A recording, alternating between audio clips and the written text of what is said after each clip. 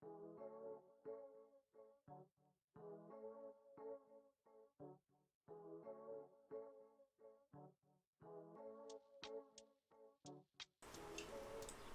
ora everyone, it is I, the moon.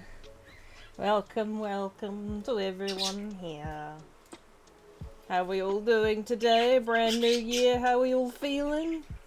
It's day 3 for me, and I presume it's day 2 for majority of you. Living in the future. Good, Crystal. Yes, good. But I hope it's a good new year for everyone. Kinda need that.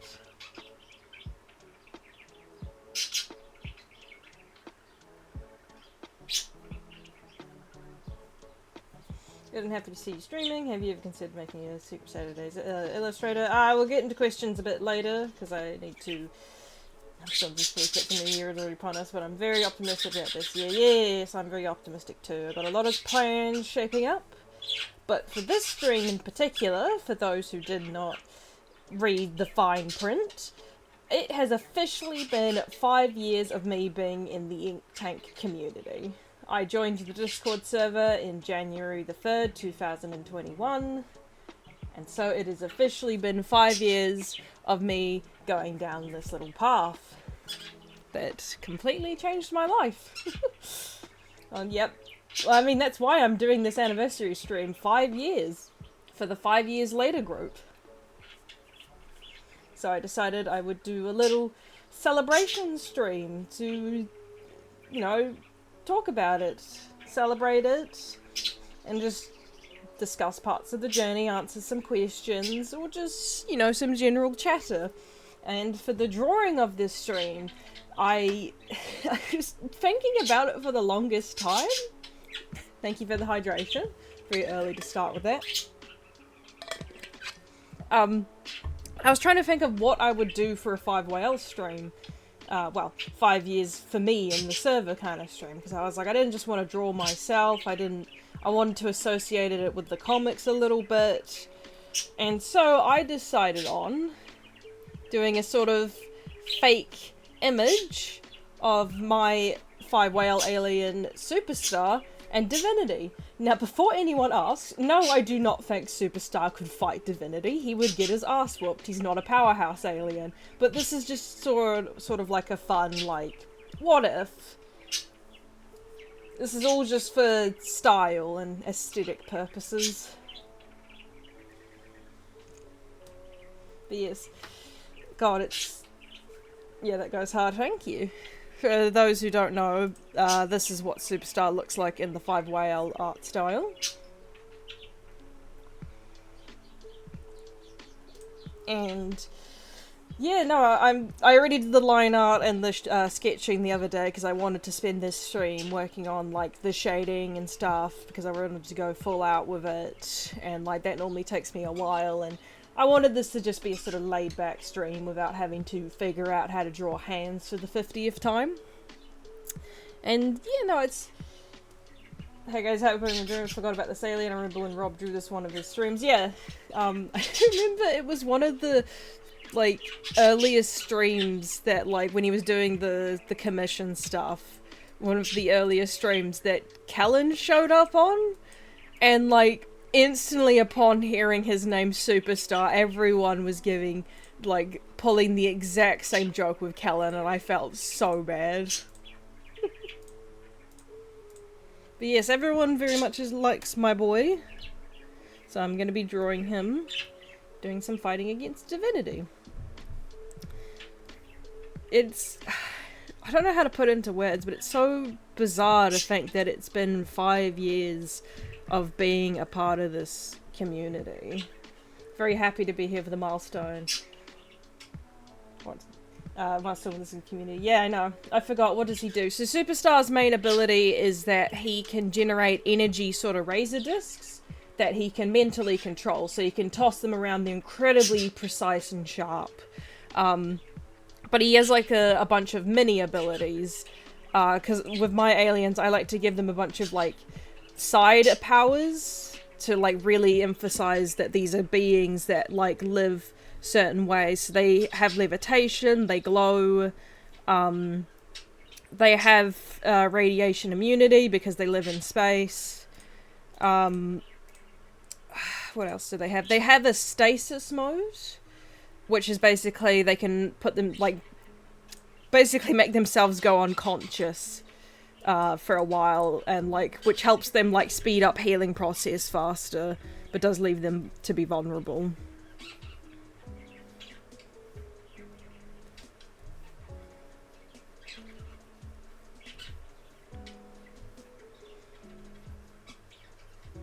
But as a, yeah, the main power is basically energy discs. But, you know, it's wild to think I've been here for 5 years in this community, and like looking back on everything that I've been able to do, like helping out with the motion comic and beyond, getting to know people in the server. It's you know, it's been a dream come true. I didn't think I'd get to be in such a place like this. And I have to like thank everyone who's ever supported me. The Ink Tank, you guys, you know, my followers, people in the Discord server. Everyone's been so very nice to me. And I appreciate it so much. Stretch. Yep, stretching.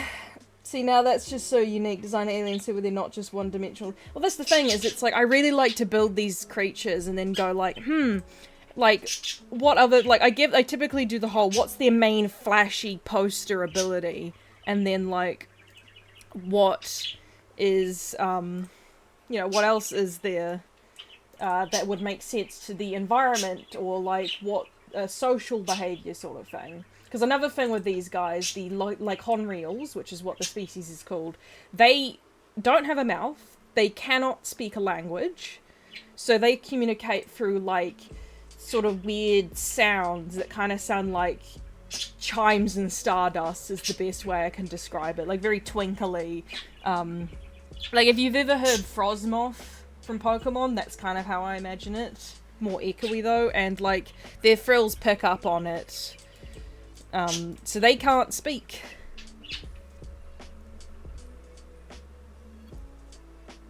So ironically, Ben would not be able to scream out, "Superstar!"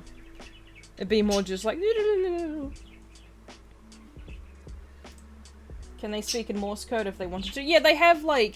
There's records of them doing, like, a sign language. They have a written language, which is more kind of symbol-based. It's just, like, they can't speak a language, but, like, typically it's very common for those that, like, if they choose to live on a alien planet that's not their own or in space, it's very common for them to learn things like sign language. They'll do that.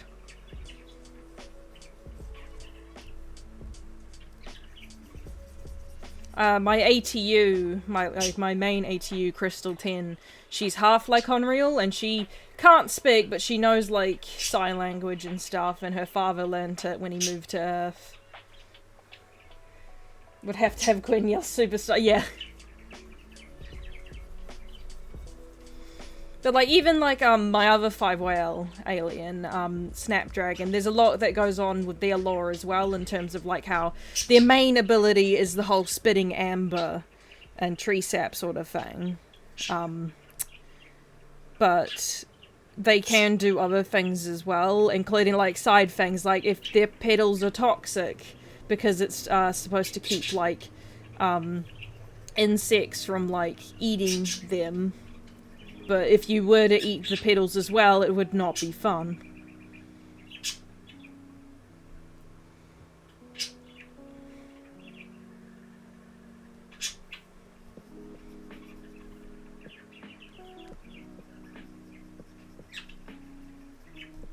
So basically, the Chameleon episode where he yells out, yeah, we need to bully Ash on making Superstar and beyond. Well, that would be hard.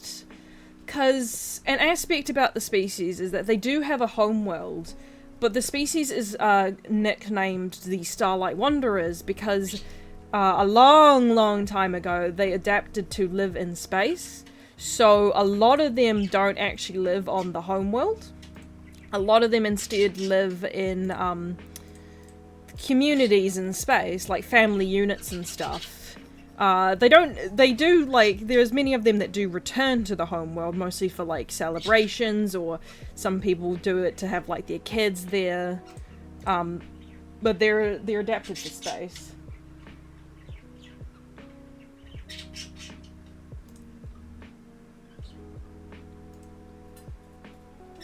Bully him to make Ultimate Superstar. Someone made an Ultimate Superstar. I think it was Azure did one. Because people are asking about it, and like, I'm not great at coming up with Ultimates, so I basically gave a sort of like, well, if I was going to do one, this is what they would be. Well, in terms of like, what's an idea I had, the most I suggested was that, like, the way I picture it in terms of evolution, I can picture with the amount of time they spend in space, Lyconreals would eventually become very energy-based, kind of like, Anodites.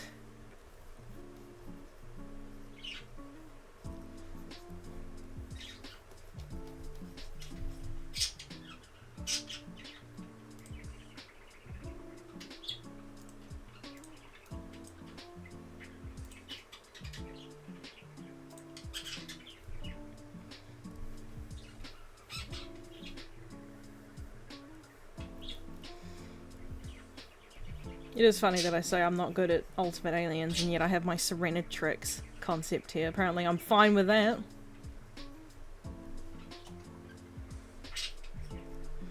I think it'd be cool to, like, one day commission Ash to see what he would do for an Ultimate Lyconreal.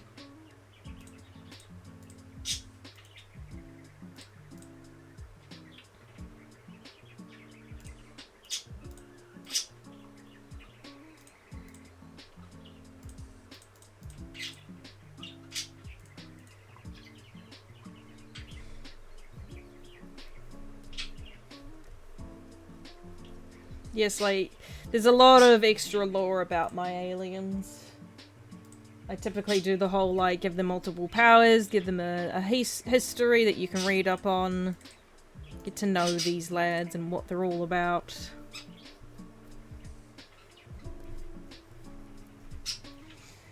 Oh, we already know one feature about it, legless. Yeah, probably. Which is funny, because if I bring up the species sheet... Here it is. Babies are legless. They're born without legs. They develop them over time. So I guess in that case it's like that just because they never grow legs.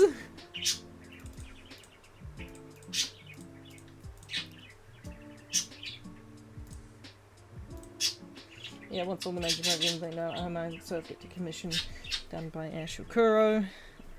Yes. I've already sent in a while ago my next alien for 5 Whale. So that will be exciting. For context, the next alien I've submitted for 5 Whale are my bee aliens, and that's because they live on the same homeworld as Snapdragon. In the 5 Whale wiki, Snapdragon's page, I mentioned them. The Audents, I think that's how I pronounce them.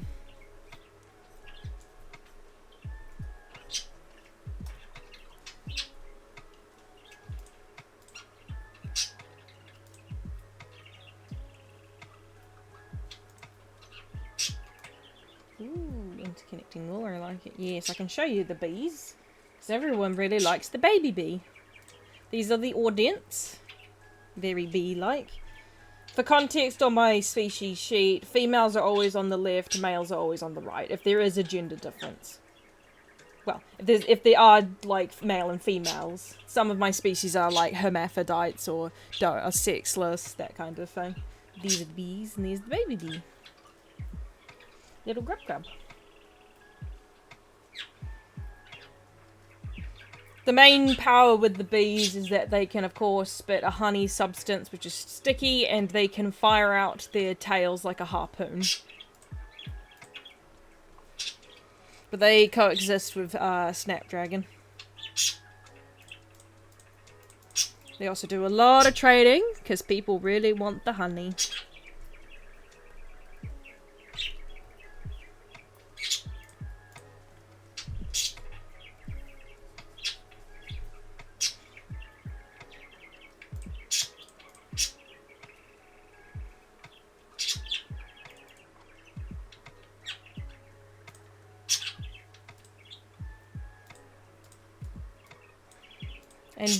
And the bee form for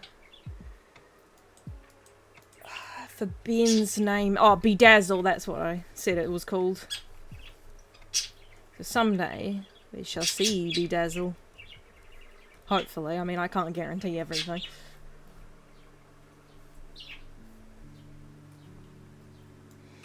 And yes, everyone loves the baby bee. I make the babies. I like designing baby aliens, both because it's cute and also because I think it gives an interesting insight to the species, like how do they function, what's an aspect of them that they grow into, is it something part of the culture?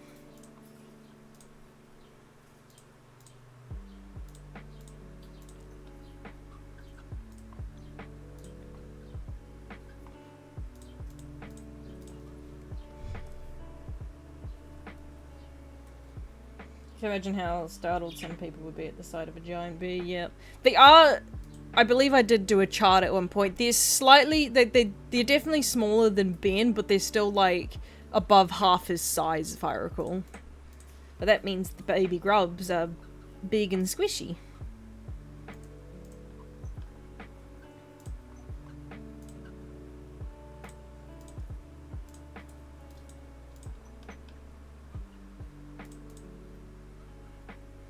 I should also show off Jay, my next-gen version of Ben's son. Not Kenny. Jay. I've designed him his Lyconreal form. That he calls Syzygy. This is what his form looks like.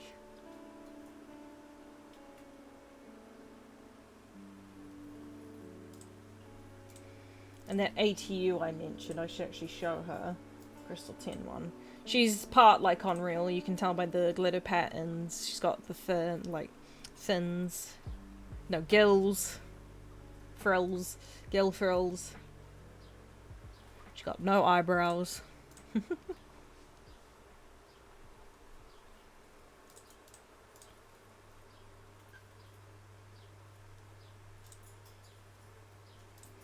To do the space texture.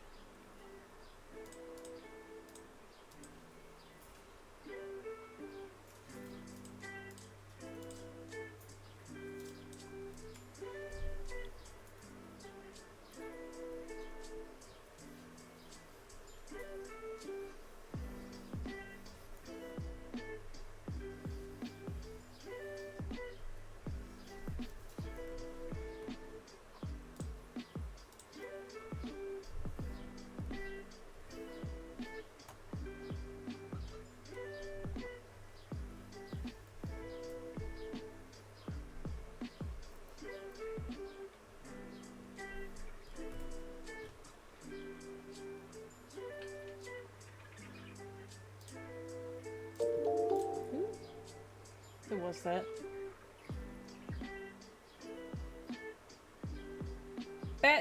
Bat6207, thank you for following. I forgot what that sound was for a second.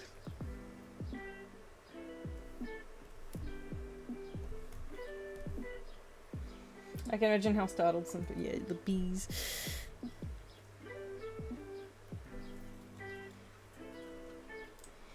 It is very nice to see how this, you know, community came together.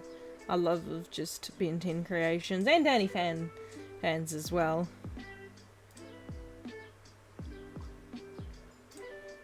I mostly just say Ben 10 because I'm a filthy Ben 10 fan as well. I've watched Danny fans. I have seen the whole series. It's just been a long while since I like seen it in full. And it's like, I like Danny fandom, but it never hooked me in the same way as Ben 10. That makes sense to me. Series that, like, allow room for fans to be creative, either by like making their own creatures or like their own characters, like OCs, are a very like a world that easily gets people drawn in. I found like MLP's one, like the art style is so good at allowing like people of all ages to like make their own character.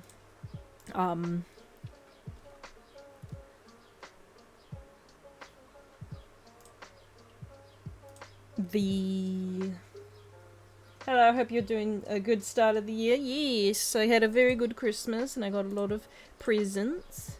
A lot of fun presents too. Hope you're having a good start too.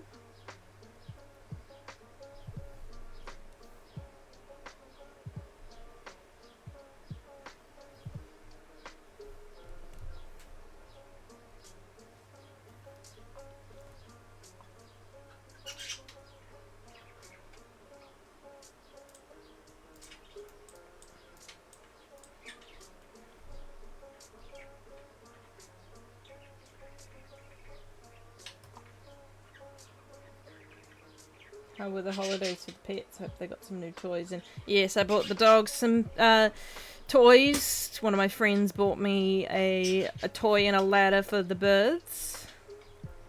And the cats don't really get anything because they don't really need anything.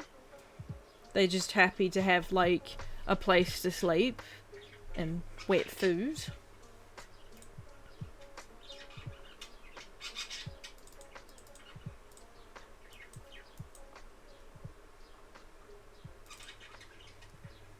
Yeah, like MLP, My Hero Academia, like those are very like a world that allows people to like so easily create OCs or something. Those typically very much get popular, and it makes sense, especially with like a young audience. And it doesn't even have to be like a sort of, you know, self-insert sort of thing.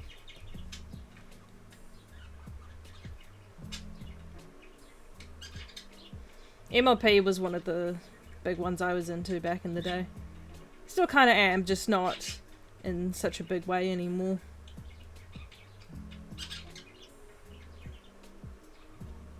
The show still holds up though, I still have a good time slowly rewatching it.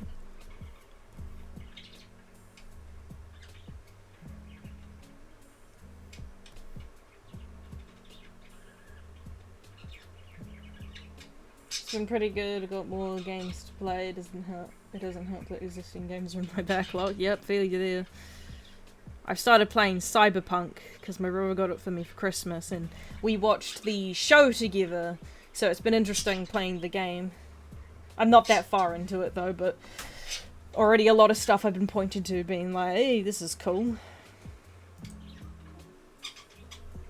What are you working on? So for the celebration, I decided to do a thing of my 5YL alien fighting Divinity. Again, to clarify that people weren't here at the beginning. No, I do not think Superstar could fight Divinity. He would get hosed. This is just a fun what if. A fun visual parade.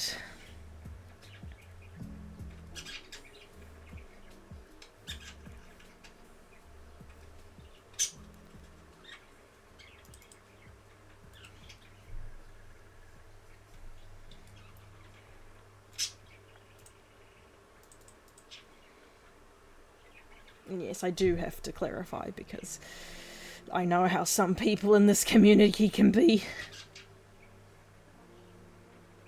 No doubt I'm gonna have to clarify when I make this post as well.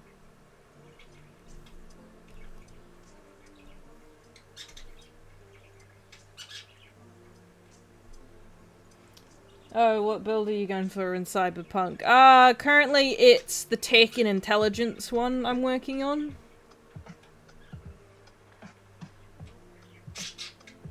Was it Super Cyberpunk and the hype behind it? I only got into Cyberpunk due to the anime. Yeah, the anime's really good. Didn't rely on any thinking this is Alien X. Yeah, you wanted Alien X? Here he is. Don't question it.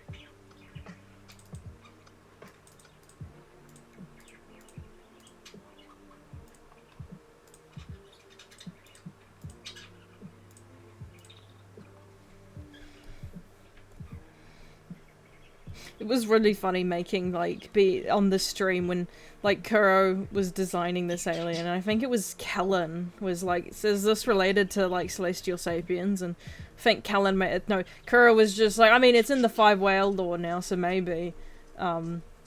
And so I, like, made that joking post, like, joking trivia fact thing in the wiki, where I was like, oh, some people believe that they're related to Celestial Sapiens, but that's just a theory.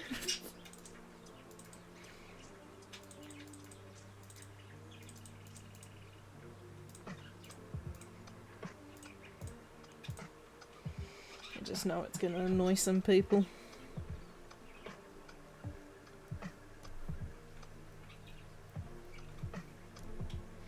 So yeah, I might as well have fun with it.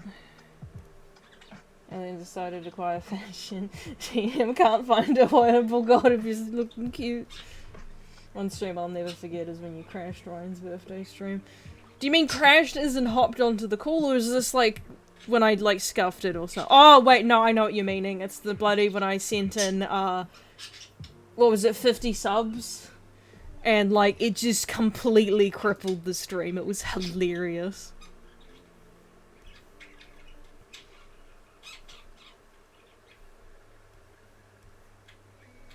I think there was also the stream where I broke him because, like, they were working on Rootwork. I think that's his name.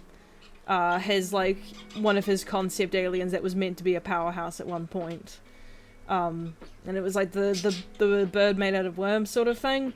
And I made that joke in, like, with a bit chat thing where I was like, earliest bird gets the worm, but the earliest worm gets to be the bird, and he didn't know how to take that.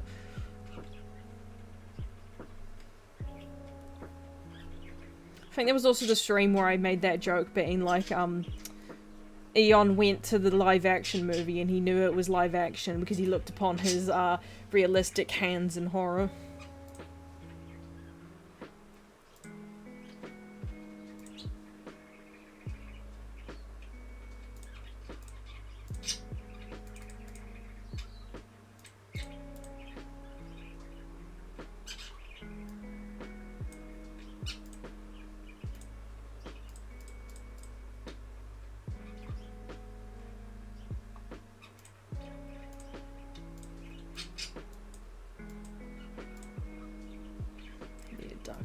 See what the hell I'm doing.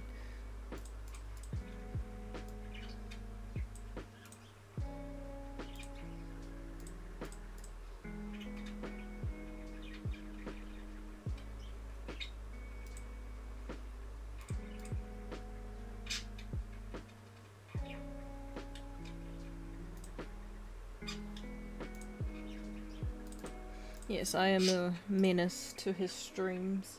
Eon breaching containment would be such a funny idea. I can see him crashing out over Eliza's fictional character.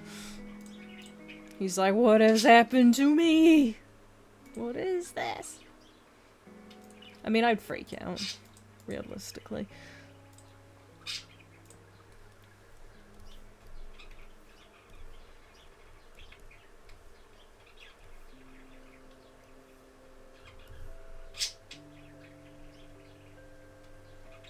I've also been playing a lot of, what is it called? Spore recently. I made some abominations there that are now on my alien list. And then Divinity became a puppet. All for Kuro's propaganda, am I right?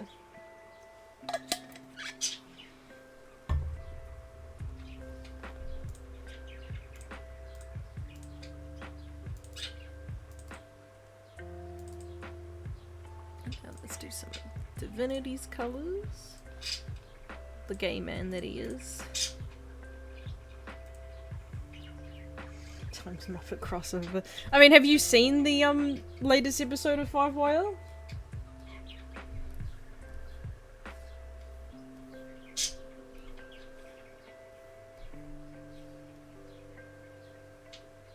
I did, yes. We got a crossover there. All thanks to Jack, who did a fantastic job. Everyone on the project did a fantastic job. It's stunning what we've all been able to create. And again, it's like it's such an honor to be a part of it, and it's kind of weird to look back on how it all started, because it did really start because in turn because Ash was talking to me. But what really got me into the projects was just me basically being on a stream while they did the Legerdemain breakdown, and Rob going on about how he couldn't figure out this one effect, and I came in and I was like, you mean this effect? And I bamboozled him that day, and I keep bamboozling him.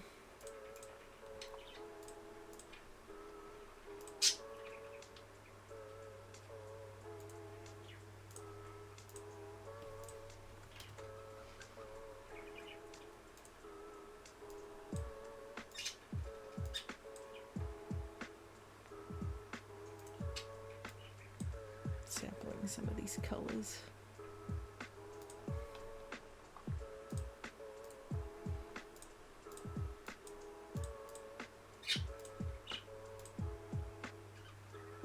Roll ads are on. No! How could it do this to me?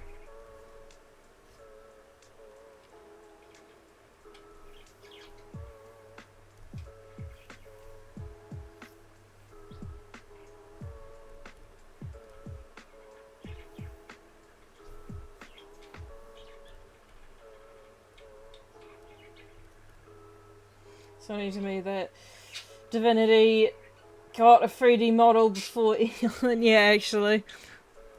It's a very good 3D model as well. Like, I took CGI classes, and I can tell you that I now have a greater respect for 3D animation, because that shit sucks so badly to figure out. I think it wouldn't be, because it's like, once you get the model, it's like, yeah, you can animate easy peasy, but it's not.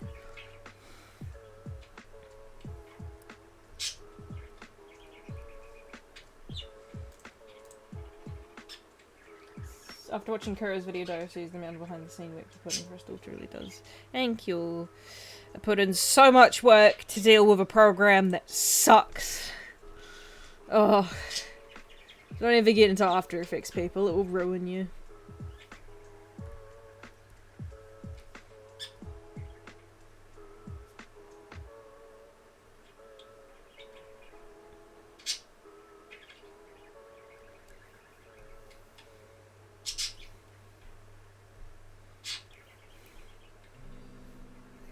I'm also hoping that this year will be a good year for more videos, because I've got quite a few in my bucket now that I have a new, actually good computer. I should be able to get more into it. I've already got plans for my next video. Use After Effects, I barely understand current effects. Yeah, I know. Your back must hurt from all that work. My back has hurt since, you know, I left. Actually, my back's hurt since I was a teenager, so, you know, nothing new there. Har har.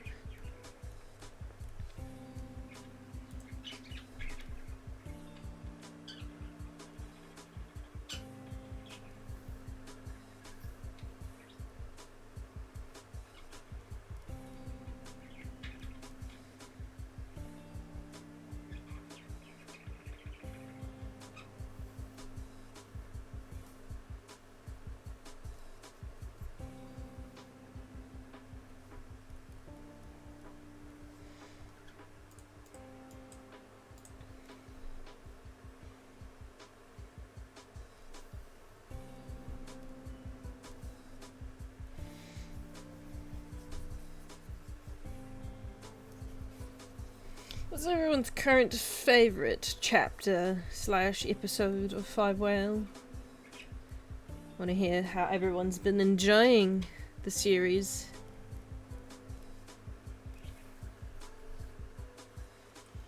After watching the Ben 10 ship video and the quality of the video, so I was excited for the YouTube video you want to do. I have actually talked about what my next video is, publicly as well, here and there. But my next video is actually going to be a discussion on how Ben 10 treats the differences between how it treats male characters and female characters. So I think there's a lot of interesting discussion points to have there.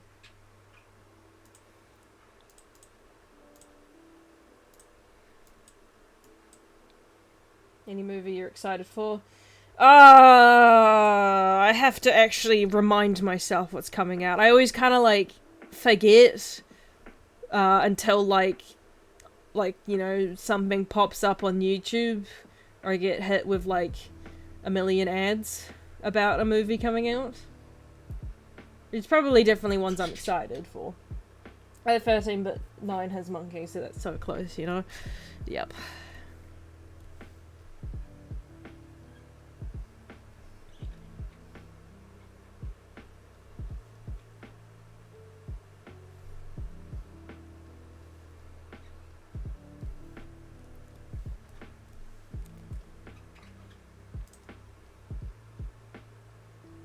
Who designed Video Playing with Kids? Yeah. Yeah, I really need to get on there. Like, it's been like 2 or 3 years now. Oh. Yeah, so now that I have my new PC, hopefully that can work out. I have some of the sketches for them. And especially since I've been rethinking some of the rewrite points that I've done. Like how I wanted to do the Ruders arc, I've changed that up from my initial concept. It's currently my favourite. I also like the episode, yes. Yes, I quite like the new episode. It's got a lot of good points. Like, I think I mentioned it in chat, but like one of my favorite points about the recent episode is that I love that, you know, Five Whale actually gets to call out the villains for all that they've done. It's like, I can't tell you the amount of programs that I've watched that try to do the whole like, oh, well, you're just as, like, talking to the hero being like, you're just as bad as the villain, and it's like, you know, you're both equally to blame here, and I'm like, the villain blew up a city. I don't think we can make a comparison here.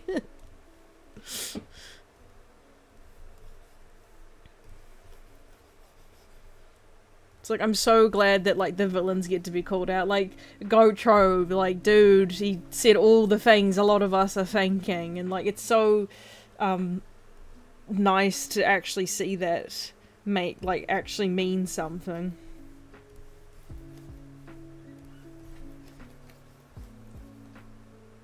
God, it's nearly 2 years old, I know. Unfortunately, yeah, my computer wasn't doing too well, and I was sick again, so I wasn't doing that well. You're just as bad as me. You ate a puppy. Oh, it pisses me off so much. That's another video that I've actually got in the works as well, is a long video discussing redemption, atonement, and forgiveness in media, and how, like, based on what I've, like, encountered, and seen, so many things just don't really get it right, because it ends up becoming more of like a therapy session for the villain than it is like actually talking about what bad things they've done and who they've hurt because of it.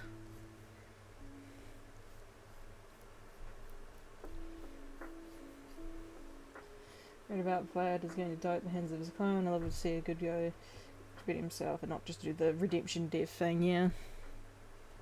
It's like, yeah, and it's like the video I plan to do isn't going to be like a sort of one series thing. It's more going to be like me just talking about it in general with like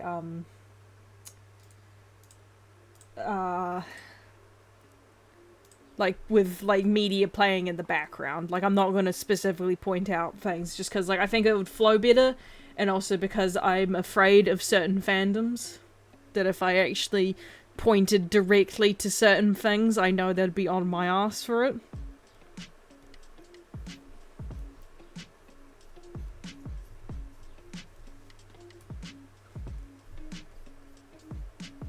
But I plan to use quite a few footage and pieces of screenshot from quite a few pieces of media.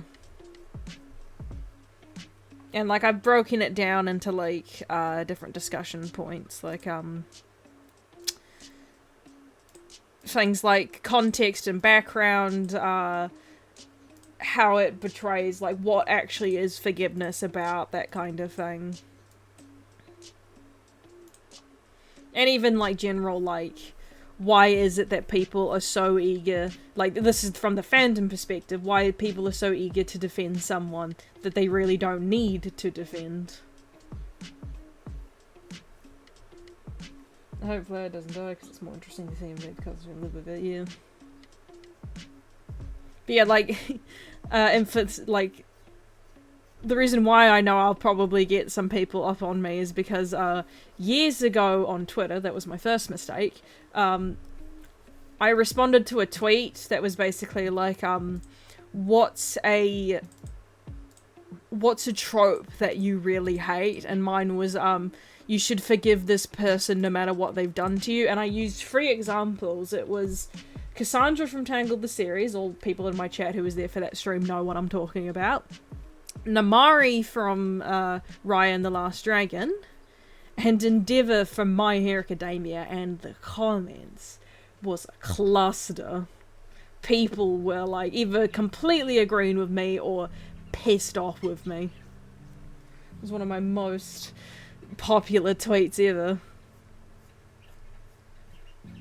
Even now I'm still getting like recently that shifted because last year actually, I made a Hazbin Hotel animatic, which was my own take on Eve and subsequently my own headcanons for Adam.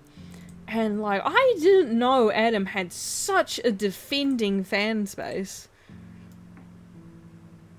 Like, people were taking it like I wrote the show.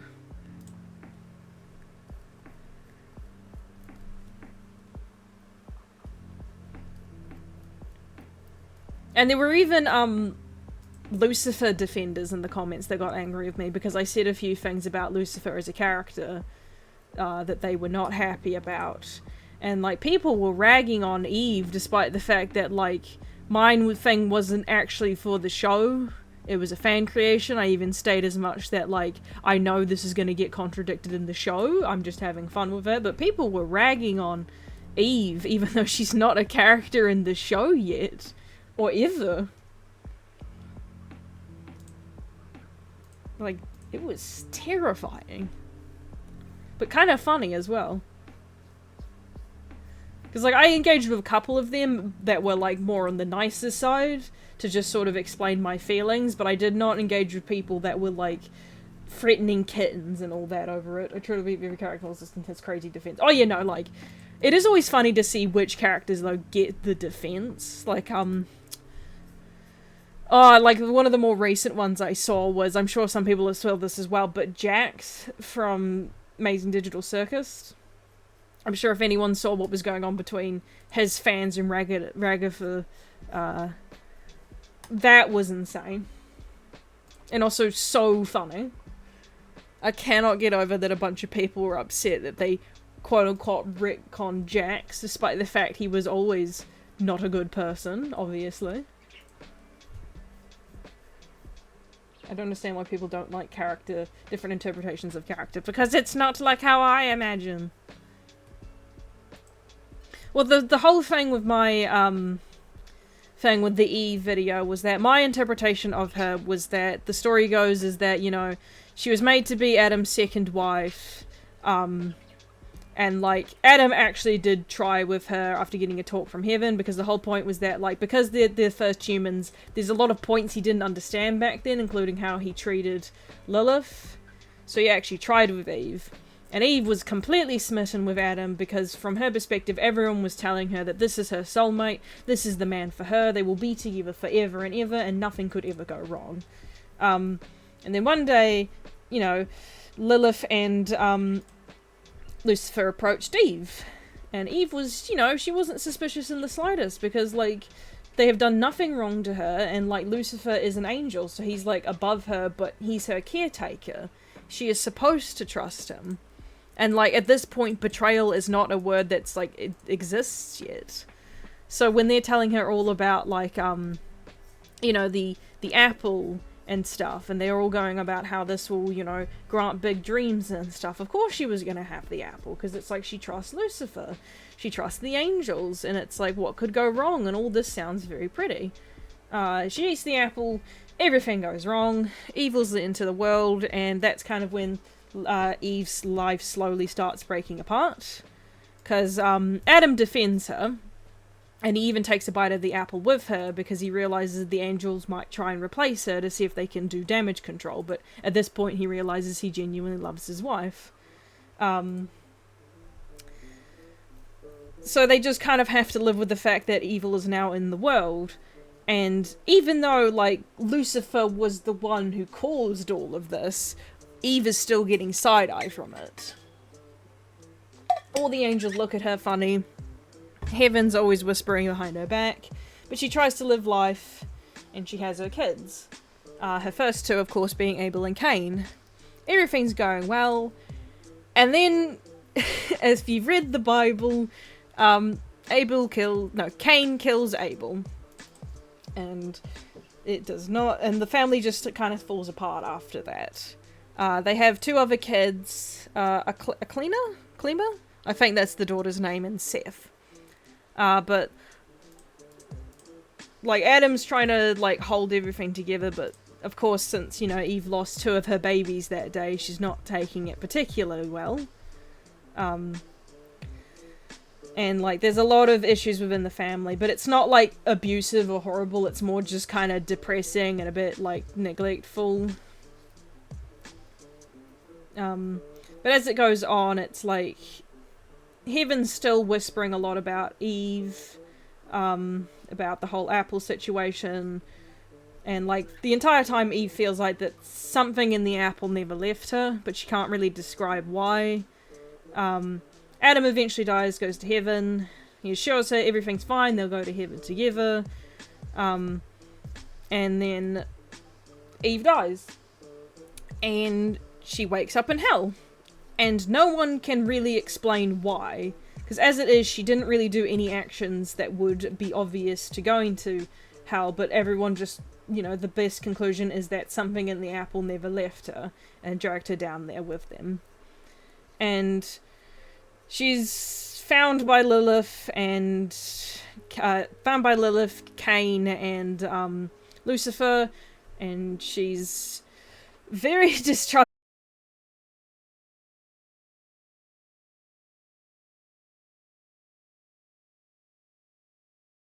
Make amends for what they did.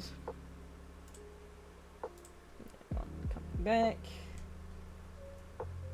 Yes. But yeah, she's at least willing to accept the help from them eventually, because at least compared to Heaven, those two are willing to at least try and make up for what they did to her. Though it is under the impression that, like, because they had a talk about it, that she can't ever really forgive them for the apple stunt, and they've come to accept that. Because I like to add stories where occasionally someone does something and they're not forgiven for it, and that's not necessarily a bad thing. It's like sometimes you do things that can't be excused or ever forgiven, but you can kind of still live with that. And then the exterminations happen after, you know, years of Eve waiting for Adam to come rescue her, because she had so much faith that, you know, they were still fully in love, there was no problems. And then she has to witness her husband committing genocide. And also clearly flirting with, like, some of the other exterminists, like Loot. And it causes this sort of final nail in the coffin, like, you know, hay on a camel sort of thing, where she has to come to the realization that her husband has always been problematic. It's like, you know, Adam loves her, but he was Heaven's golden boy, and they allowed Adam to basically do whatever he wanted. So it's like he didn't really properly learn his morals, or, like, the kind of things he did. So it was like, he started indulging a lot in Heaven, especially without his wife there, even if he was searching for her. So the animatic is basically him finally finding her in hell during an extermination, and, you know, running up to see his beloved wife, and and she just sings a whole song about him, how she's just like, everyone treated me like shit. I should have realized that, like, you also treated me like shit, even if I still love you. Piss off, I'm not doing well. And, like, Adam, and, like, they break up at that point, like, officially break up. And Adam doesn't take it well. He's kind of in like a sort of like state of semi-denial, but also like he's like, I miss my wife Charlie kind of energy. But he starts delving more into like his horrible habits as a coping mechanism. And Eve isolates herself pretty badly. She's very depressed, very quiet, doesn't really like engaging with the public. I did make her be a aunt to Charlie though, because I thought that was cute. And it's like, the way I depict Adam and Eve's relationship is this sort of thing where you can clearly tell that they still love each other, but there's so many problems that they both need to sort out. Like, one of Eve's biggest problems is that, with the relationship, is she doesn't know whether she still loves him because that's her own choice, or because she was made to love him. Like, how much is it her free will and how much of it is her choice? It's always been a thing. Like, she has identity issues because, like, another aspect of her is I designed her to look like almost a copy of Lilith, because she was basically slapped together to fix things, like the duct tape, essentially. And, like, everyone blames her for the apple, that kind of stuff. Her and, her son Cain are good, though. Like, yeah, the whole murder thing situation was complicated, but I have to imagine that, like, when you live in such a reality, murder and stuff gets a little bit more, not excusable, but, you know, a bit more iffy and especially since, like, I think a lot of people think that this takes over the course of, like, so many years. So it's, like, perspective and, like, morality is very different to how we would perceive it. Especially since, like, Cain is very upset with what he did to his brother, because the whole thing is, like, that was the first murder that ever happened. So from Cain's perspective, he didn't actually understand what he did at the time, because it's like, he attacked his brother and then he died. And, like, murder has never existed before, so he didn't know that that was a possible thing. Not an excuse, but it's just, like, a perspective thing that I think's interesting. And yeah, like, I posted that video, and, like, a lot of people are very nice about it, but there was this, like, entourage of people coming in and, like, getting so angry at me and Eve for, like, portraying Adam in such a way that it really confused me. And this isn't people who, like, who are mad because they don't like this interpretation of Adam. Like, that's perfectly fine. Like, I can definitely, I definitely agree with the crowd that I feel like Adam should have been more of a, complicated character, but he can still be a jackass on top of that. But there was an entourage of people that were, like, saying things like, oh, it's only Eve's fault for eating the apple, like, even, like, saying that Lucifer did nothing wrong, sort of thing. And how, like, a lot of people tried to pull the card of, like, well, Lucifer said that, you know, Eve slept with him, so that means she cheated first, despite the fact that in my notes, I wrote that, like, that happened after she broke up with Adam. And that she was very loyal to Adam until the breakup. And, like, yeah, people got there were people who got horrible in the comments. And also just don't want to read either. As someone who has never seen this before, what you're describing, I'd be on Eve's defense force, yep.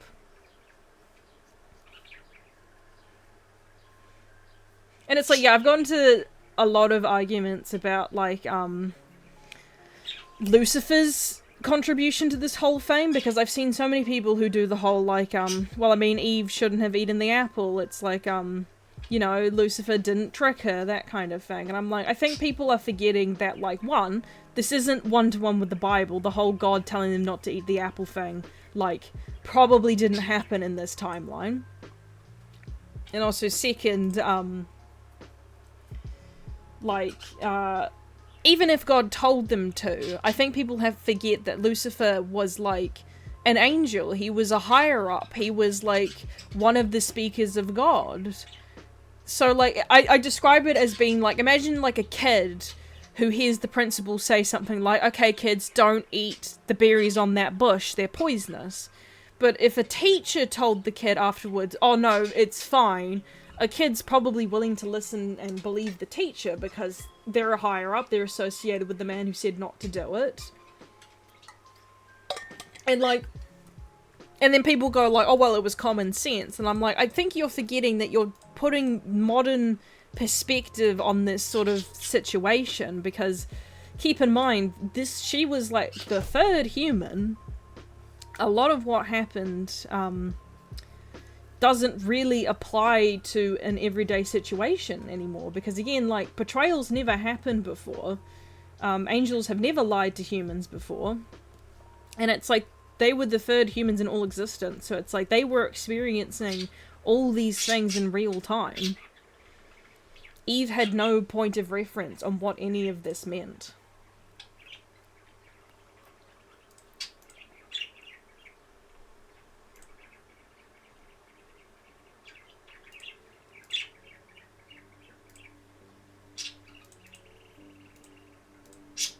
And yeah, it's like, I definitely think Lucifer, caused an issue here. Like, that's also a thing, is it's like, Adam Defenders surprised me, because it's like, I was really surprised that there were people who actually gave this much of a shit about him. But like, the Lucifer one, it's like, I get it, Lucifer is a very, like, cutesy character, he's very wholesome, and he's a dork, and it's like, I really like him too. But I think a lot of people don't realize that, like, Lucifer did genuinely mess up here. He did do something completely reckless for his own satisfaction. And the thing is that he's clearly not learned his lesson. It's like, I don't really agree with Heaven's method of punishment for him, because the problem is that it doesn't fix anything. But it's like, if you listen to the things Lucifer says, like, there's that line where he talks about how, you know, he's like, I gave people free will, and what do they do with it? They become murderers, you know, creeps, that kind of thing. And it sounds like he's pissed at people, but not at what he did. I think he still stands by what he did, in a sort of like, this, you know, this, it's not my fault that people are like this sort of thing. And to a degree, he's right. It's like, he's not in control of these people's actions. But I don't think he quite realizes what kind of harm he presented to this world. You know, he allowed evil to become a thing. He went against orders. And it's like, I get it, you know, the angels were very dismissive of him in his dreams, but the truth of the matter is that we don't actually have a lot of context for what those dreams were. Were they something as simple as, oh, I want to make, like, a pink duck or something? Or is it something like, I think humans should figure out how to start fires, sort of thing? It's that kind of thing where it's like, I think a lot of Lucifer defenders forget that, like, I see people throw around the fact that it's like, oh, well, he's the sin of pride. It's like, yeah, that makes sense, but I see people use that phrase more to defend him when he does, like, stupid actions or something, and less to recognize that he is deeply flawed and did mess up really badly, and that he needs to recognize that. I don't know how many of the characters in the show have accountability issues. Yeah. And I am hoping that the series does make him take accountability, like, recognize what he did. Because I'm a bit worried that they're gonna try and, like, excuse it or something. Or, like, downplay it. I don't think he was malicious. No, I don't think he was ever malicious. I think the problem is, though, is that he's refusing to recognize what he did and how badly he harmed humanity. Which was sort of an aspect of it that I added to Eve, with her whole being that she was the first person he ever screwed over, and that they don't really like to talk about it.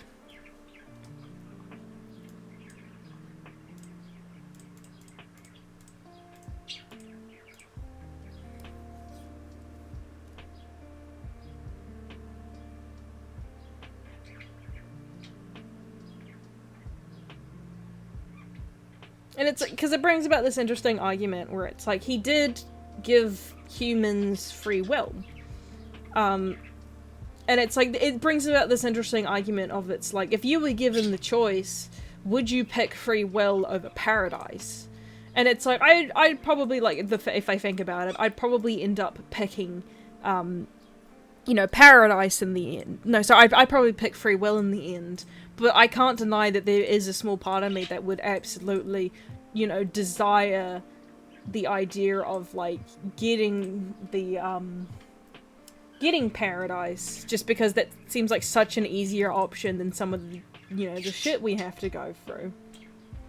Exactly, there's a difference between being unwilling to take responsibility and then just straight up being unable to, because it's an emotional or a thought he can't perceive, yeah. It's like the same of, like, I know in the recent series, Charlie yelled at him a little bit unfairly over something.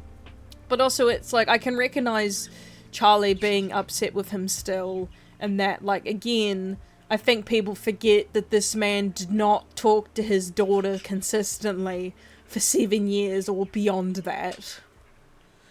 And that it took her reaching out to him. Which is a very sad thing for Charlie to have to deal with.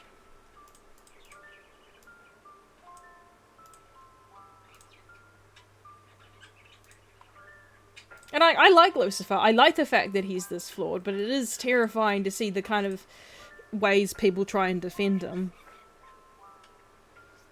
Including, like, yeah, as I said, it's like a lot of people get very angry at Eve, as if Lucifer didn't trick her.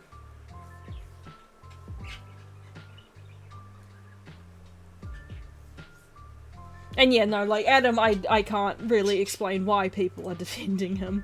Beyond, like, because there's the genuine people that I kind of agree with the whole, like, he should have gotten more, or at least there should be more to him than being a prick, even if, like, I agree, because that's the thing, is you can have someone be an asshole, but still be an interesting character. And, like, I also can't, like, deny it. I also would not be surprised if the other part of it is, you know, misogyny. Which is very ironic, because I know Vimsy Pop did design Adam the way he is, based on the fact that, like, the Adam and Eve story is popularly, like, often used to, like, defend men and hate on women. I was a little bit let down with Adam. I'm not getting developed via flashbacks. I don't want it to be a 2D character. No. Yeah, exactly. Which is like what I'm kind of trying to do with my version in the, what did I call it? The Has-Been Couple AU. Because my plan is to have him come back as a sinner, because I feel like that was such a great opportunity to have more of them. And I'm a little bit sad the show didn't. But I have him come and he goes to the hotel because, one, he doesn't want to stay in hell, so, like, maybe Charlie can get him back. He's not gonna like it, though. And second, if people find out he's in hell, they're gonna come for him. Like, he was the poster child of the extermination. There are people who want a bone to pick with him. I was gonna say I smell misogyny. Yes.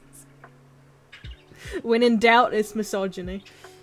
I'm just confused that Adam is the first winner. Sinner. First winner, but Abel also.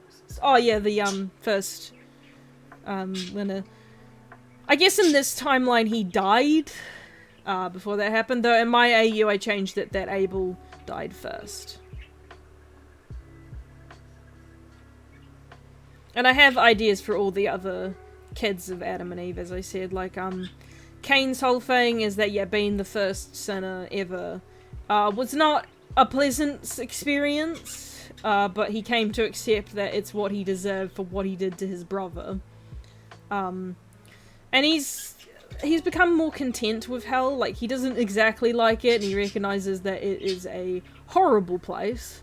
But he's found peace there. He's got himself an imp wife, and they've adopted quite a few hellborn kids. Aklim, who's the third child, the daughter, her whole thing is that she was around when Abel and Cain were, so she witnessed the whole situation, and when her family fell apart, she kind of became the main strong hand of the family, so she's very well-equipped, resourceful, bit of a caretaker, She was extreme daddy's girl until she found out about the exterminations and Adam cheating on their mum. So she's dropped contact with him, and it really hurt her. And then Seth's whole thing was that Eve was pregnant at the time that the murder happened. So he came into the world in a very broken family, and he's also the only one that continued the bloodline, because you know, Abel, Cain was banished, and then died and went to hell. Abel died, never had a family, and Aklim I decided to make aromantic because I thought that'd be an interesting point. So Seth had a kid, a wife, that kind of stuff. He continued the bloodline even after the family, and like all the teachings and stuff after they gone, and he's always been kind of poetic, depressed, introspective, that kind of thing. And when he came to heaven, because he had some doubts here and there, so when he came to heaven, he had black wings, and no one knew, because like I like the idea that angel wings are very reflective of the person who died. Like how, you know, sinners' designs are very reflective of how they died and who they were. And black wings were a bit of a questionable thing. And he's always been a bit, like, unsure with Heaven's hierarchy. And he ends up getting really inspired by Charlie and her redemption story, because it sparks this new hope in him. I thought Adam was coming back in season 2 as a devil, but no. You don't talk about what happened to his body. Yep. And yes, the story of, like, the whole thing is that, so in my AU, it's like season 2, Adam went to hell, he comes to the hotel, and it turns out also Eve's decided to move into the hotel to help out Charlie and stuff, so there's some awkward tension there. But I was gonna have, like, I've got a whole idea of, like, looking into these two characters, because it's like, and the thing is that I don't have Eve as entirely blameless either. It's like, she did neglect her children after what happened to the first two. Her depression is horrible. It's isolated her. It's made her very negative. And that, like, it's not helping her or anyone else. But it's by far nothing compared to the things that Adam has done, which is kind of the point.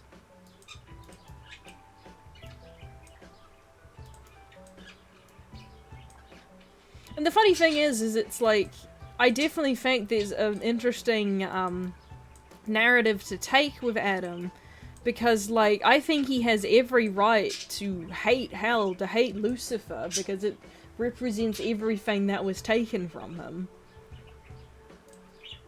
It's like, you know, him being angry at Lucifer, I think, is justified. Not in his methods, obviously, but it's like, he did, you know, he did basically ruin Adam's whole thing. He took away paradise, he made it so his wife could go to hell, he created sin so that his son could become a murderer. I wouldn't be chill.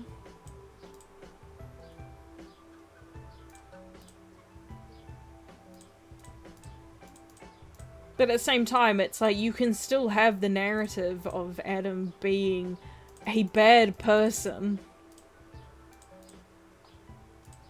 It's like, people don't have to be one or the other. Which is funny as well, because I also feel like you can absolutely have people that are just horrible. Which is another thing that, like, happens in the Hazbin Hotel verse, because, what's her name? Stella from Hello Boss gets that too. She's got a lot of defenders. Which I can understand to a point. Like, again, I understand the whole wanting to see her backstory and, like, recognizing that Stolas did mess up and do some things as well. But I also like, you know, Stella just being a horrible person. Especially since I like that we get to see a male abuse victim without us having to go like, oh, but, you know, his wife.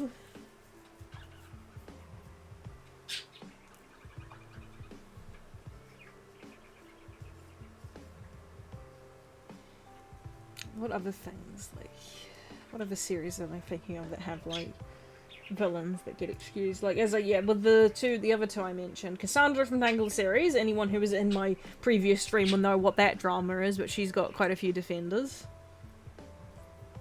The woman who listened to a ghost to, you know, go and kill her best friend.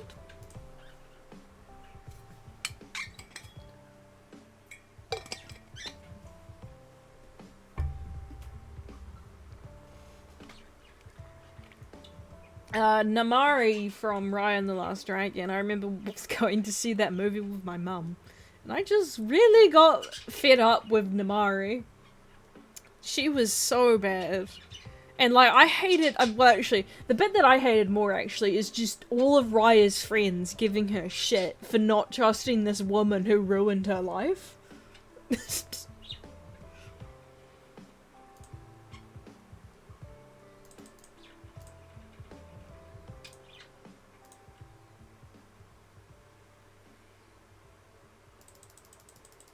Has anyone else seen that movie? Do they know what I'm talking about? It was a legendary stream. It was. Oh, it was wonderful just getting to see people slowly die as I told them all about this one show I watched.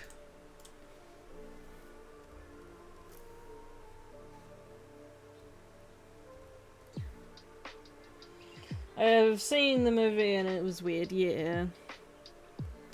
It was something.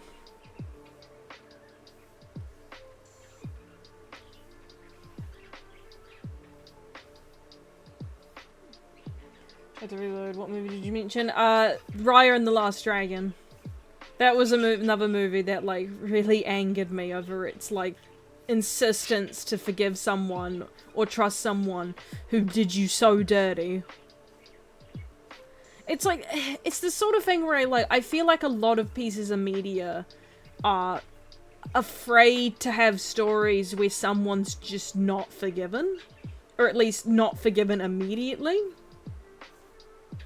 Can't say I've heard of that movie. It was a Disney movie. So for context, the whole thing was that there's this group of tribes that are dealing with a crisis because this monster showed up. And if it touches you, you get turned to stone. And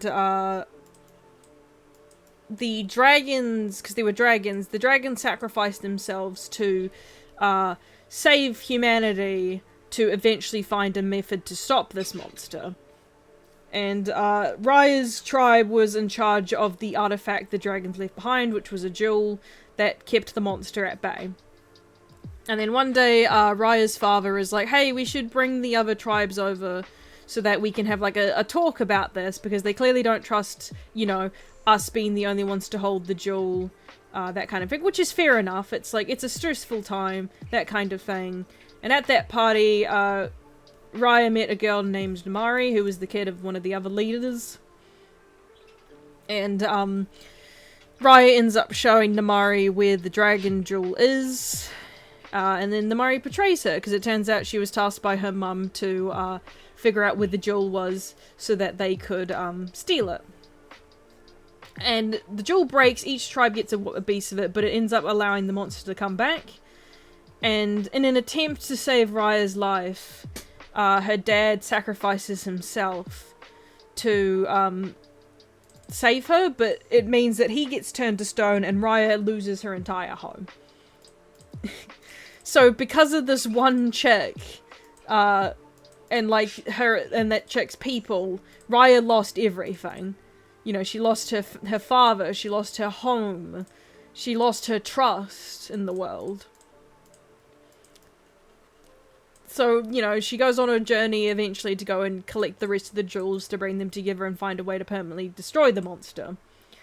And then she meets the main dragon, Shinsu, and the whole point of the movie is that as it goes on, Raya learns to open up to people, which is good, it's fine, it's a good message that one person shouldn't, like, affect your view of the world.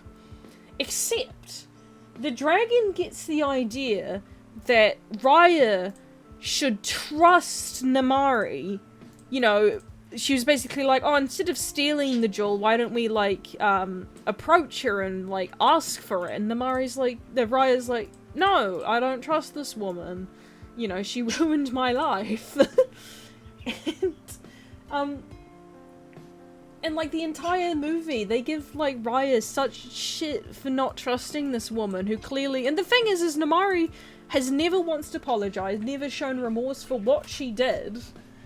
And only kind of feels bad upon learning that a dragon's involved because she sees dragons as, like, gods.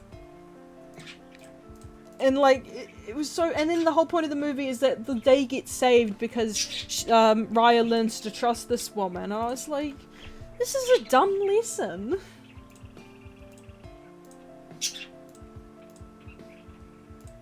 This is like a horrible message to kids. Raya does not owe this woman anything.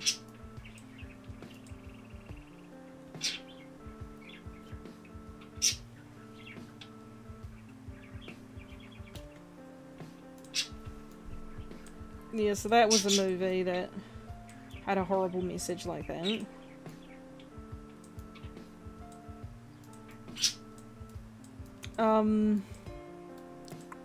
My Academia is really bad about. It is, because her reasons are 100% bad. Like, why would you trust her again? I know. Yeah, My Academia is really bad about the whole, like, redemption, atonement, and, like, you know, how people are treated. The kid shows and movies are just giving horrible life lessons.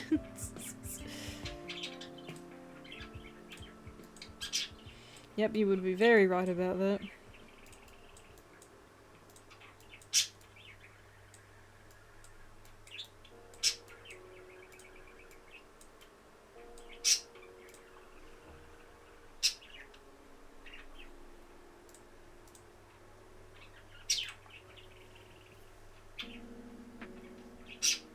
Everyone, yeah, My Hero Academia is really bad about it. Like, its treatment with, like, both the villains and general characters that, like, have hurt people. It's so bad how, like, much they try to pull the whole, like, but they were going through something, and it's like, you know, if you really think about it, it's society's fault. And I'm like, no.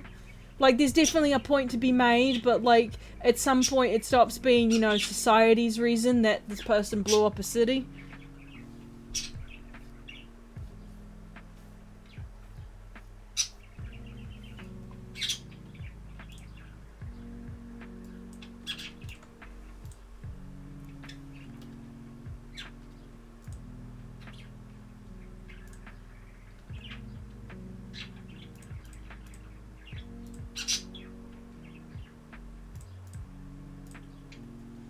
What about the people that murdered? What murdered? Shigaraki literally disintegrated half a city, and like Deku spending like 5 seasons being like, I can still reach him. There's still a good person in there. It's like My Academia is such a like fantastic example about how like victims don't matter. No one gives a shit about them. What matters is how the villain and the bad people are feeling. I don't remember the name of the show, but isn't there a show where villains immediately get redeemed despite being bad a season prior? Like, that's like multiple shows if I'm being honest. Especially like if the villain's very popular.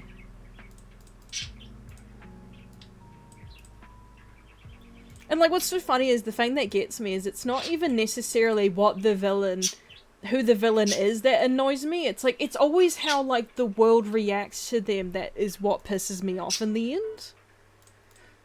Because it's like, it'll be like the kind of thing where like the villain or the bad person will do something, and then like there's always some character that's like, gives them a, you know, a shake, being like, oh, they did the bare minimum, that kind of thing.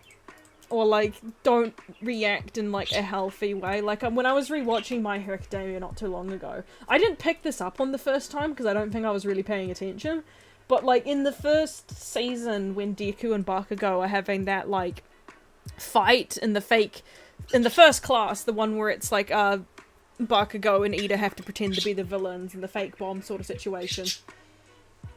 There's that bit where, Deku calls out Bakugo, and Bakugo goes to fire that massive blast, and All Might yells at Bakugo through the comms, being like, dude, don't do that, he'll die. And Bakugo goes, oh, if he dodges, then he won't die?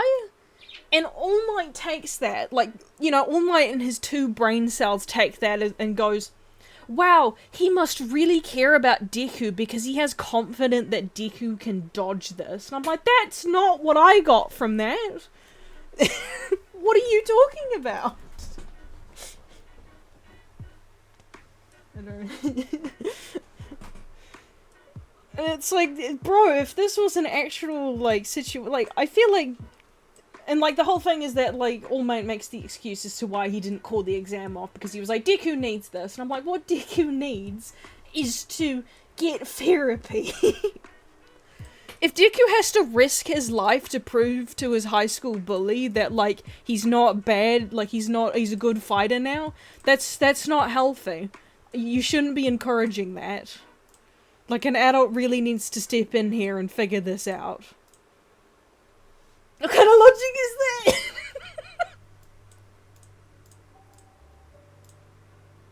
Yes. Oh my god. What kind of logic is that? It's so bad.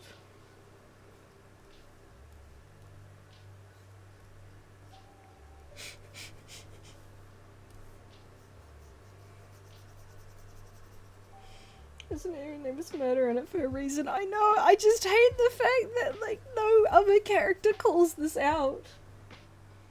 Today logic ain't logicking. And it's like, it's such an unhealthy mindset that the way that the teachers, you know, quote unquote, try to help these 2 communicate. Because it's like, for instance, the thing with, like, the exam, when they're fighting All Might for the exam, it's like they purposely put Deku and, you know, Midoriya in the same team because they want them to work out their problems, and I'm like, this isn't healthy. Like, you're the adults here, you need to be there for your students, and this ain't it.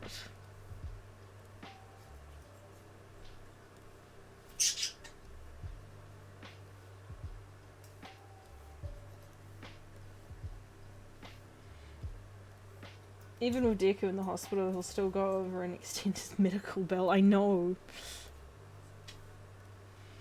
Like, I see people who are like, oh, well, you know, it's up to Deku to, like, stop this sort of behavior. And it's like, I get it. It's like, it's his responsibility. It's like, well, it's partly his responsibility to learn to just move on from Bakugo.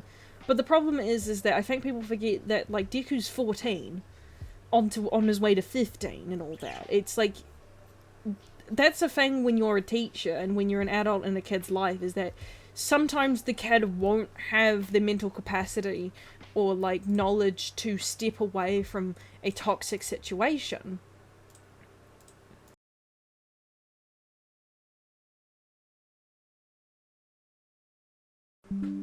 I've returned now. But yeah, it's like, I can't imagine being, like, having a bully in high school and then, like, my soccer team, like, when we're playing soccer and PE and they forcefully put me on the same team as my bully to be like, you two need to work this out. And I'm like, I did nothing wrong.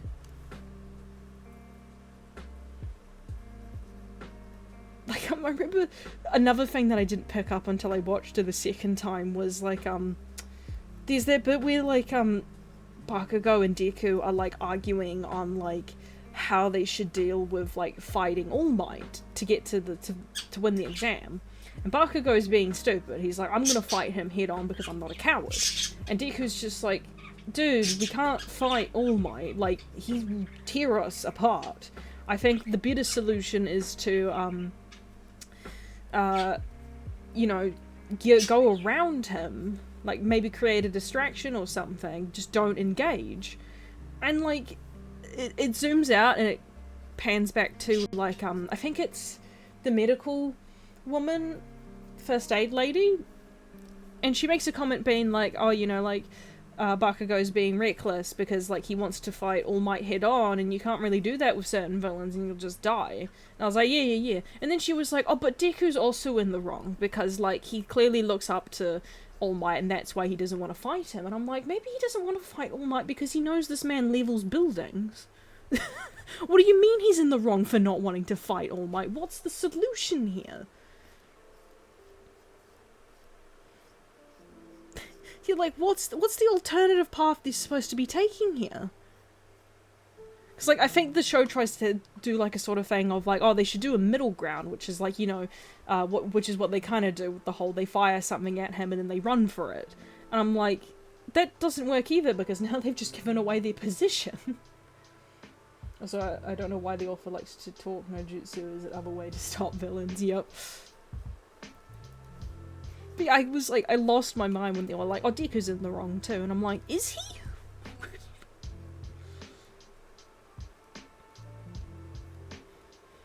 That always drives me nuts though, whenever I'm watching something and they try to pull the whole, like, these people are both equally in the wrong, and I'm like, no, they're not.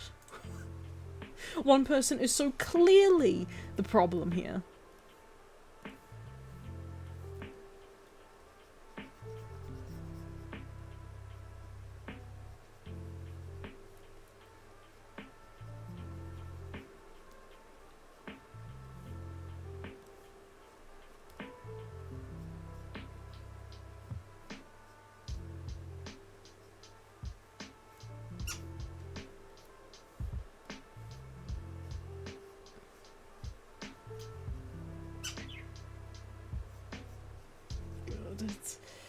It's frustrating, and it's like it's this kind of thing where it's like nowadays whenever I watch something and like I will always praise something that's willing to like not have instant forgiveness or like forgiveness at all over something, because it's like those are so few and far between, but it's like I will give my respect to something for like willing to like not make it like, you know, a standard, like the idea that forgiveness is this holy thing that needs to be done 24/7 no matter what a person's done to you. Like a really good example is in the Big Hero 6 series, there's a bit where Hero goes to talk to Callahan, the guy who killed his brother in the movie, because he's in prison and he needs some info from him. And after getting the information, Hero starts walking out of the room, and Callahan stops him to go, like, he gives a genuine apology for what he did. He was like, I never set out to hurt anyone, but I did. And, like, there's no way to excuse what I did to you and to everyone else, what I did to Tadashi. And Hero, listens, and his only response is he's like, Tadashi would have wanted me to forgive you. Maybe someday I can. And he just walks out. Like, that's the end of the resolution. And I thought that was such a very mature way to take it.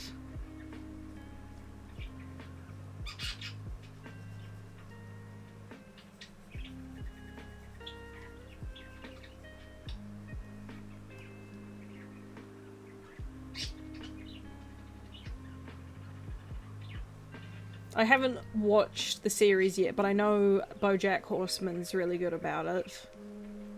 Based on clips I've seen.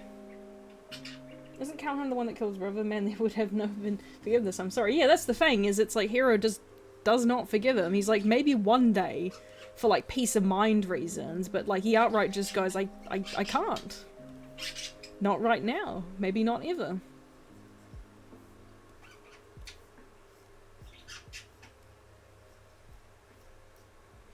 Because there is an aspect of like, forgiveness is partly supposed to be for the benefit of the person who's doing the forgiving, because there is a sort of point in time where like you can forgive someone without them having to actually be there, because that's the thing about forgiveness, is that it can be a solo journey. If it's a duo thing, then that's like reconciliation.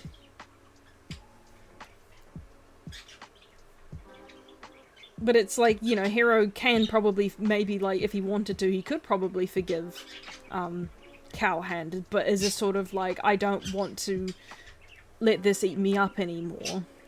So he's doing it for himself, not necessarily Callahan. But it's like, forgiveness has been so twisted in media about, like, what it actually is meant to mean.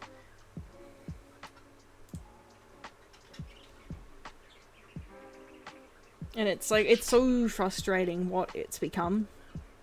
especially in kids shows, like, because I feel like it's very easy for them to be like, oh well, you know, this is how kids should feel.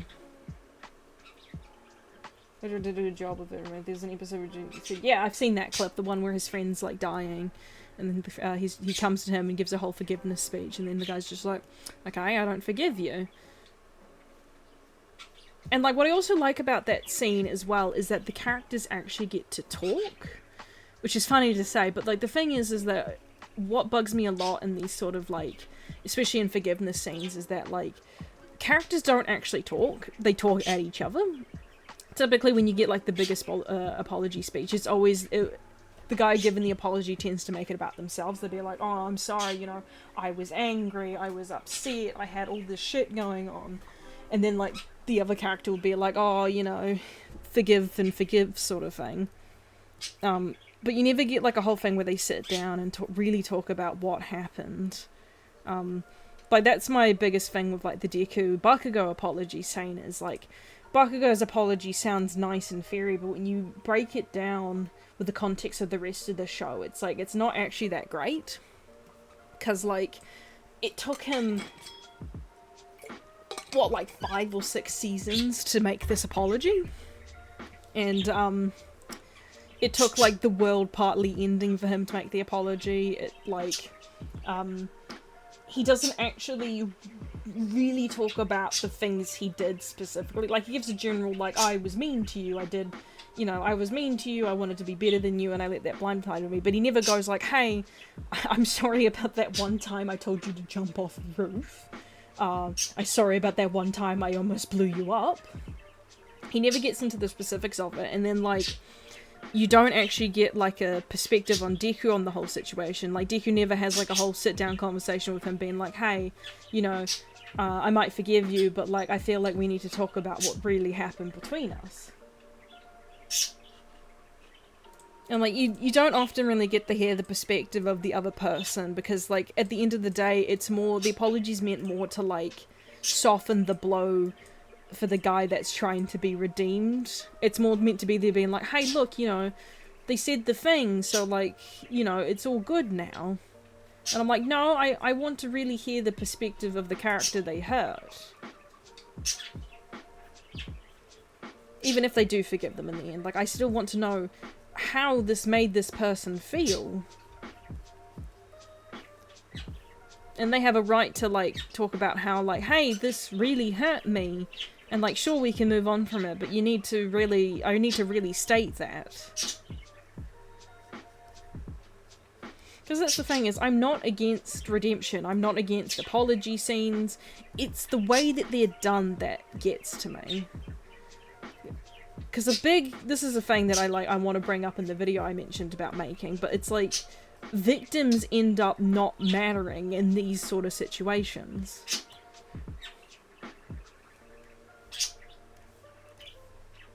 Doesn't have this an exception of kids shows, like they say, of young and audience. Kids are not needed. Yeah, that's the thing.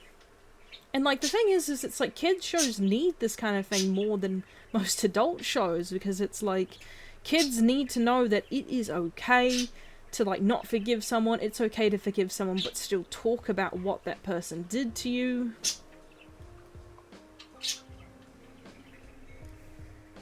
And it's like, you need to also show, like, if someone has done something wrong, here's how you do an actual apology. Because saying sorry isn't enough. It's like, you need to recognize what you did. You need to not make it about yourself. You recognize what you did, not make it about yourself. State how you're going to change in the future, and stick to those changes.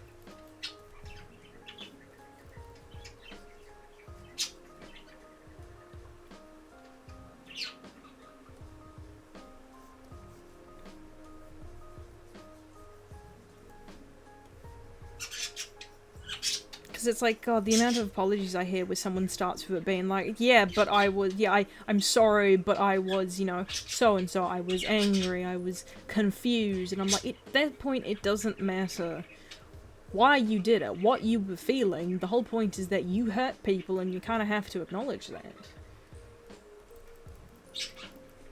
it doesn't matter what your intentions were, you hurt someone and therefore you need to make up for it. Even if the person doesn't forgive you or accept your apology, you still need to be better, because you shouldn't be apologizing and expecting a reward out of it.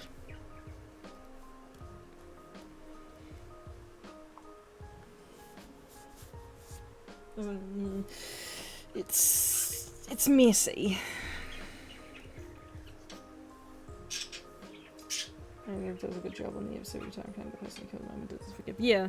Well, Avatar the Evening is really good because of Zuko. Like, reason why Zuko works is the fact that it's like, not only do we get a lot of screen time with him, so it's like, we get to see him as a character and how he grows. We see his struggles.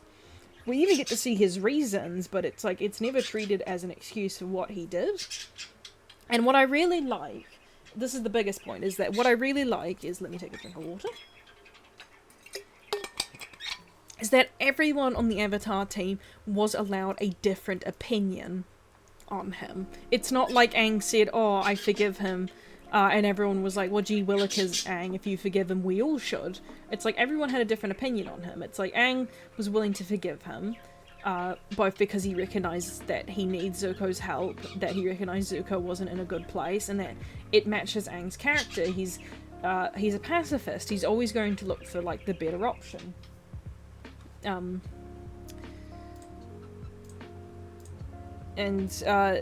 know, Sokka was unsure, but he was willing to give it a try. You know, Toph thought it'd be funny. And then, like, Katara, had issues with him for obvious reasons, and she wasn't, like, looked down upon that. And it took, like, a long time for them to ever have, like, some kind of nice friendship. Maybe also teach that just an apology doesn't mean nothing you make up for it or change. Yeah, that's the thing. You actually have to show the work you've put into it.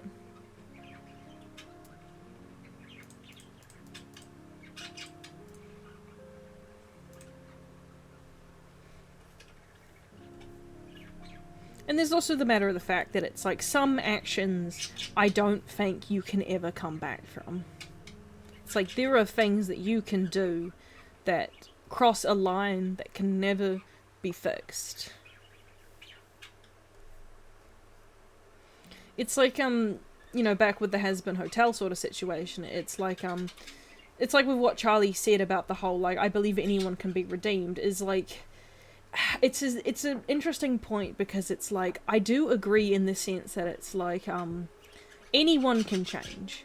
Anyone can choose to be a better person. They can make choices that are better for, you know, for the grand scheme of people in their lives. But the problem is that, like, there are actions that, like, certain characters, especially in Hazbin Hotel, that, like, I don't think they can ever fix what they've done. It's like, you know, like, Valentino is a really good example, because it's like, he definitely can get better, he can change as a person. The problem is like, I don't think anything he can do can get him into heaven after what he did. And that's probably just a thing he'd have to accept if he was willing to change, that is.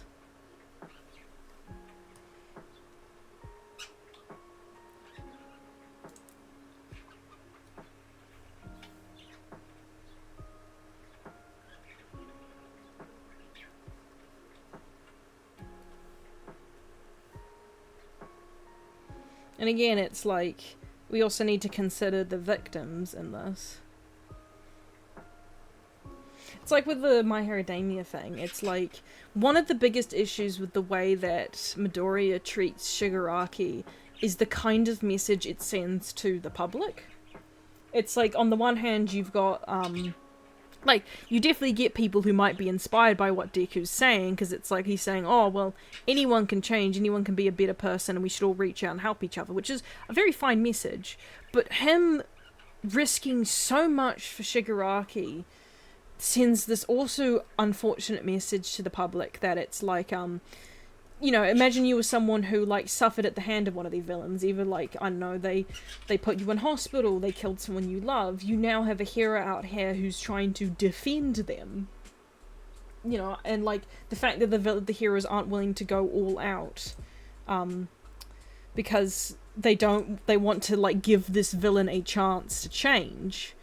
It's like, that puts the message that these heroes that are meant to protect the innocents are more willing to be there for the villains than the victims. And then, like, in the case of the villain's perspective, sure, there would definitely be villains who are like, oh, you know, maybe hero society will accept me if I, you know, hand myself over and learn to change. But then that just sends a message to other villains who are like, oh, sweet, now I know that the heroes aren't going to, like, do everything they can to stop me. So that means I can keep doing horrendous shit.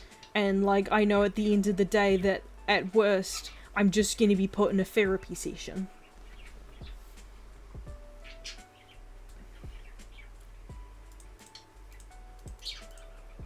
Because it's that kind of thing where it's like, I think at some point My Academia forgets that, like, the whole point of heroes in this world is that they're kind of like celebrity cops. And, like, even if they get a little bit lost in the sense, it's like, at the end of the day, the point of their job is supposed to be that, like, they're meant to protect civilians. And it's like, I don't expect a cop to be a therapist to a villain that they're trying, like, the criminal that they're trying to stop. And that's not me saying that, you know, I think cops should gun down every criminal on the street. But it's like, there's, you know, there's different people for that kind of job. Because that's the thing as well, is it's like, none of the kids are qualified to be therapists to these villains. Both because they don't owe it to the villains, and also because, like, they don't, you know, they're not licensed for this. It's like, Uraraka is not equipped to handle someone like Toga. All the talk of forgiveness does have anything. Instead of forgiveness, what if some go down the road of an eye for an eye? Like, I'm not sure how to think of that. Well, that's revenge. And, like, most of the time revenge isn't really a good thing. Both because it's like, it doesn't really fix anything. And also it's like, it doesn't fix anything for you. Or society. Now, there are definitely times a villain should be killed to be stopped. Like, if they're about to blow up the world. Or at least not even have to be killed, just apprehended. But revenge isn't gonna fulfill you. Yeah. It's like, there's a difference between stopping a villain and, like, how that feels as revenge. I wish the show tackled that issue, because I just would agree. I feel like it could be more toned than we can fix this horrible people who did or trace those things. Yeah.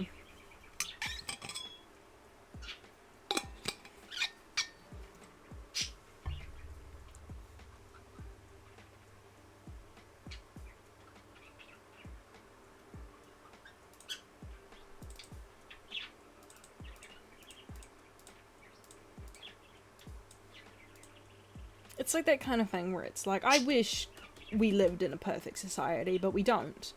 Problem is that there are very dangerous people out there. And there is definitely a discussion to have about, like, the effects of mental health, how society affects this, what changes can we make to prevent future issues like this.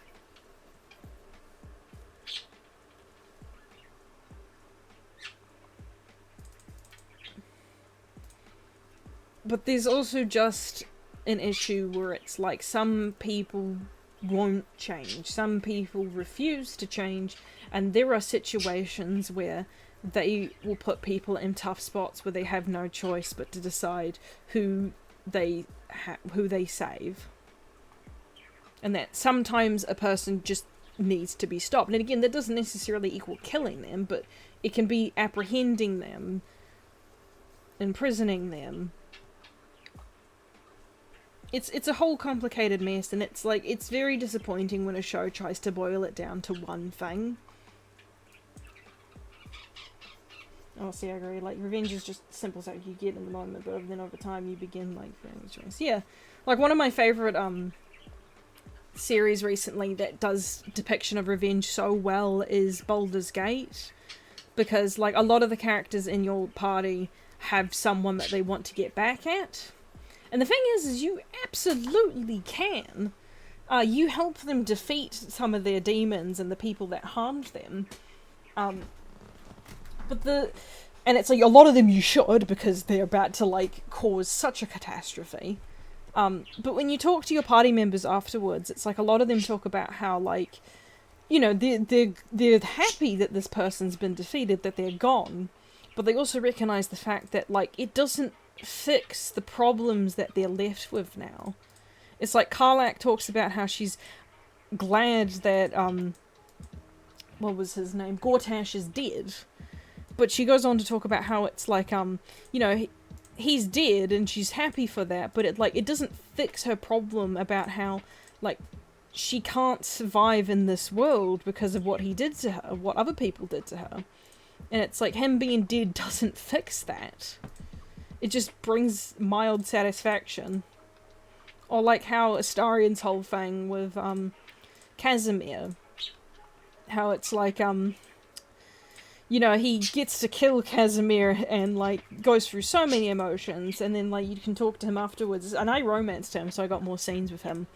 And it's the sort of thing where he comes to this realization that it's like, you know, he still did a lot of wrong things, even as, you know, Casimir was mostly to blame. And that, he still has problems he needs to deal with. And, like, he can't go back on not being a vampire anymore, he can't go back on the people he hurt. And that he needs to find a new path to take. And it's, like, it's so beautiful to see.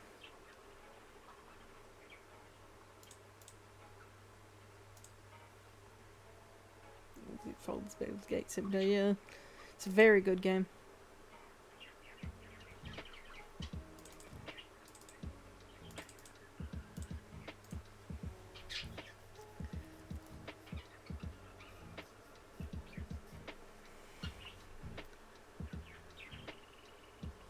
And it's like, it's an interesting thing, because it's like, as most people have seen in my sort of line of art and stuff, is that I've drawn quite a few villain characters and very complicated characters, and there's like different ranges to everything that they've done.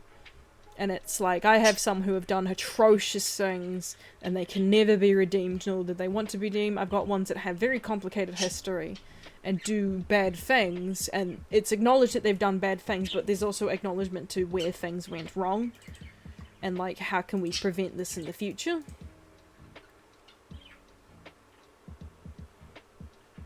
Like, a lot of my villains in my Ben 10 Next Gen series focused a lot about that.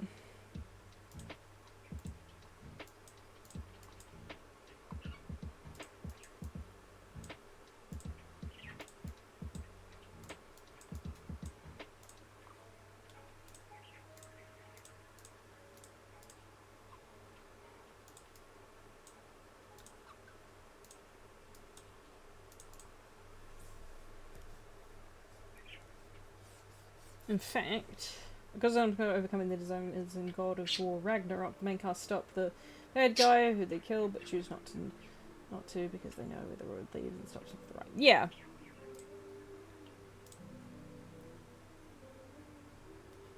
Well, I know the whole thing with the latest God of War games, like the Ragnarok one, like the ones where in the Norse area. The whole point is, like, Kratos' whole thing is he's been down this road before and he knows the consequences. So he's trying to find a different alternative. Anything you write notes that Ben forgave Resurrected Bad, but he warns him to do. Well, that's the thing, is it's like, Vilgax's resurrection, yeah, okay, so for context for those who don't know, the whole thing in my rewrite is that Ben does kill Vilgax at one point. The whole thing is they have this final showdown because they both realize they've reached a point where, like, they can't keep doing this cat and mouse game. And Vilgax gets killed by Ben in the end. And then years later, Vilgax is brought back by one of the new villains of the Next Gen series. His name's Elate. He's Jay, Ben's son's arch nemesis. Or at least that's his archetype. Because Jay doesn't like associating with that man. He's brought back by Elate, who's an insane scientist, to put it lightly. Like, this dude is horrible. But he brings back Vilgax successfully, which is like a huge thing. And at first Vilgax is all for it, you know, back to the old days, back to, you know, plotting against Ben and like ruining his life sort of thing. Except Vilgax starts going through a crisis, because he realizes that after all these years that he's been gone, his legacy doesn't really matter anymore. You know, his people have moved on, Ben has moved on and has become far more powerful than Vilgax could have ever predicted. So Vilgax can't even really fight this guy. And even Elate freaks out Vilgax and says some things that gets Vilgax really thinking. And eventually, there's a situation where Jay ends up being caught. Well, he handed himself over to Elate and Vilgax for a reason. And while that happens, Jay really gets to Vilgax.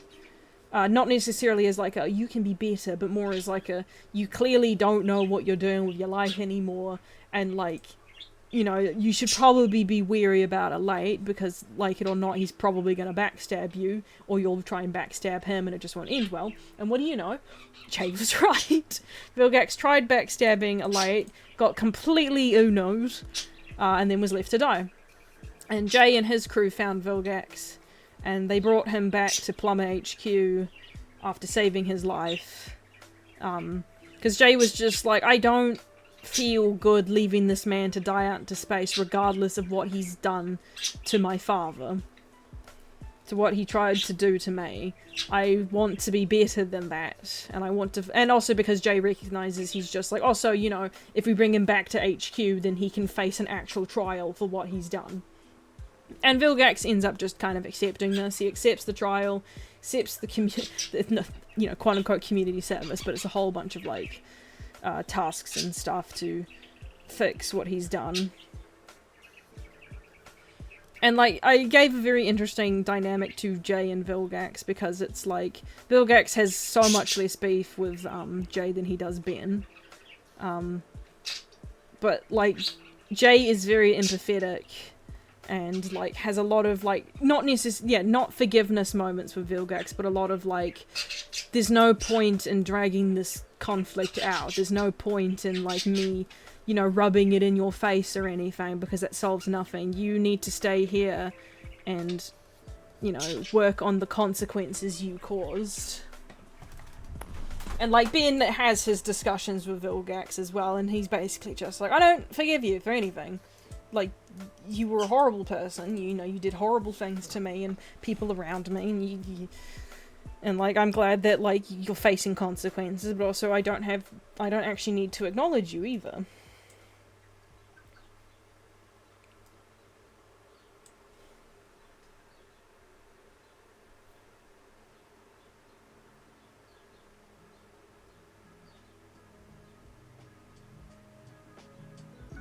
Characters who want revenge achieve it, they feel satisfied with it, but then the internal fire rage, they carry those, they lift no track from the agreement and what breaks it down. Yeah. Hello, Donnie, you've made it. How is the early mornings for you?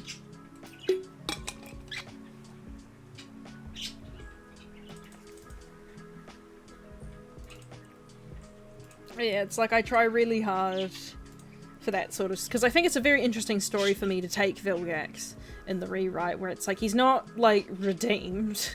And he's done so much that he cannot ever be forgiven for, but he's willing to change now because it's like, what else does he have left? He's lost everything. And it took him dying and being revived to realize the kind of legacy he left behind. Because the way I've written Vilgax is very different to canon as well. He's a lot more complicated, but still not a good person.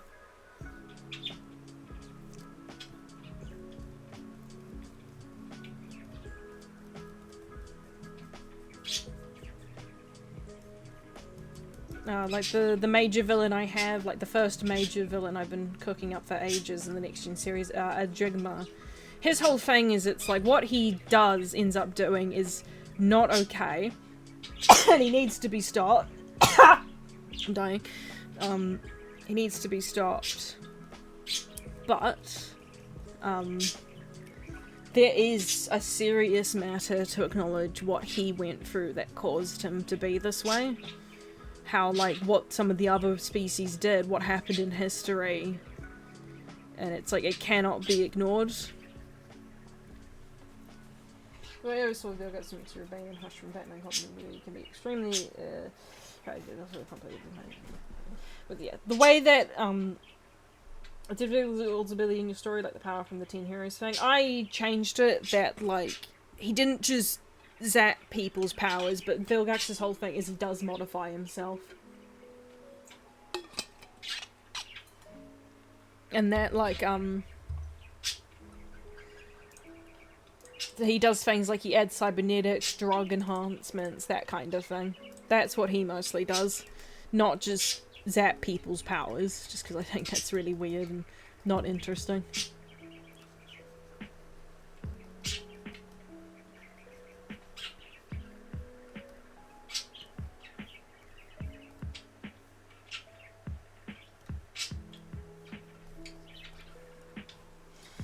Is this a public series that we were able to read? Is it remote? Yeah, it's public. I have, like, a Tumblr page, and, like, everything about the next gen and some of the rewrite stuff is on, like, my DeviantArt and character files and stuff. And, like, you're free to ask me questions about it. It's just that it's, like, such a big project that's constantly moving about, and also the fact that it's, like, I don't actually know how to present this. It's, like, I thought about doing a fan fiction, but that seems like a lot of work. A comic's a lot of work.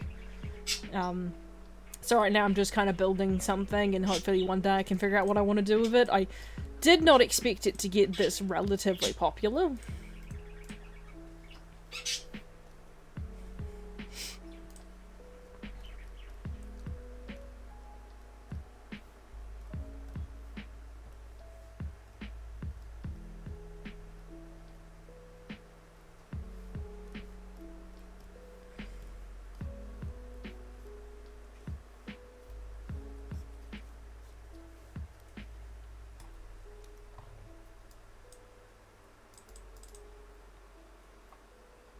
I'm interested in reading this Ben 10 next year, and it sounds so interesting. Thank you.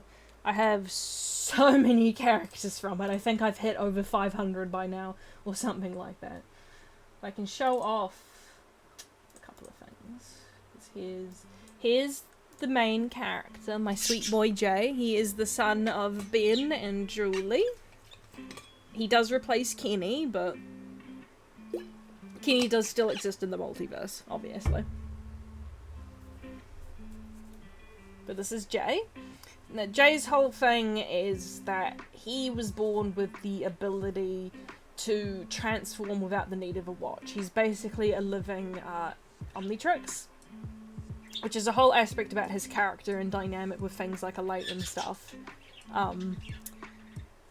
He's a sweetie, he must be protected. Yes, and Jay's whole thing is that he's a complete sweet bean. He's very empathetic, very lovable, very sensitive, very into being very kind to people.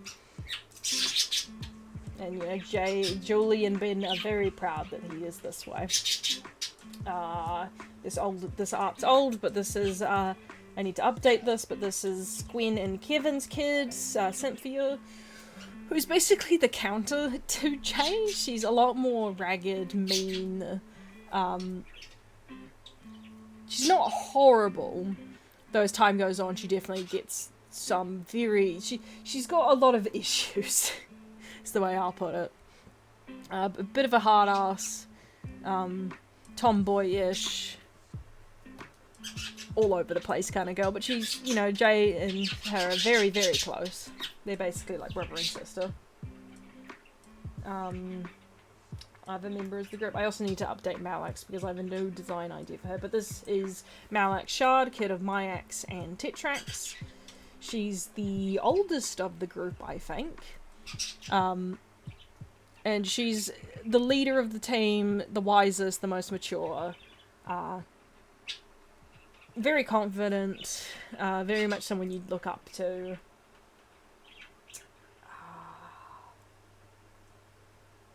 Where is she? The other member of the group is Rook Rilla, who's Rook and Riona's oldest daughter. Very sarcastic, dry wit. She's the medic of the crew.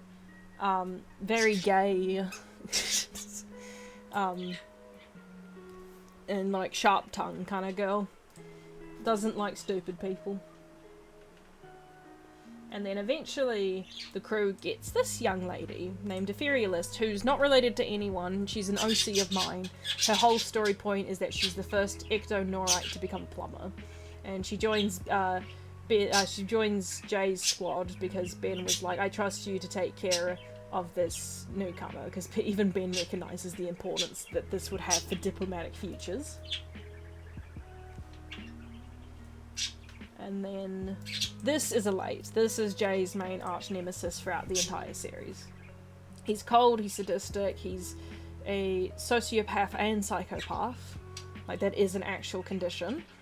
Mad scientist. His whole thing is that he's willing to do any kind of experiment to answer questions. And it doesn't even have to be like questions he's been seeking out since the day he was born. It's like one day he could be like, I wonder how Piscus Volans transform their feet into tails. He'll just chop one up to figure that out.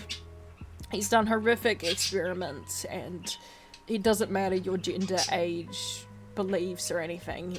If you're a good bet for him to test on, he will do that. And also, a fun point I have with him is that he's not a liar either. Everything he says is the truth. Or at least his perspective on the truth. So it hits home a few times. And this is the first major arc villain, who is Aldrigma. Aldrigma's whole thing is that he kind of shows up one day, and no one can recognize what the hell he is, what kind of species he is. He's clearly powerful. He's a prime example of the biotech magic category that I have in Ben 10. And he seems to be on this warpath to collect these ancient artifacts that mysteriously are scattered across the galaxy. And he ends up running into the kids quite a few times who are trying to stop him. And Aldrigma's whole thing is that, like, he's willing to do a lot of things to get what he wants, but you can tell he's not exactly happy most of the time. Like, when he officially... there's like a bit where he caught Jay at one point, because he needed one of Jay's forms to help him, but he's not happy with what he has to do. And like, he'd just rather not be here. And he recognizes what he's doing is horrible, but what happened to him is pretty messed up, and you can kind of see why he's on this warpath.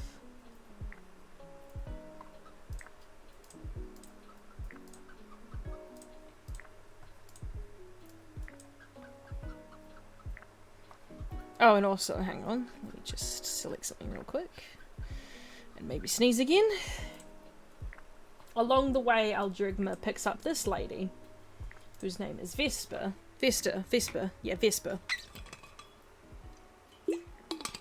Vesper is a Anodite who suffers from a non-communicable disease. I forget what I called it, but essentially what it means is that people like Anodites cannot hold their mana. So they start forming cracks and leaks in them, slowly dying essentially, because they cannot generate enough mana to repair what they're losing. And typically as the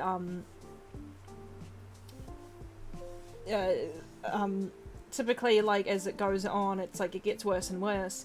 And what typically happens to many Anodites that suffer from this condition is that they'll start lashing out, both because the pain messes with them emotionally and also because they don't want to die.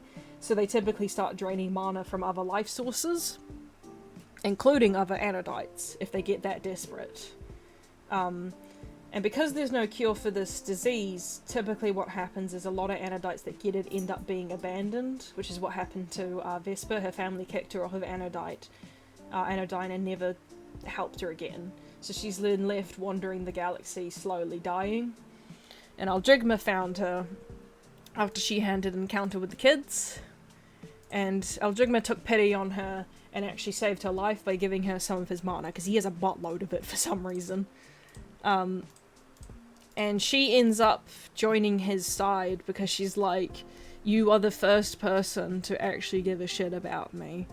And I want to repay that. So she ends up joining his side, and it becomes this very, like, complicated but sort of wholesome friendship. because it's like the first time Aldrigma has ever opened up to someone else, and she feels like she actually has someone who cares about her.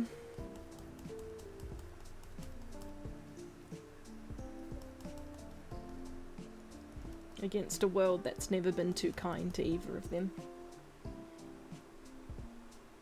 I thought the blue fella you're drawing was full stop when I saw it, but the corner of my eye, is that one of yours, isn't it? Yeah, it's Superstar. I thought to do it for a 5-whale, you know, 5-year celebration, I'd do something like make a fake image of one of my aliens fighting Divinity. Not because I think they'd win against Divinity. This is just purely for a fun aesthetic. Poor Jay, his dad must have been livid after hearing that happen. Yep.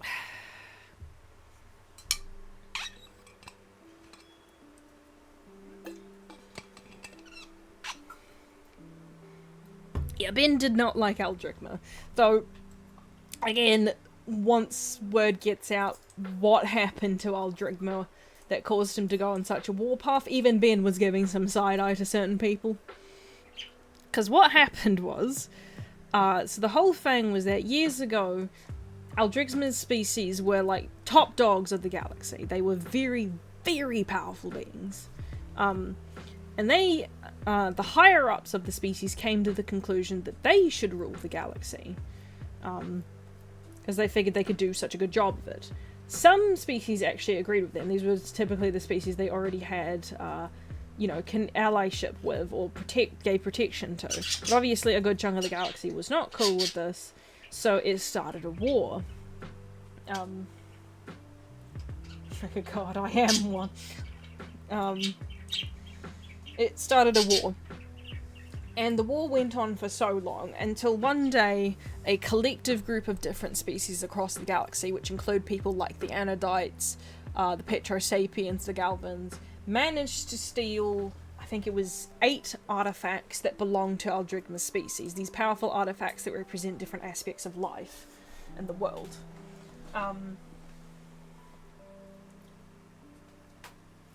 And then,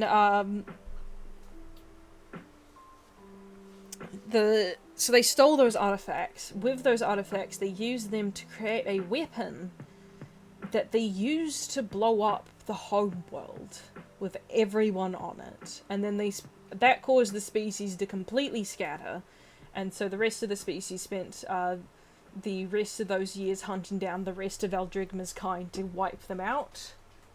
And Aldricma was the only survivor because he happened to be on a different planet that they couldn't access or think to check. So Aldricma had to watch his entire race die. And that included his wife and kid. And the thing is that Aldricma wasn't some warlord. He wasn't like a one of the people in charge of the war. He was just a messenger. His wife and kid were not... His wife was a soldier, he was a messenger, and his kid was like, you know, the equivalent of a 10-year-old at the time. So Aldricma spent many years hiding away on the planet that that they never found him on, basically training, because his plan was basically to steal back those artifacts that they used to kill his people, and just wipe out the races that did what they did to him. Both because it's like, you know, eye for an eye sort of situation, but also he was really angry because after they killed his people, a lot of those races came into an agreement to not talk about what they did that day. So they wiped it from history. So he got really angry because it's like, not only did they just kill everyone in the species, but they didn't even have the balls to admit to what they did.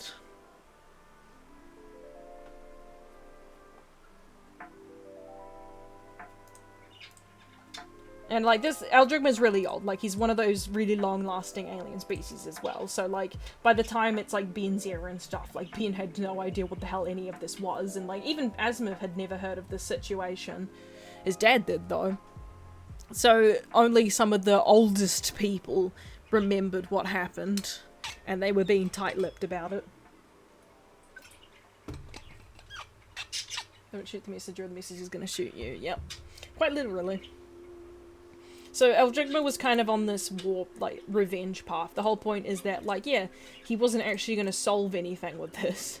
Like, it wasn't going to bring back his wife and kid, but he didn't care. He just wanted revenge.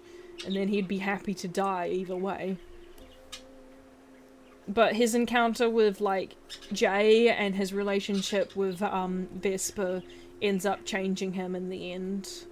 Because he's like, I now have something else. Like, I don't want to lose Vesper.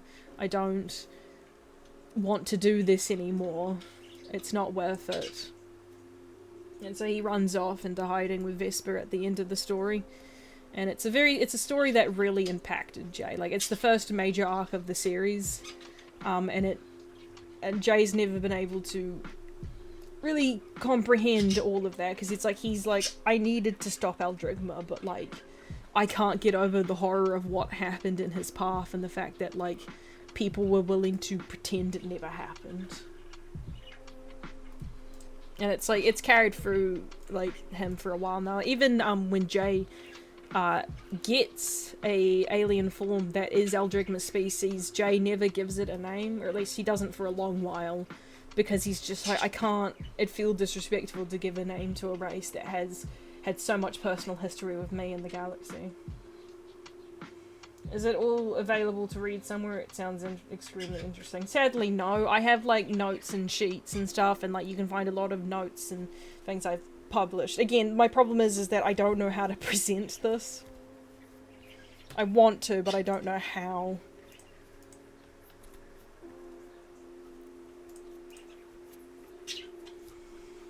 But people are free to ask how they, like, ask about it. Like, you're free to ask questions and stuff. I'm not really hiding anything, and if I am, then I'll outright tell you. But I have, like, all the main arcs of the Ben 10 Next Gen series, in terms of, like, what they're about, what their themes are. In fact, I have, like, names for the, like, you know, series equivalent, like, you know how we had Alien Force and Ultimate Alien. It's like, the first series is called Cosmic Conflict, which is like the Eldrigma stuff. Second one is Aliens Divide. Third one is Heroes Generation, which is a nod to the original Alien Force name. 4 is After Effect. 5 is Reunions. And the final arc is called Celestial Crisis. In fact, I'll put that in chat so people can tell can see which one is called. So each of these have, like, arcs within them. So, like, Cosmic Conflict has 2 arcs in it. The Eldrigma arc and then an Elate arc. And each one is about the equivalent of a year. So in the first story, Jay is 13, and then in Aliens Divide, he's 14. After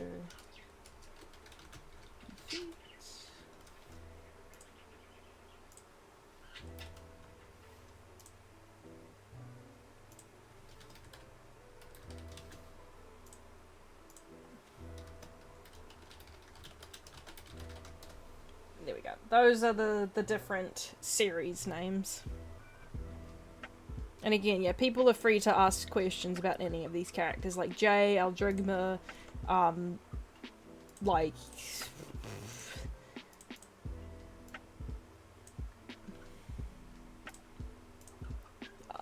what else is there? Yeah, Jay, Eldrigma, Thea, Elate, any of the villains that I've, like, made.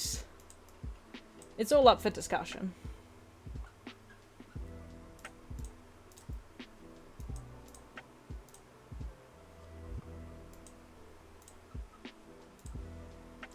Jay, one of a kind versus one of everyone. Sounds like a great dynamic. Yep.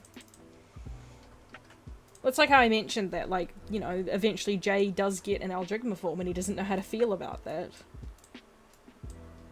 Which I can show, actually, because I have drawn it. Here he is. He doesn't have a name for him, at least not right now. He does get a name for it in, like, the final arc sort of situation. Because Eldrigma returns there and offers him a name.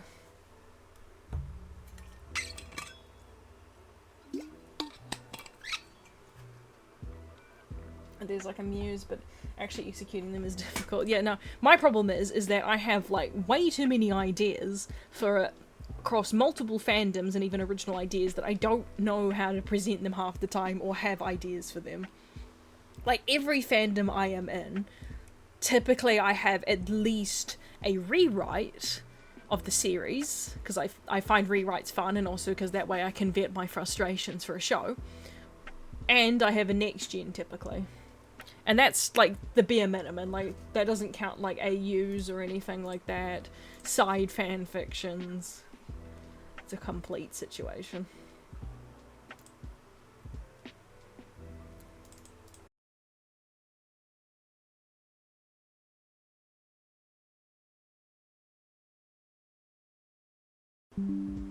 I'm back. Most challenging to write. I presume you mean the next gen series, and not just Ben 10 rewrite as a whole.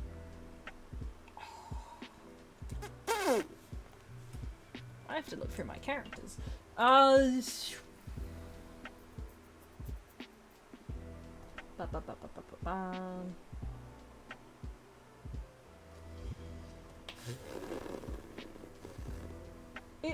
It might be Aldrigma or Elate.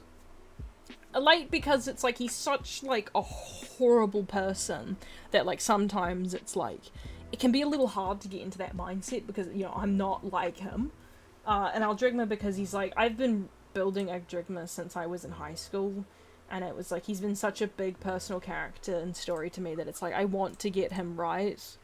It's like I want to make sure that like if this did become a thing that people perceive him in like the right manner, not to like control my audience, but to make sure that it's like the impression he gives off is accurate.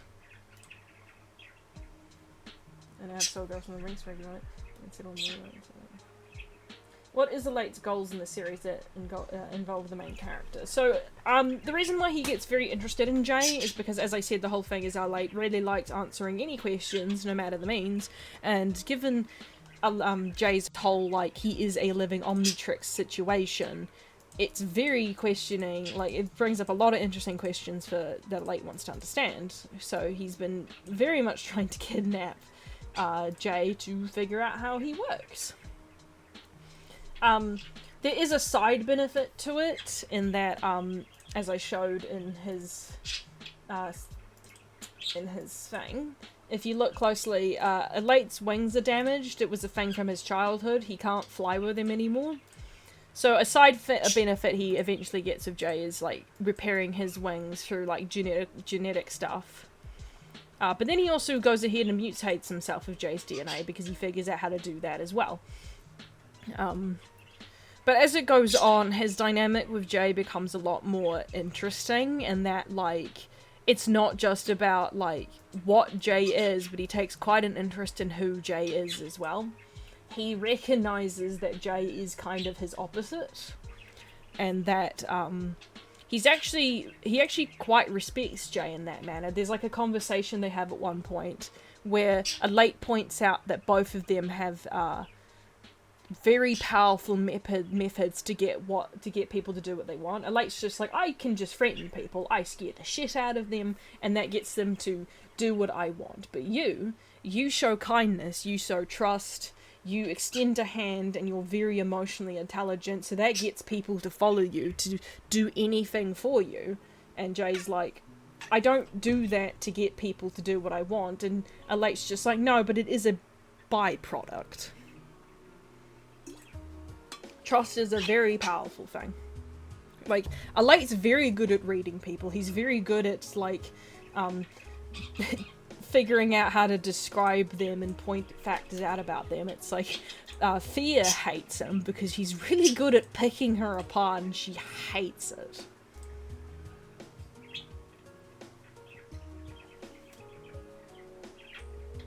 Ben feels like the type of guy to offer Jay Aldrigma as a name. No, Ben wouldn't. Like, Ben understands the seriousness.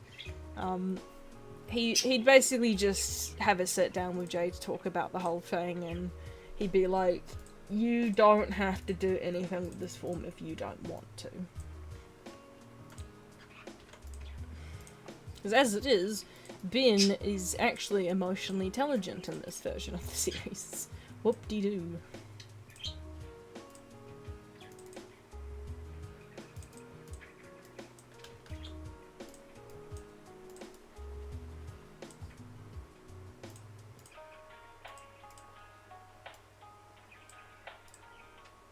I see, Ben being a good dad. Yeah, no, he's a very good dad to Jay and the baby chills. He has his issues, of course, but yeah. You kidnapped my son for your choice to prepare to die.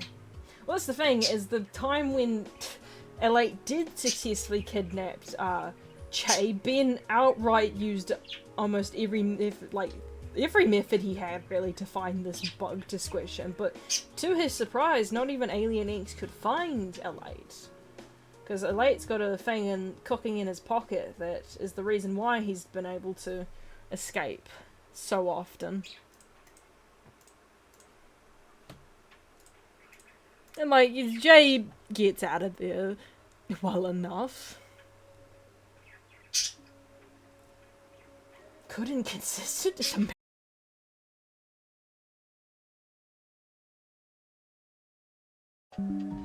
I'm back. But yeah, it's more like, it's the kind of thing where it's like, I give Ben flaws, but most importantly, a lot of the more horrible flaws he actually grows out of.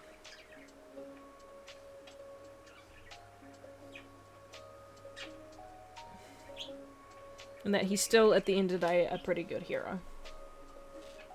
Returned! Whoa! And yes, no, the baby chills are in Ben's life.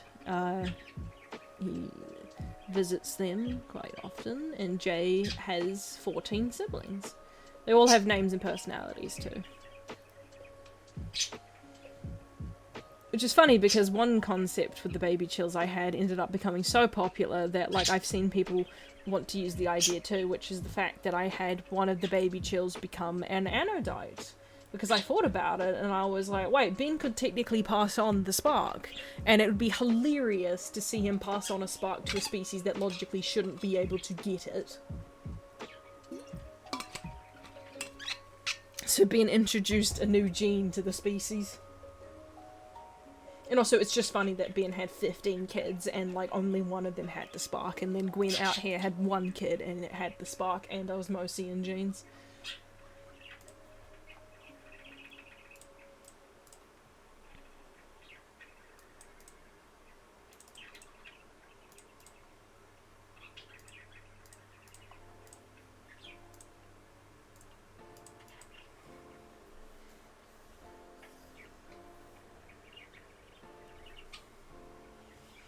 This Celestial Crisis be about, and would this wrap up L8 as the main villain?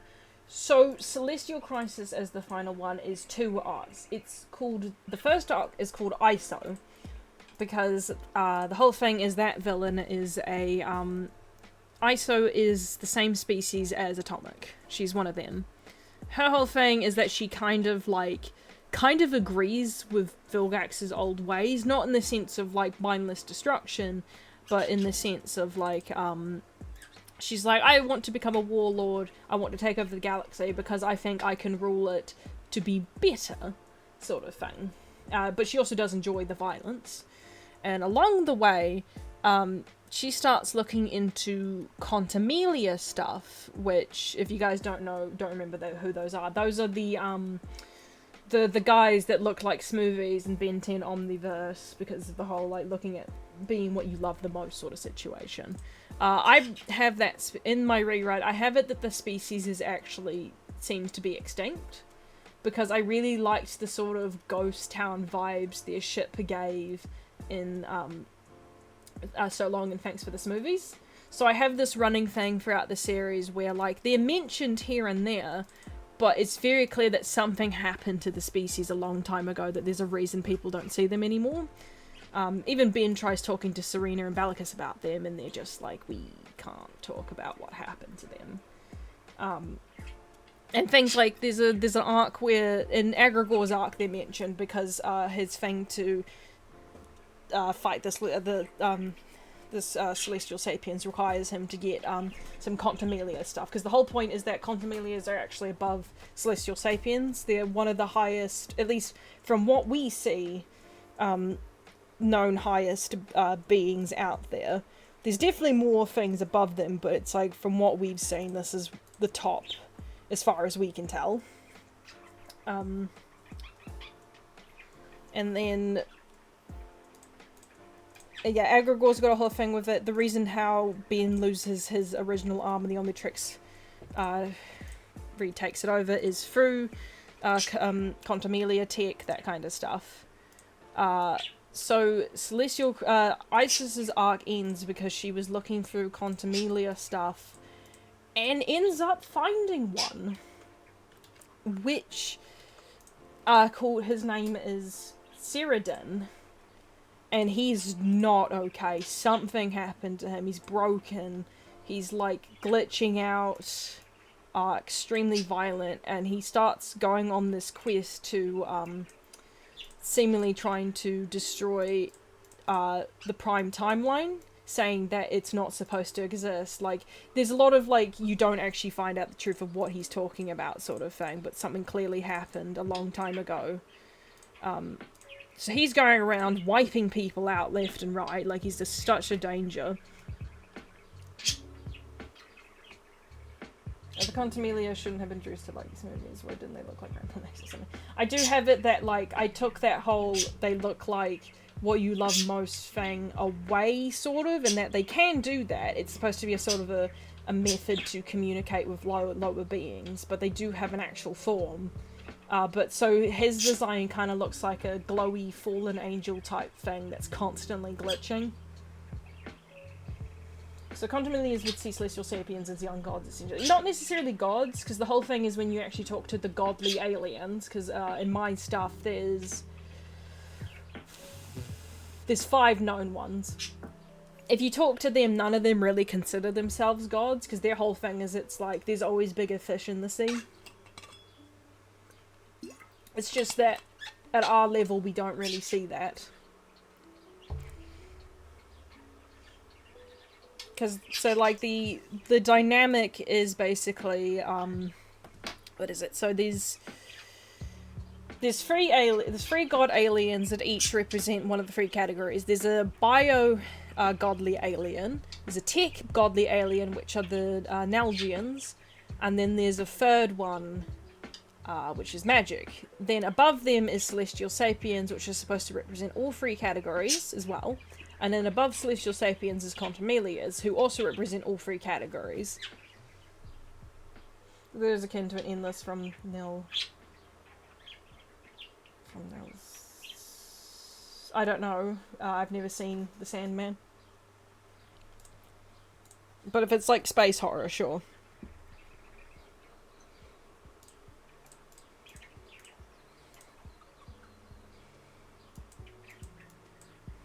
So yeah, the Celestial Crisis arc, like the final arc's whole thing, is that it's basically everyone having to come together to deal with, like, what might be the last Contumelia. And it really requires everyone, like, a bunch of people return to help. Like Jay ends up having to ask a Light for assistance at one point. Aldrigma returns to offer his assistance. And there are people who die in that arc. You know, I gotta have some tragedy. Even a celestial sapien dies in it. One of the councilmen.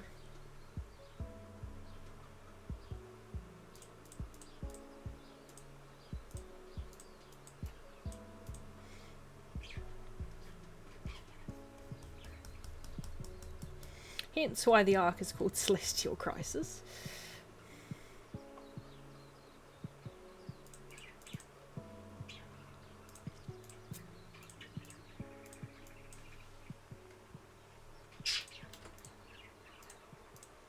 In this, I like person who did like Death, Dream, Destruction, kind of.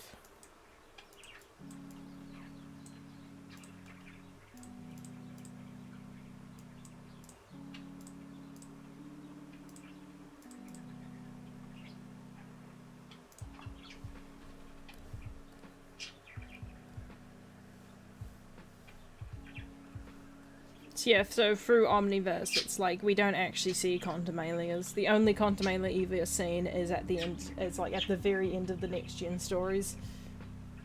Yeah, there's crazy shit that happens at the end of the series. RB Connection just sounds like it's gonna be a joy. Yet I have so much there, so much to cook up and make, and I don't know how to present it beyond just telling people through like sporadic moments. Yeah, so like Cosmic Conflict, the first arc, is like Aldrigma and a light. It's supposed to be like the introduction to everything, a whole bunch of bad things. Donnie sent me something. Tell me what your secrets are. Someone supported you in coffee. Stream good, have some money, thank you. I'm dying. Also, I think I'm done actually. I don't know what else to add to this, but I still want to keep streaming, so I might look for something else to draw. Actually, I still have that genie alien I still need to make, so let me just put my watermark on here, though I should show off what people think of this. What do you think of this piece, people? For my 5 years anniversary. Donnie Nation, yes. Everyone go support Donnie, he makes fabulous art.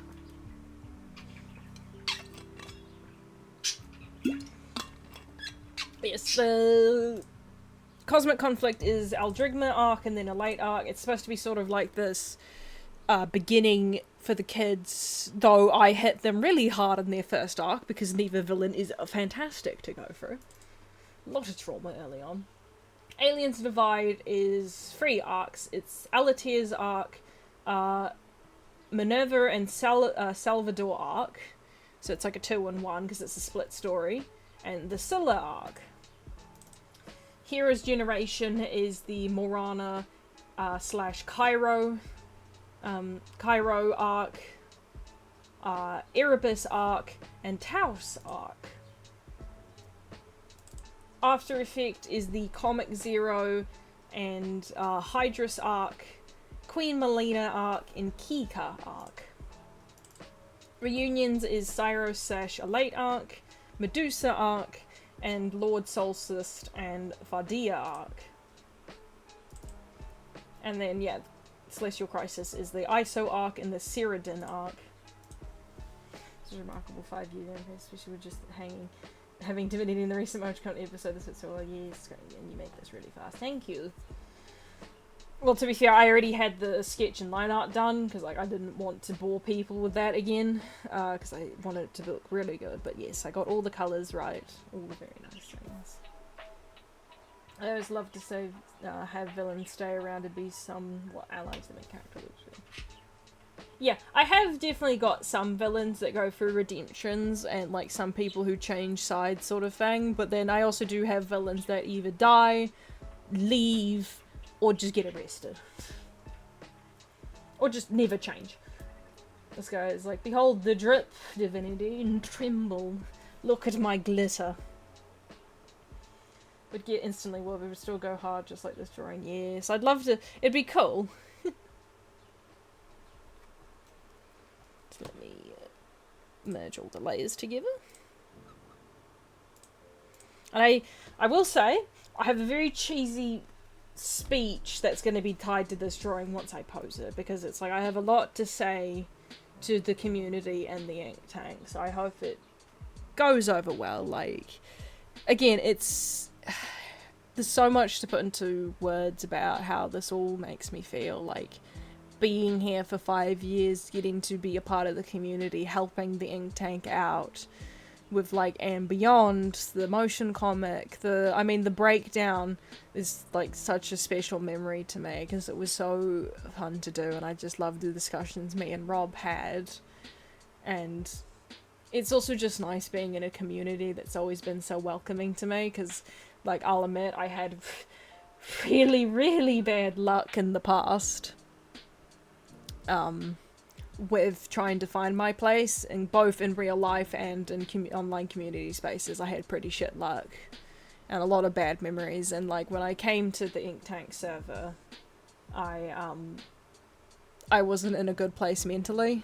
I like, I have depression. That's just a thing that I accept and I'm very open about because it's just an aspect of my life. But, you know, this community has helped a lot in making not define me and learning to live with it, along with, you know, therapy and friendship.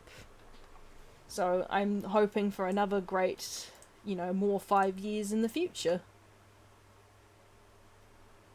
Geez, you're not, it's all good to come here. We're so grateful to have you. Thank you. And yeah, thank you to all of you. Like, again, none of this would be possible without all my supporters, all my followers, all the people on the stream, people who talk to me.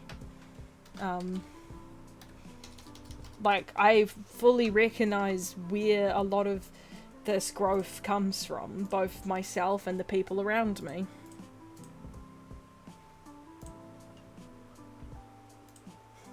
Love you all. If that sucks you got a rough time finding a place, I'm glad you were able to find one. Yes, I'm very, very happy with my placement in this community. And it'll be fun to see how things grow from there. Here we go. This is what we continue on. My genie alien. What are you planning to do with those magnificent earrings?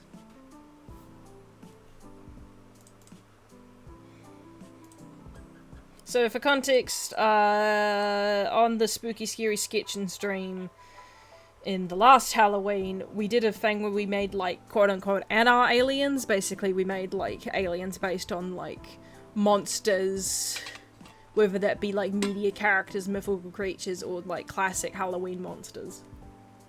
And I only finished one for the stream, which was this one, who I dubbed as Deadwater. And this was like the lake monster was the prompt. The other one I got a genie and an Oni. So I didn't finish these two, but I can probably finish the genie on stream today. Cheers to another 5 years. Cheers, everyone. So let's do this guy. Also, for clarification, I'm not having any of these actually be, like, my Anar aliens, because I already created a bunch of my own to add to the system, and I have no place for these guys there. But I will make them, like, official aliens on my roster.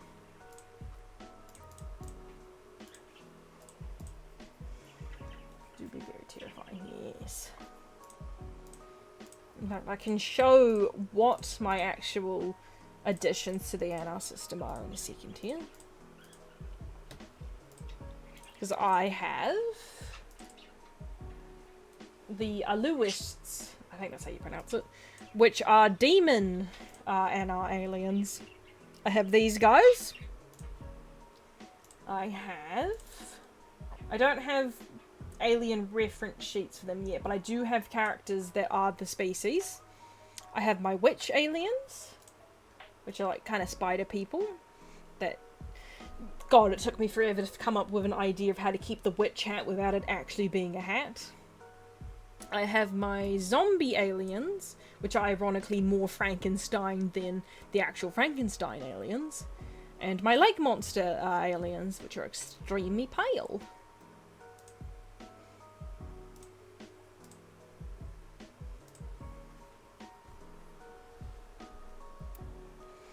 Now these guys, which unfortunately just cannot belong.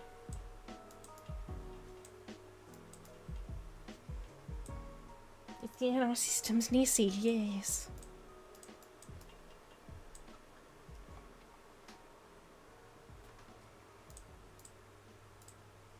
The lake monster kind of reminds me of the Screaming Deer from Train Dragon. Yeah, I can kind of see it.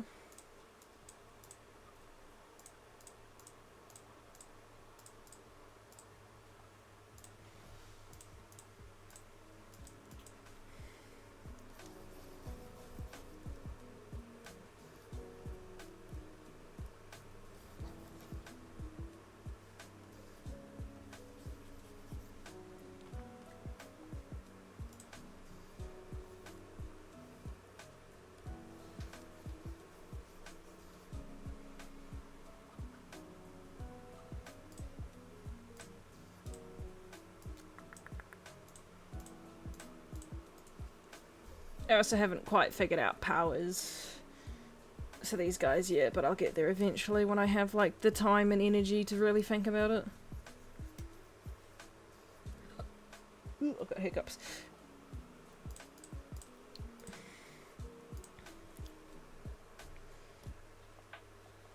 I mean, I do have an idea for the genie one, but I'm still thinking about it. Cause like, oh boy, I have so many aliens. Like, I've reached that point where it's like I have to make like the powers sound very interesting. It can't just be like, oh, they spray water, because I've already done that.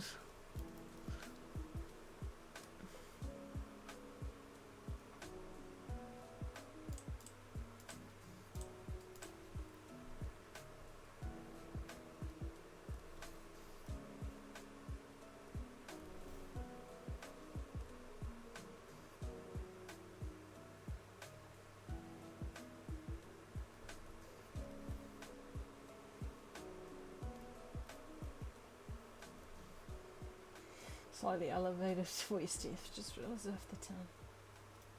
So always have to come up with powers without being the same thing as other aliens, yep.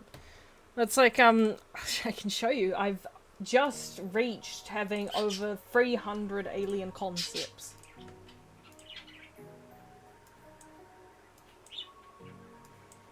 So I'm working on so I have these grids that show off the playlists. They go up there, you know, 10.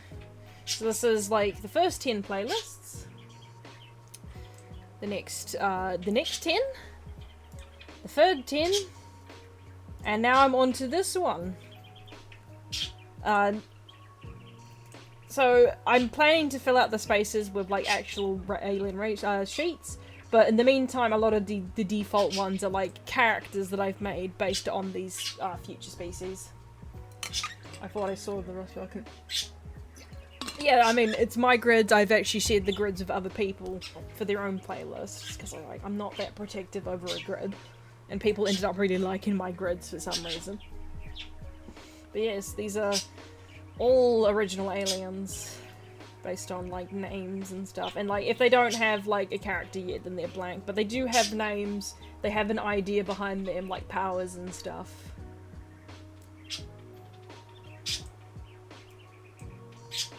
I got this grid. Yeah, I just filled out 3, even if it doesn't have much, but the other day I ended up going through and like, you know, making like the final couple of playlists full. So like my finals for grid 3 are Sink or Swim, Aquaculture, Dig Deep, Ragdoll, Spark Shard, Manhunt, Mana Hunt, Crash Course, Chromatic, Fluffball, and Solar Break. I suggest an alien name I just thought of just now. I don't tend to like ask for alien names and powers and suggestions, just cause like I forgot to close this. I prefer keeping it to myself, both as a sort of like I'm just kind of particular, and also because it's like I try not to have people connected to these projects just because of like past situations. Where nothing against you, it's just I've had like people in the past that go like, hey, because I helped you do this project, that means I now own a part of it. Or like, hey, since you accepted one idea, does that mean I can suggest multiple ideas? Again, nothing against you, it's just, it's caused me to just kind of keep it to myself now.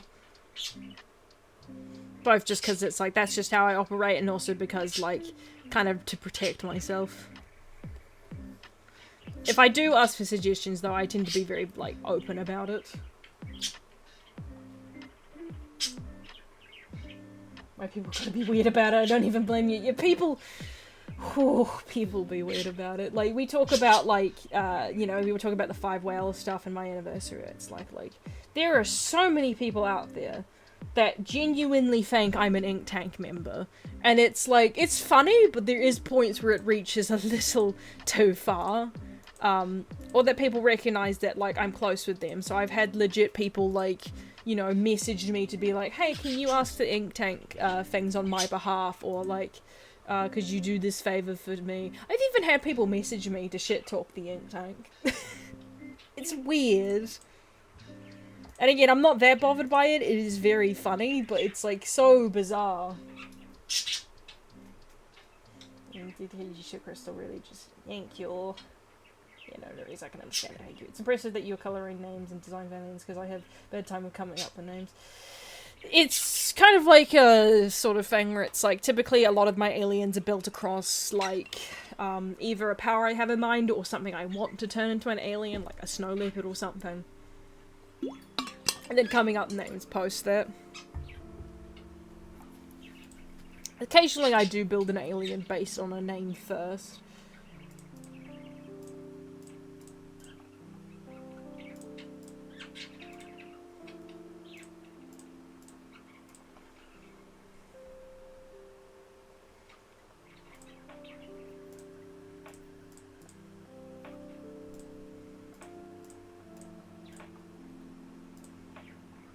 People get weird.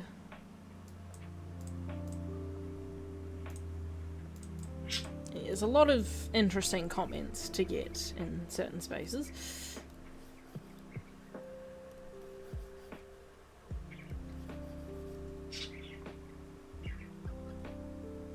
Bro, that's so weird when people doing that, like, come on, don't do that, yep.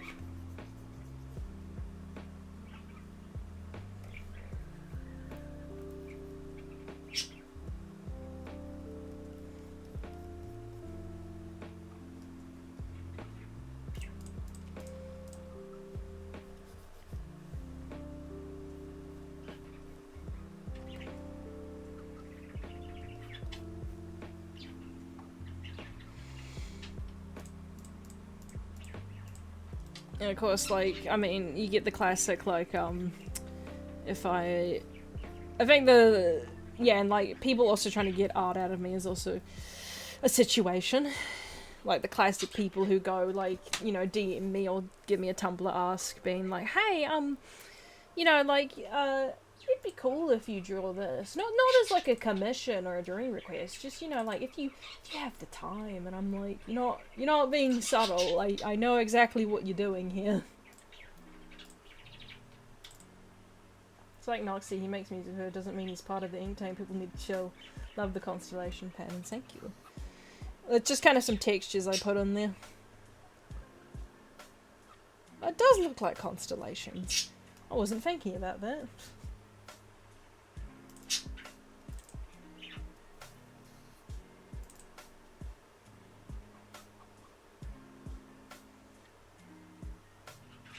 Yeah, you're gonna get jump scared by a different alien, but that's because I need colour references for the uniform.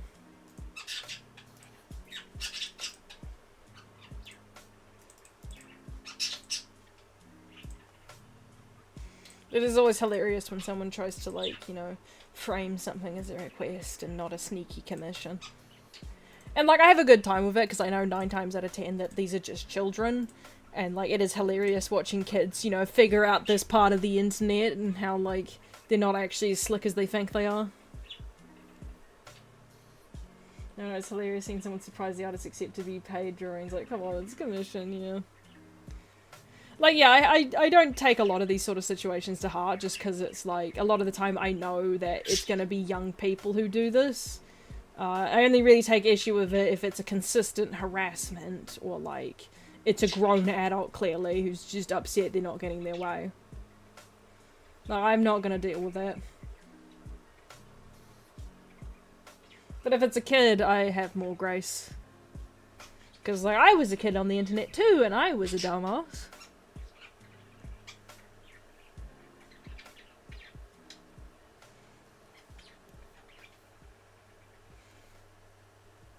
So I would not be surprised if I harassed an artist and didn't even realize it. What kind of chips? Yeah, tell us.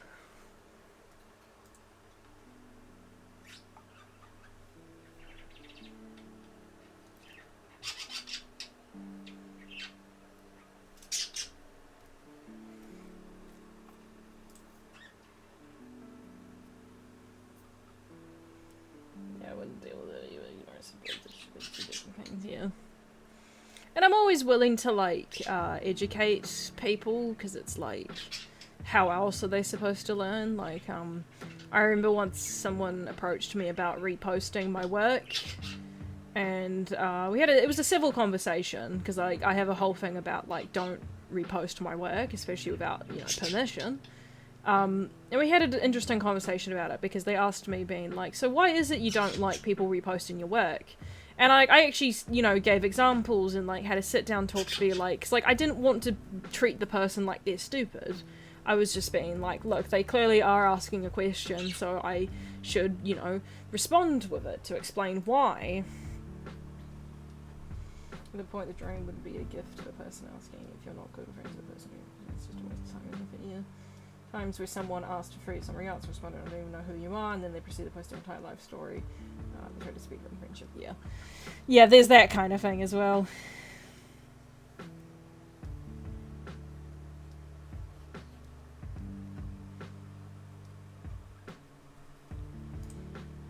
And, like, or, like, people who repost my art as well, it's, like, it's very 50-50, like, people who steal my art, it's very 50-50 on how they react to me calling them out. Because typically I'll just DM them, and ask them, and, like, sometimes they're just, you know, they'll be cool about it, they'll be like, oh, right, I should have asked, or, like, I'm sorry, I'll take it down, no questions asked. But then, like, God, you get people who take it as, like, number one, like, defense for what they did. Like, I have had people swear at me, get so aggressive with me, or, like, try to mansplain to me kind of energy on why this is fine.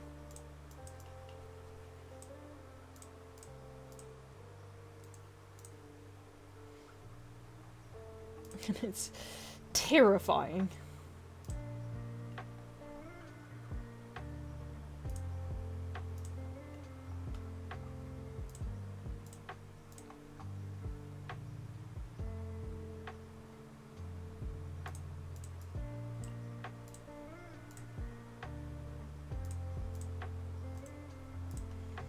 Not in, like, a sort of, like, terrifying in the sense of, like, a I'm scared for my life kind of way, but just kind of the thing that it's like, there are real people out there that feel this entitled over something that's not theirs.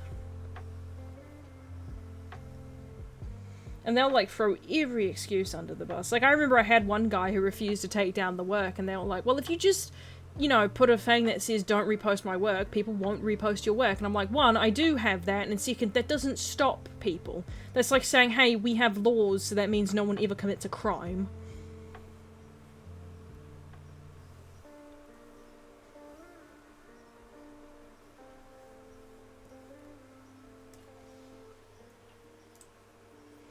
Maybe because I've taught common sense, but I never understood dealing with people why people do like, if it's, like, the most blatant reason is because of clout, because, you know, it's so much easier to steal other people's work than make your own. But there is this, like, side of it that I've seen from other people where it's like, these are typically the people who repost just to be like, hey, here's a discussion point, or, like, this is cool art sort of thing, and I just kind of want to show it. That, like, they view it as, like, free advertisement for you, and that, like, you should be grateful that they've acknowledged their art, or genuinely don't realise the harm it brings. Like, when I was talking to that one person I mentioned, where they asked why I don't like it, like, an example I gave was, like, take it like, what was my example? I was like, oh, picture it like, a person you know baked cookies. And without asking, you took those cookies and you handed them around to people, and everyone really liked them. And you did tell people who, you know, the cookies were made by. But the issue is that, like, most people aren't going to follow up or care about that. They've already got the cookie, and not all of them are desperate to have more. And that, like, regardless of your intentions, you still stole the cookies from the baker, who's not going to be too pleased about that. They think they're doing a favour for you. And all it takes is one person recognising that art is yours, or someone to call attention, which is probably going to take long. Yep. Oh yeah, no, like, when the people in the comments outright go, hey, this isn't your art, it's like the kind of reaction some people can have. I love the cookie analogy. Yeah, that's basically my analogy. Just like the DW meme where they wouldn't.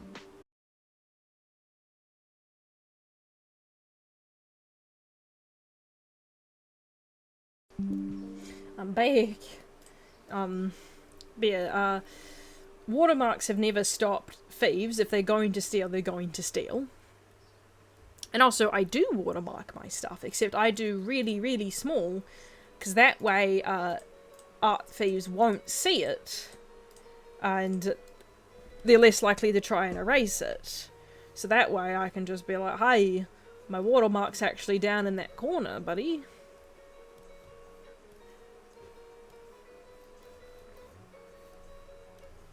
But even then, that doesn't stop people. I mean, there's people who blatantly just repost work with the watermark because they don't give a shit.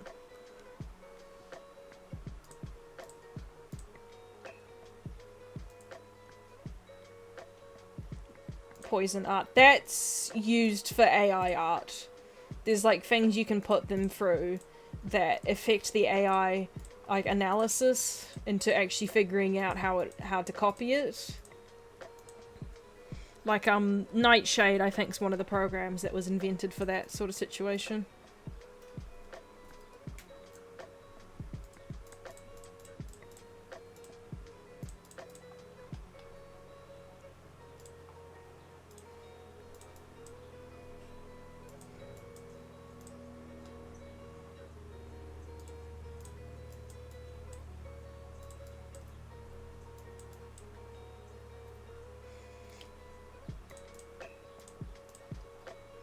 I do know that there was a, yeah.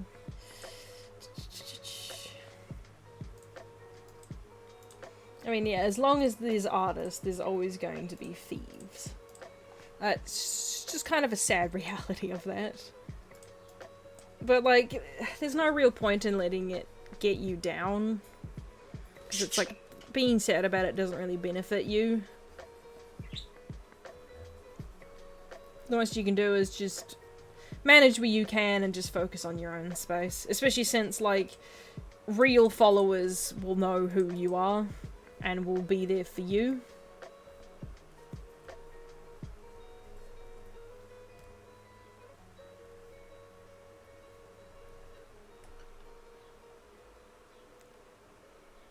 I don't know, that's what I do truly feel bad for y'all, and that's something you have to deal with. Like, I know the world's a big place, but can common respect be more standard? Yep. Unfortunately not. And I've been on, you know, online for a long while. Like, my DA account I made when I was 12, I think. And I have been having to deal with some weird people for a long time. Like, as I said, I used to, be really big in the My Little Pony community. I used bases before I actually started doing more, like, proper digital art for years. And even in that community, there were some questionable people. Like, I remember once, when I used to make adoptables, like My Little Pony adoptables, this guy approached me to ask for one of the, designs I had. And I was like, oh, sorry, you didn't read the rules. Because I did that thing where, like, where you have, like, a bunch of rules, and then you say, in the comments, make sure you put, I read the rules, as a sort of trick to make sure that people read the rules. That was a trick people used, back in the day. I think people probably still use it. And he didn't do that, so he didn't read the rules, so I was like, okay, well, I can't really give this to you, because you didn't read the rules. Better luck next time. And this guy flipped out. Like, he sent me the money anyway, which was just DA points, and was like, I'm taking this character anyway, they're mine now. And I'm like, no, so I refunded him, but he still tried to take the character.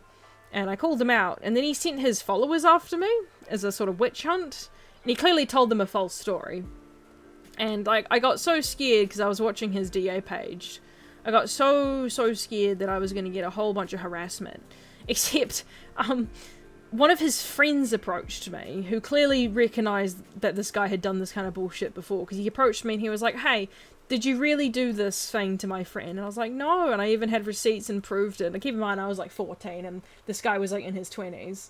So his friend got back to him and his followers and made a post being like, hey, don't believe him, he's full of shit, this is what he actually did. And so his attempt on a witch hunt on me ended up hitting him back.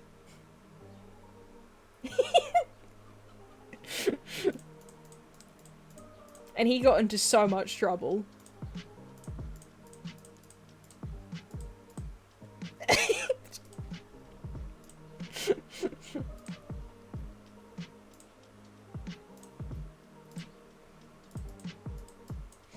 This man did not stand a chance.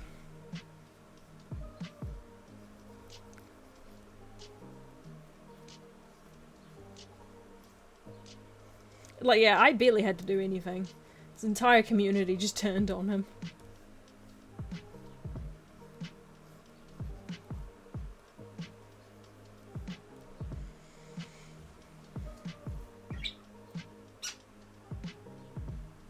So right going to war with a 14-year-old. I know. They were a My Little Pony adoptable. It was like, yeah, that adoptables, like, shipping wars in the sense of, like, people's OCs, not, like, the actual show. I saw so much as a kid. And it partly shaped me to the person I am today. Which is probably why I'm not that phased by, like, so much online drama half the time. Because I'm like, I've been in the trenches for so long. And, like, I have better things to deal with. Like, actual concerns. And also, again, as I said, it also, like, showed me that it's, like, a lot of the time, like, outside that incident, of course, that a lot of the time, a lot of these sort of issues spark because it's, like, it's typically children that don't know the internet space yet. Man, rolled a nat 1, -1.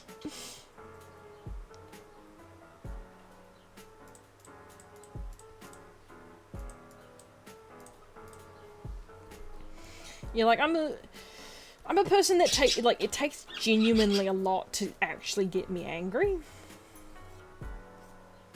And typically when I do get angry, it's because it's, like, it's typically something that, like, is worth my anger.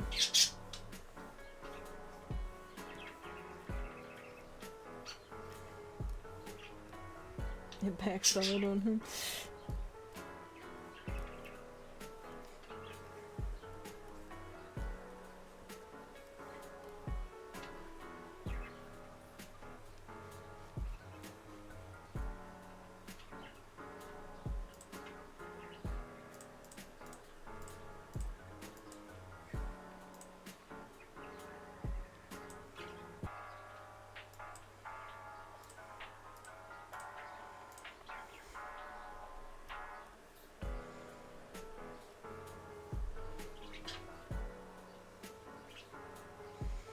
And yeah, like, if someone is genuinely causing me problems, it's like, I either sort it out myself or I just go to a mod. Like, it's never that big of a deal unless it's, like, a genuine problem.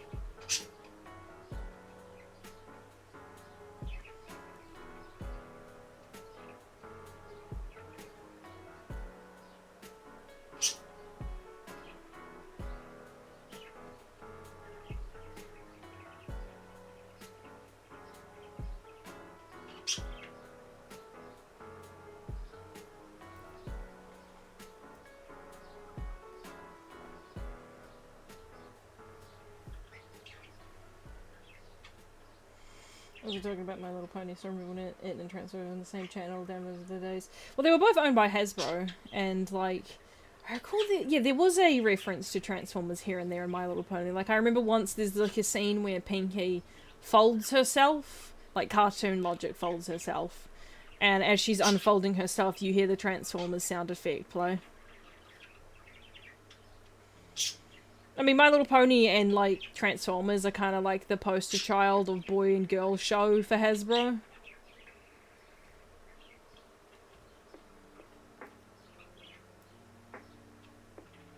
I never really got into Transformers. I do remember as a kid, though, like, when I watched the Michael Bay movies, I really liked Optimus Prime. So much so that for my birthday, someone in my family got me, like, an Optimus Prime toy. And this was, like, one of the really, really cool ones that, like, took 5 hours to, like, turn into a car. Or a truck, whatever. I liked it.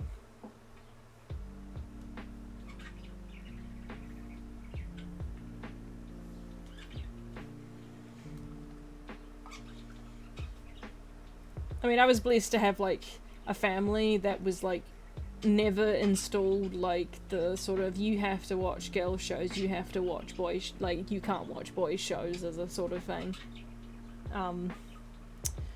They were pretty, like, you know, fine with me, as long as, you know, it was age appropriate.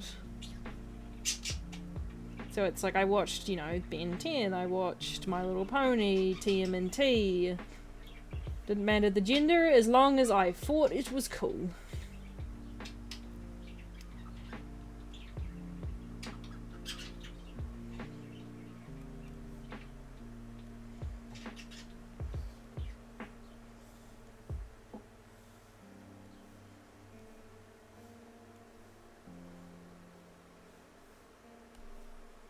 Tell Megatron it's Tango.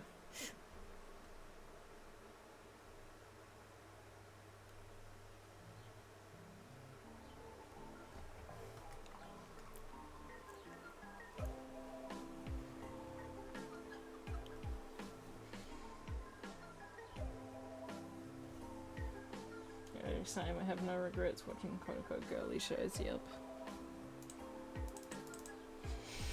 Well, it's interesting as well because it was like, because of that, it gave me, like, this is stuff I, like, touch on that video I dare mention about how I'm going to be breaking down, like, boys versus girls in Ben 10. How growing up it was like, I got to see a lot regarding, like, it brought about an interesting perspective on, like, the matter of, like, boys and girls and stuff in, like, media and all that. And, like, what worked, what didn't, sort of thing. Because, like, there are some personal things that, like, one of my first, like, earliest experiences where it became, like, very vivid to me about the treatment of genders and, like, these kind of things was, World of Warcraft. Because when I was really young, I used to watch my dad, like, play video games. Things like Oblivion, Fallout, World of Warcraft, that kind of thing. And he was always cool with it. He loved it, in fact. He always loved engaging with me there. And eventually he decided to let me have my own, like, characters on his account. Supervised, of course. And, like, I couldn't really describe it back then, but you could imagine my disappointment upon seeing that all the female, characters and, like, customization stuff was just humans in blue paint. Which was not fun. And then, like, because of that, you know, I started seeing it in, like, other shows and stuff. And it was kind of sad. And, like, it's like, why did we get treated this way, sort of question started popping up here and there.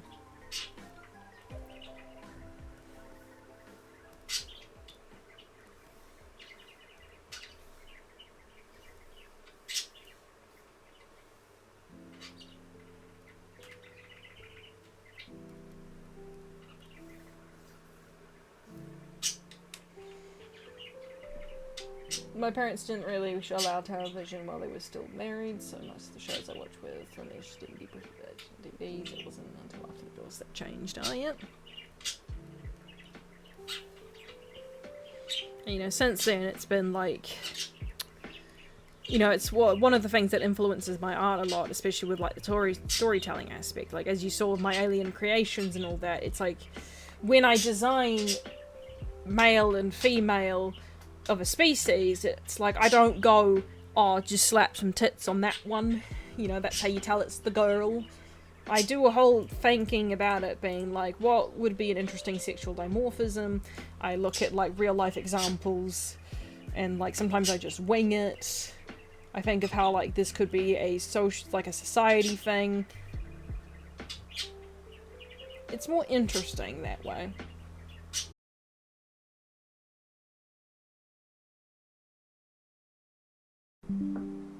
I'm back. Why are all the foods I get food one? Maybe it's trying to tell you something.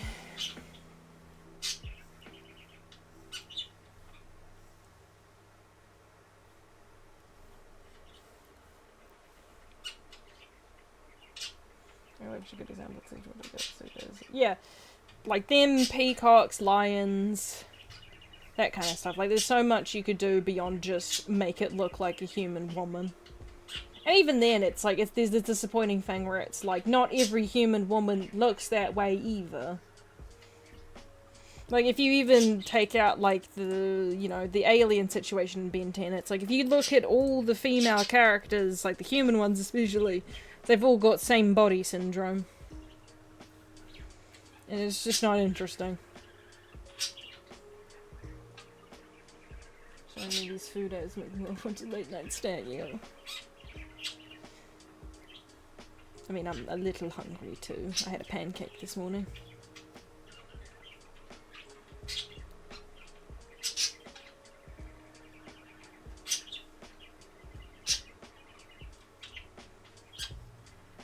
In fact, about the female diversity in Ben 10, I should show that horrendous image I made.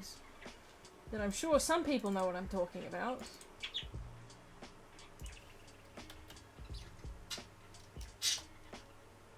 Here it is.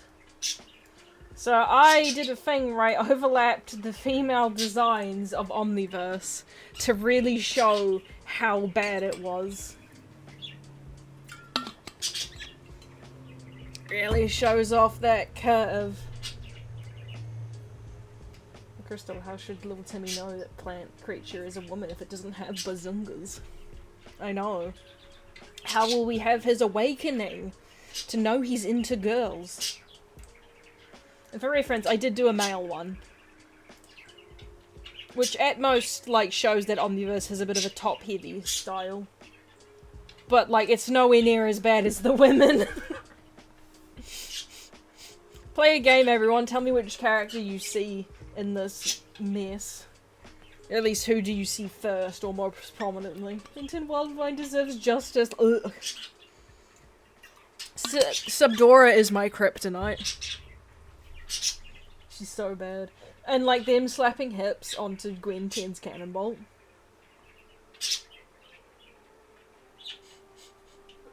Oh god, that's pretty bad, yeah. It's bad. Drew Saturday, yep. I think she was the last one I added, so that's probably why she stands out so much. Could be funny to have a Ben or someone else mistaken a male alien who's slaying for 10 females, a large muscular females, and nah bro, that's just how it is in species. I mean, I kind of have that for a few things. So for instance, if I go back to my aliens, my Anar ones, the demons as I show, so these are the females. As you can tell, they're far bigger than the men. But the men have longer horns, but the women are bigger. My most sexual dimorphism currently is the peacock ones, which is an old species reference sheet, so I need to update it. But men are smaller and have like longer feathers and stuff. The women have blades on theirs, and they're bigger. They're meant to be a little bit more muscular, but I wasn't good at that back then. That's another extreme dimorphism that I've got. The Audents, males have long tails, females have bushy rabbit tails. The Sulugami, this is a very subtle one, males have glowing end tails, females do not. Because like when I make these sheets, it's not like the way that I kind of draw the gender difference is it's not like this is a random woman, this is a random male in society. It's more like this is kind of the same individual with the most like split between the most basic of gender swapping there is. Oh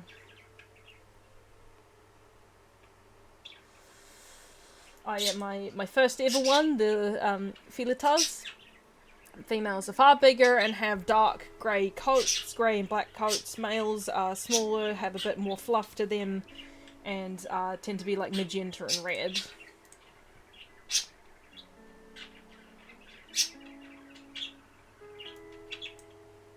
You've got the Celia Pace. The men come in silver colours and the females come in golden colours.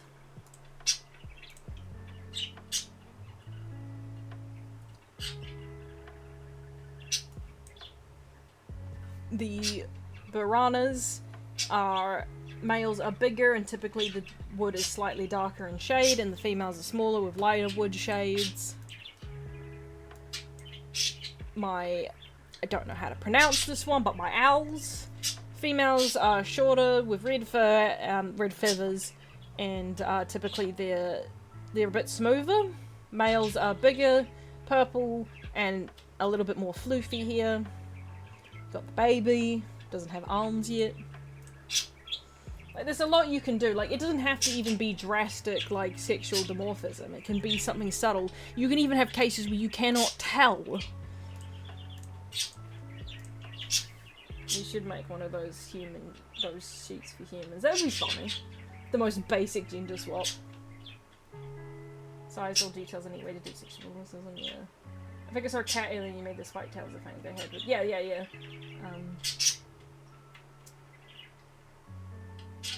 forget what they did to Drew's design. The bolding. Yeah, Drew was real bad.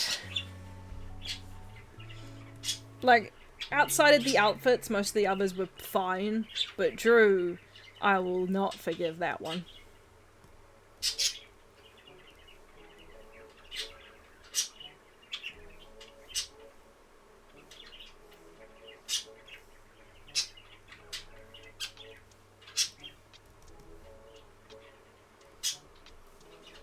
And like, that's not even going into like the writing for some of the female characters.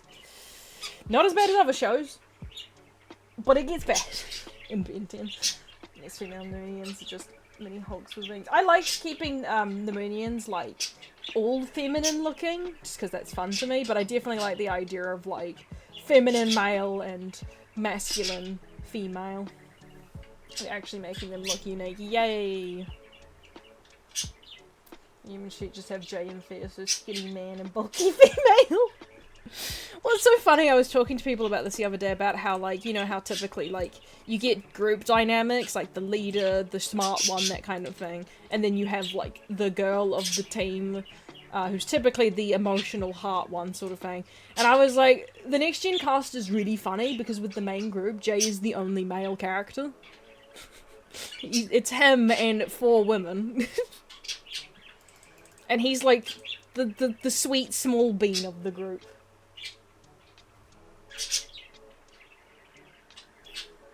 Yeah, Kai's my least favorite character in the show. Oh boy, I hate the love just me. Yeah, it gets pretty bad. Why have... To be fair, like, man of action shows have never been strong with romance before.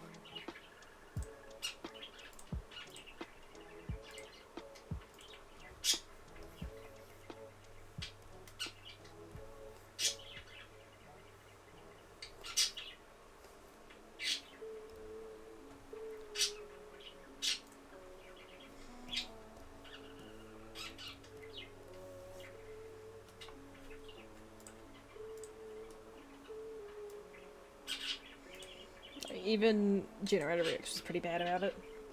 Sweet Beanie deserves the world he does. He deserves all the good things. I mean, a trait about him that I came up with that's really funny is that Jay is canonically friends with his exes. It's a nice aspect of him. He's actually really... He's friends with them.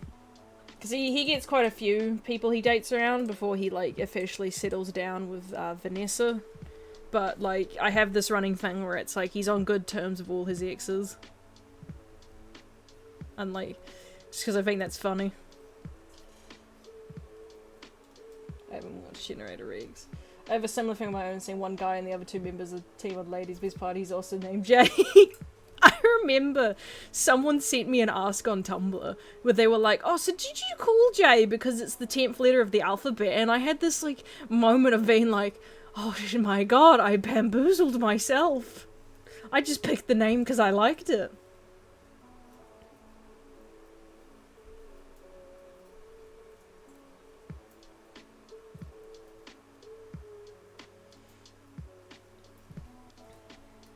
I haven't watched Generator X, you should watch it, it's very good. The moment your mind ascended to the astral plane in shock, yep. I tricked myself.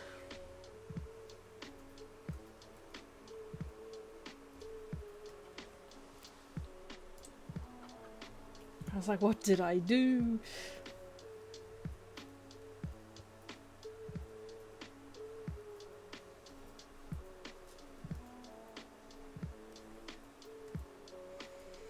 I have quite a few different kind of group dynamics at play and stuff.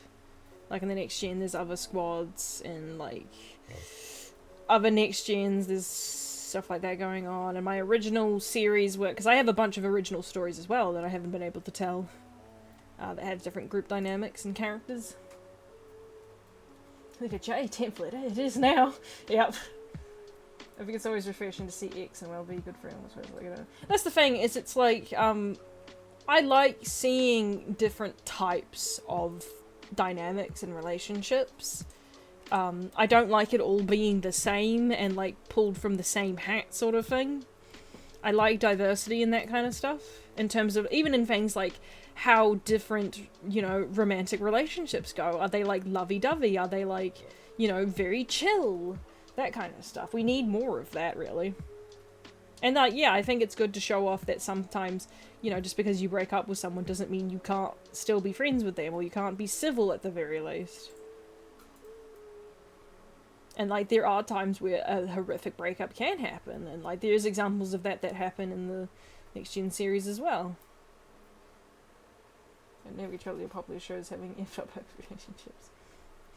What's so funny is that with, you know, the main three, Ben, Rex, and Zack, I don't like any of their endgame relationships. I don't like Ben Kai, I don't like Rex and Cersei, and I don't like Zack and Lottie. I tend to put them with other people in the end. In my own stuff, though. And all of them... That's true, Knight. And yeah.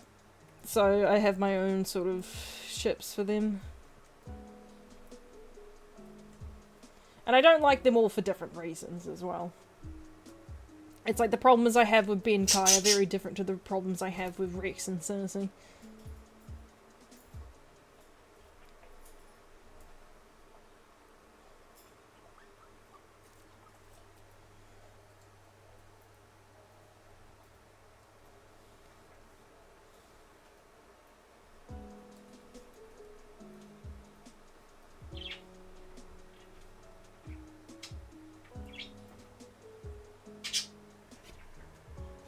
Cat. I think she wants to go out.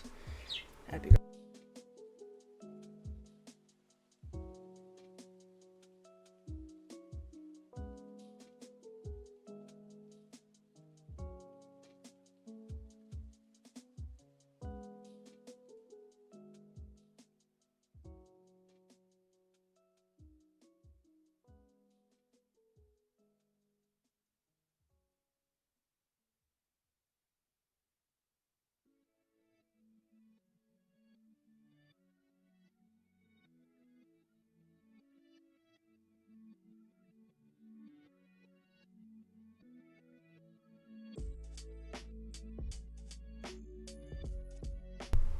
Expect a raid. Demon and Granny incoming. Oh no. Oh god, I have to prepare myself for the sound. I forgot they were streaming. Might need to get more water. There we go. Two of them. The cavalry is here. Hello, Grandma. Hello. There's the second one. Hello, both of you. The stars and the moon of my heart. How was your stream? Moon! Yeah. Birds. Oh god, it's been 3 hours. I've been at this. I was working. Did any more Pokemon get killed?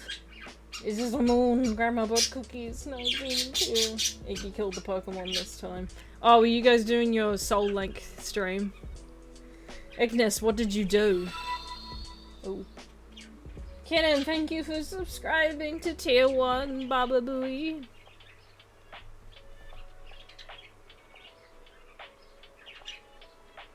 Has it been 3 hours? Time to do before.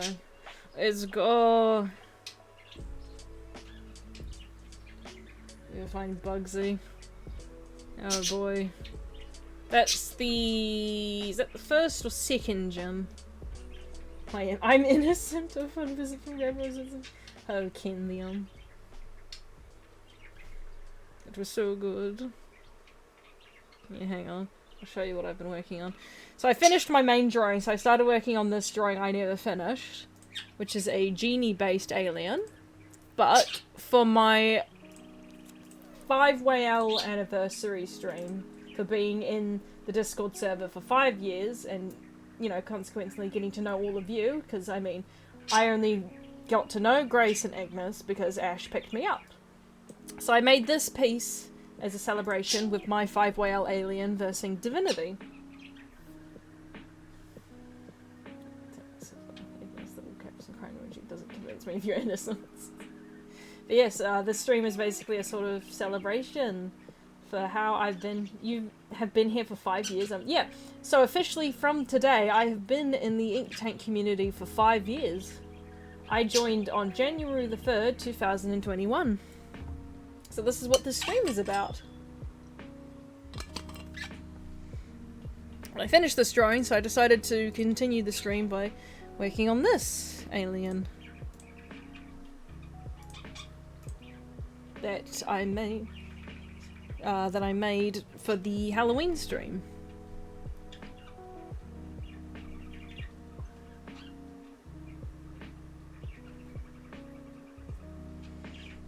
It was very fitting. I like the aquatic looking alien you showed briefly. That was a alien, part of a thing that I call the Lucky Dip aliens, which is alien designs I sell. So I don't own that alien. That belongs to Temp. Temp owns that one.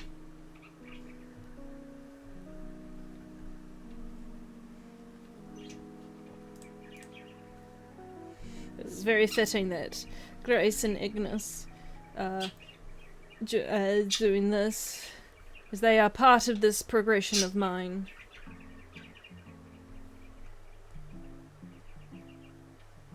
And it's amazing that I get to know, get to have these people as my friends. I think I met Ignis through the Minecraft server, and I officially met Grace through that stream we did ages ago where we turned characters into Pokemon. I'm so happy I met you too. Yes, I'm so happy I met both of you. It's a pleasure to know you, Moon. Yes. I still remember Spooky Scary Sketching like it was yesterday. I know. Can't wait for the next one. Barely surviving. What will you have after 5 years in the Inktank, Crystal? I have you, chat. I have you.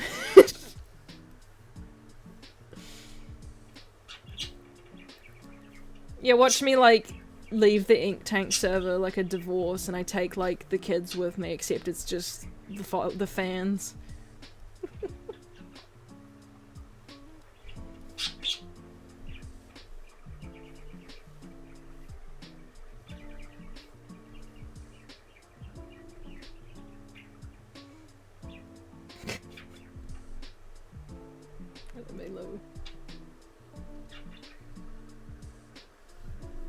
And yes, once I've finished this stream, I will be posting the art piece I made for the anniversary, and there will be a message to go with it for all my followers and the friends of the Inktank and the Inktank themselves.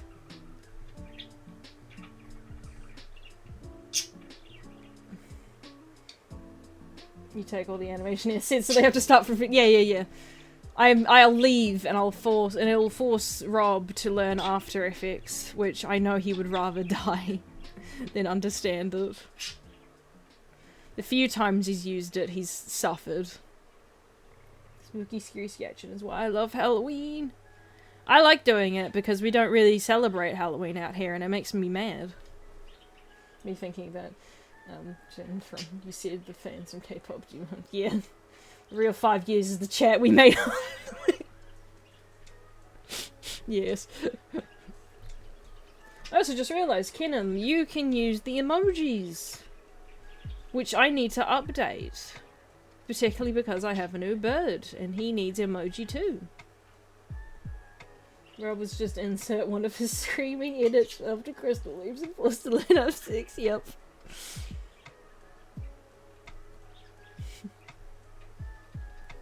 What do you mean this is a Mr. Smoothies effect? What the hell does it do? Halloween is the only time of the year that forces Ash to actually stream. I'm sure he's got plans this year.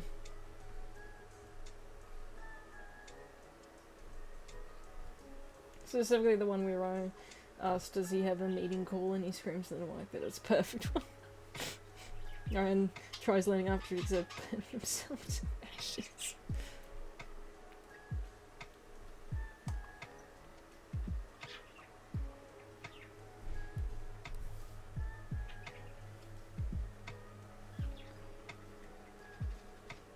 I think I recall once having to do a step-by-step to show Rob how to render something transparent in After Effects too. Because, you know, you would think that that's an automatic thing, but it's not. You have to do a bunch of settings, and you can't save those settings for next time.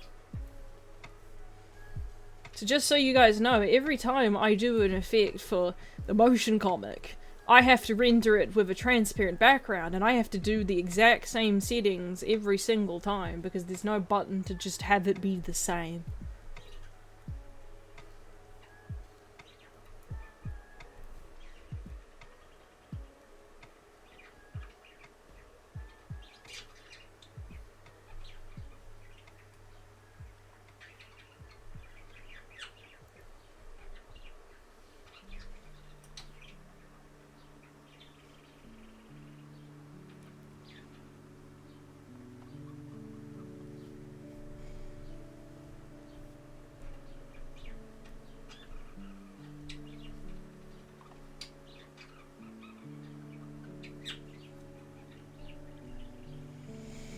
But I've come to accept this love-hate relationship with After Effects, even if Adobe is testing my patience with every new update.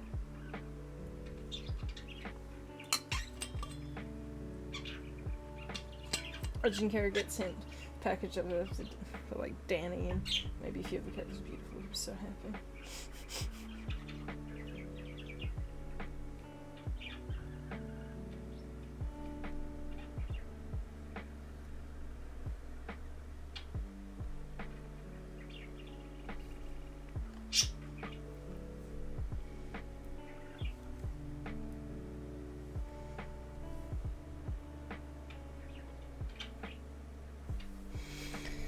Well, Adobe's in one of those situations where they're like so big that like unless something major happens, they're too confident. It's kind of like Disney, too big to fail mindset.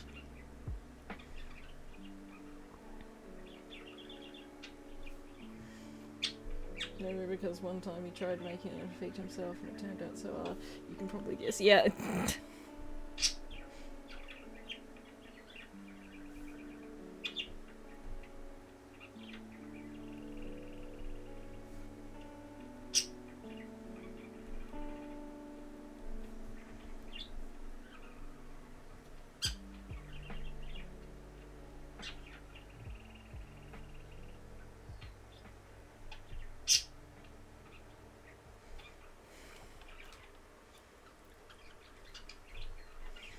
How the lads are doing.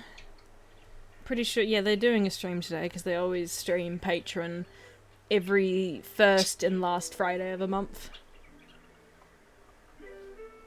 Of course, I could not be there to witness it because I had this stream to do, ironically.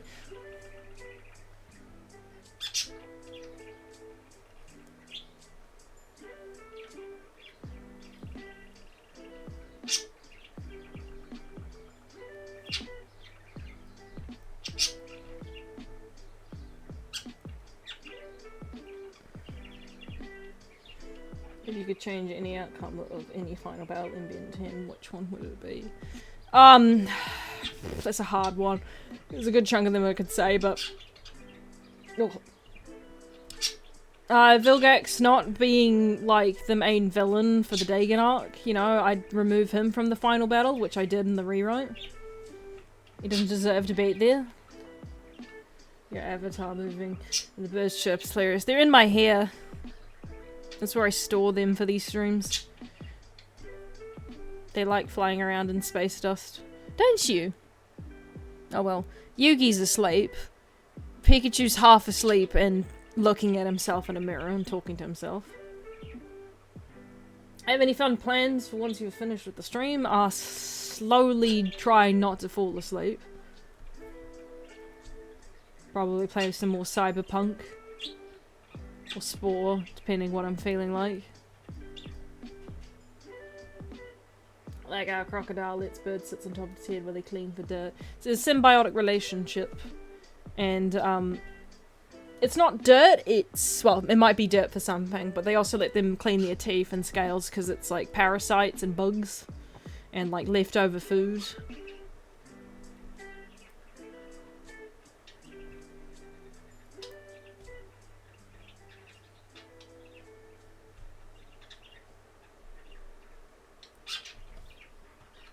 He's just a little guy, we love him for all their silliness. Yes, he's a little boy. He's just talking to himself while he's half asleep. Whereas Yugi has gone completely to sleep. Despite all my voice work. It's just like those fish that pick up shark teeth, if it's not mistaken. Yes. Well, that happens a lot. There's a lot of predators that have that, where they'll just let, like, birds and stuff pick at their teeth. Because it's like dental care, but for animals. I see in a cute video a while ago, a kangaroo had some mini parasites, so the raven had to help out by eating the parasite. Got a second. Yeah. Well, animals are quite smart, and it's like animals won't do things if it doesn't benefit them. I think a lot of people, even like carnivores especially, like it's very easy. It's like media has definitely done this, but it's like animals. Their number one thing is survival. They will not do anything that, like, risks their chance of survival. It's like how, like, people, like, think, oh, predators, they'll, like, eat everything in sight. But realistically, they'll eat to not starve themselves. But they won't, like, attack everything in sight because there's always a risk that they could get hurt. There's a risk it will steer off the prey permanently. Like, a lot of them will not mess with humans because we're an unknown factor and we're not part of their diet.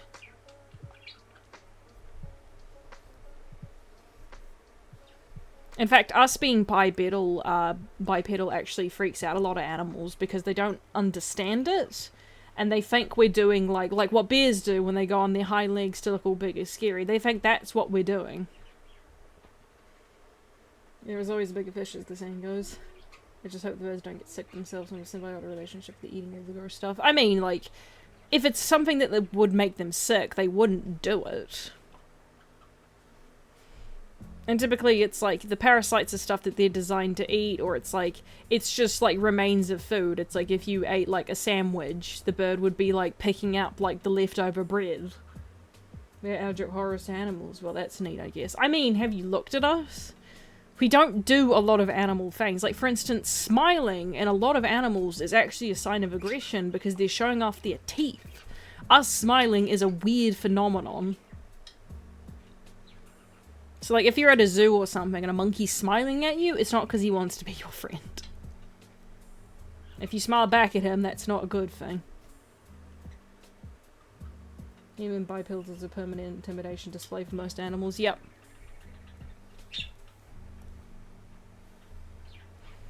Humans also have incredible endurance. Like, we're not fast. Like, there's definitely a lot of animals that can outrun us. But, the whole thing is it's like, for instance, like, yeah, the cheetah. The cheetah can definitely outrun us. But the cheetah has only so much stamina. And the whole, that was what made us very successful hunters, actually, was because, like, we could just out-tire animals. Like, they could outrun us briefly, but we'd still be able to catch up to them eventually, because they would need to stop and rest. It's one of the reasons why we picked up dogs, because they're one of the few animals that have such high endurance as well. They're about to intimidate to us. It just looks cute. Yeah, there's a lot of things animals do that looks cute to us, but it's actually meant to be intimidating behavior. Like my birds, like them puffing up is supposed to be intimidating because it goes like, hey, I'm big and scary, but to me it just makes them look funny. Also, attack on trees with animals call at home, carry sticks and make loud sounds, freak them out, and then kill what's its point at. Yeah. Well, that's the thing, is humans, like, us having thumbs is, like, such a, like, positive, like, genetic evolution thing to us. And not only that, it's, like, our thumbs are paired with the fact that we have such great coordination to the point we have the best aim in the animal kingdom. Like, really think about it. Like, have you ever seen an animal throw something, and when they do, it's often, like, off course or just a general throw? We're really good at, like, you know, picking up a ball and hitting a target. That's one of the things that made us so dangerous.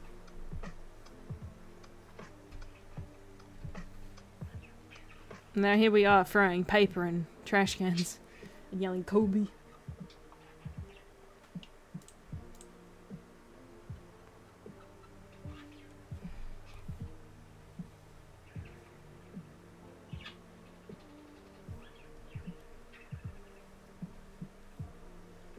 Maybe all the weird things about us is why aliens haven't visited our world. We're just too freaky for this. Yeah. I mean, also the fact that it's like, I mean, you look at us, it's like our hair only like really shows up on our head and lower parts of our body. Especially when you think about people who are great at archery and using firearms. Yeah. Well, what's funny about firearms and like archery and stuff is that archery is actually a lot more dangerous. Especially back in the day when like guns were starting to be made, they're far more dangerous. But the reason why guns became so popular isn't because they were more effective, but because they were easier to train with. Getting an archer, like, that takes years of practice, and like hand-eye coordination and general skill and stuff, where it was like you could hand any random farmer a gun and they'd know how to point and aim with it.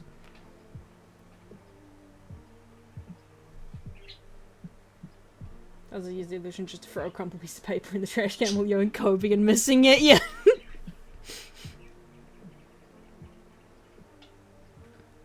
Climbing, we're supposed to be really good at climbing. But I don't like going in trees.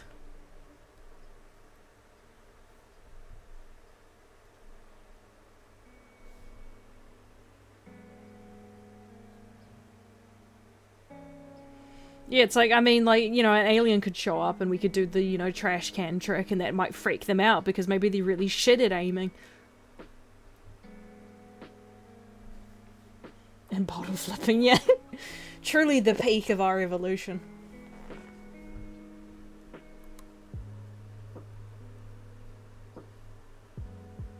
Us sweating is a huge advantage.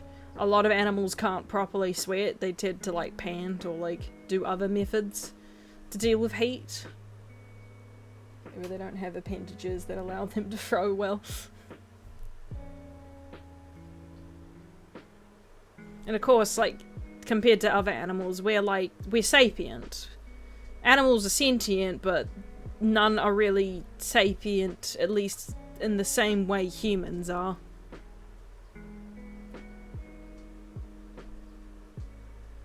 Which I'm sure sapient versus sentient is a big hot topic in the Ben 10 community, am I right?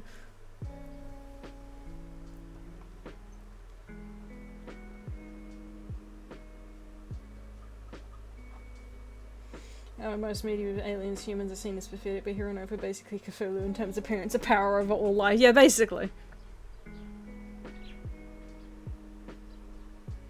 You got that right.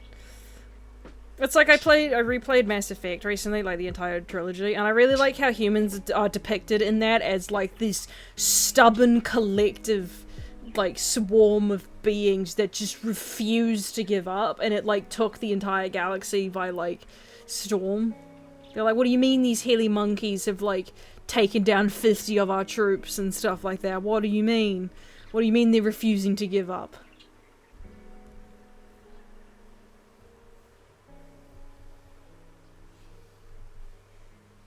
I would say humans are only animal species that could actually handle complex information and actions. Can be good. I hope so too. But like that's the thing with like what makes us human and like what makes us actually sapient isn't actually to do with like our skills. It's to do with the way, if sapient omnitrix, if not nematrix. Yeah, there's been a hot topic debate.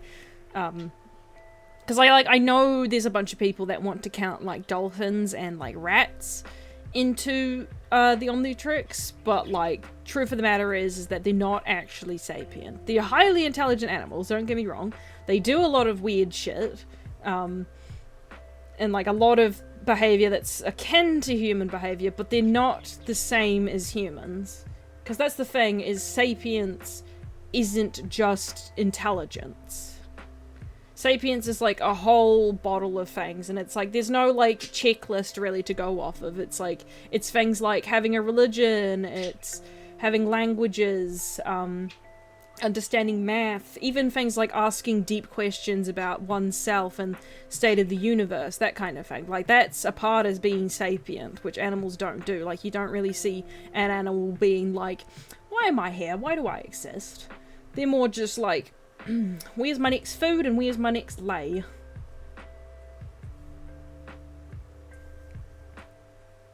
Not accept defeat and we'll keep on fight. Our greatest strength of species, we're stubborn. Yep.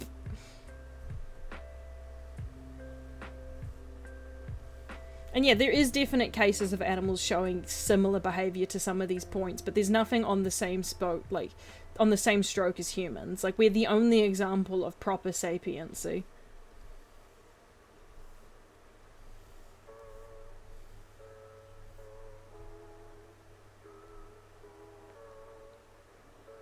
I think once we hit the 4-hour mark, I shall quit for the day, because I'm tired. So that's about 9 minutes. Or more if I forget to look at the time. The closest thing we've ever gotten to that, I want to say, is Teach a Monkey Sign Languages, maybe. Okay, so that whole thing, the thing with Coco, that's her name, that was the whole debacle about the monkey. So the whole thing of that was completely debunked.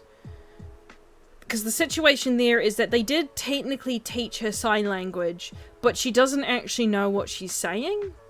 She just knows association. It's like how if if you say the word, food to your dog, they know that means it's time to eat, but they don't actually know the meaning of the word you're telling them, just the association. So Coco was just debunked because it was proven that, like, while she could copy sign language, she couldn't actually perform sentences and stuff. Didn't actually know what she was saying. Tortipa said me ask a bunch of scary questions. Yeah. I really didn't know that. Yeah, it was a whole thing. Like, I'm pretty sure that the only record of an animal doing something that could be akin to sapiency in that regard is there was an African grey parrot who was being asked questions. Like, they would hold up an object and they'd go, what colour? And like the African grey would be like red to like the bell, or like silver to a bowl. And then at one point, apparently, the African grey ended up going up to a mirror, looking at itself and going, what colour? Seemingly asking what colour they were. And it's like, we can't actually prove whether or not it was genuinely asking the question. It was most likely just it repeating a human phrase. But if it was asking the question what colour it was, that's a sign of sapiency. Which I have to imagine would have been completely wild for the people who were training her. They'd be like your dog, like, looking at itself and being like, what am I? Didn't Coco describe a thermos as a metal cup drink sort of thing? Well, yeah, it was also debunked because I'm pretty sure her trainers were coercing her. And again, there's also association. Again, you could, it's like how you can, hold up a bowl to your parrot and constantly go, bowl. If you repeat that enough time, then the parrot will know to associate that word with that object, but it doesn't actually know that that is a bowl. It doesn't know what the word means. It just knows association. And yeah, I think there was a whole thing where it was proven that her Coco's trainers were coercing her to say these things. The whole Coco situation was debunked. And that isn't me saying animals are dumb or emotionless. Like, a lot of animals are very intelligent, do a lot of problem solving, and have shown a lot emotional levels, like animals that grieve, that kind of thing, or need socialism to thrive. Not socialism, but need social groups to thrive. It's like my birds have done some very smart things, and they definitely recognize certain words I say, but they're animals still. Like, I can't look at Pikachu and go, "What's your opinion on capitalism?" He doesn't know what I'm saying. Well, it's having a later about sapient AI, but we've been ignoring the real Lumi for its sentient, sapient animals, yep. African greys will take over. I mean, to be fair, there is, like, stories about, like, dolphins taking over or actually being smart. Yeah, dogs being one of the bad examples, yeah. Yeah, like, with our dogs, it's like, I can tell them to sit, and they know to sit, but they don't actually know the meaning of the word I'm telling them. They just know that if I say that word, they must do this action, because there's positive reinforcement there. So what you're saying is human number one, hurrah, yep. Humans are stuck with the existential dread, unfortunately. That was the byproduct.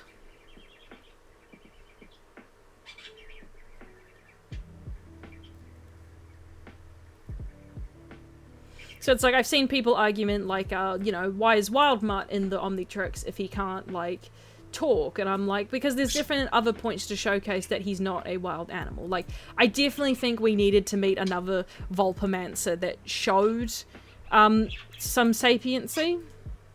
Because as it is, the examples we see can't really prove or disprove anything. Like, you've got the packs that hunt them, like, for all we know, that's basically just the equivalent of, like, a tribe or a group hunting unknown strangers on their territory.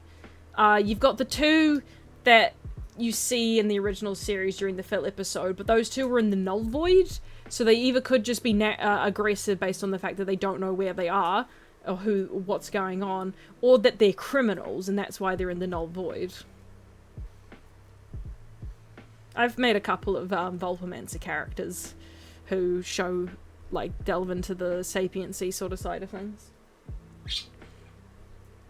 But yeah, I mean, it's like, I really hate whenever, Ben 10 plays into the dog joke with Wildmutt, just because it's like, it kind of doesn't help the question of, like, the sapiency thing, especially since, like, these are people. Like, it's why I always get uncomfortable whenever I get asked or someone posts a question being like, who would you rather as a pet? Like, I legit saw one on Reddit where someone was like, who would you rather as a pet? The Linobin or a Vulpamancer? And I was like, those are people. Like, no, they should not be pets.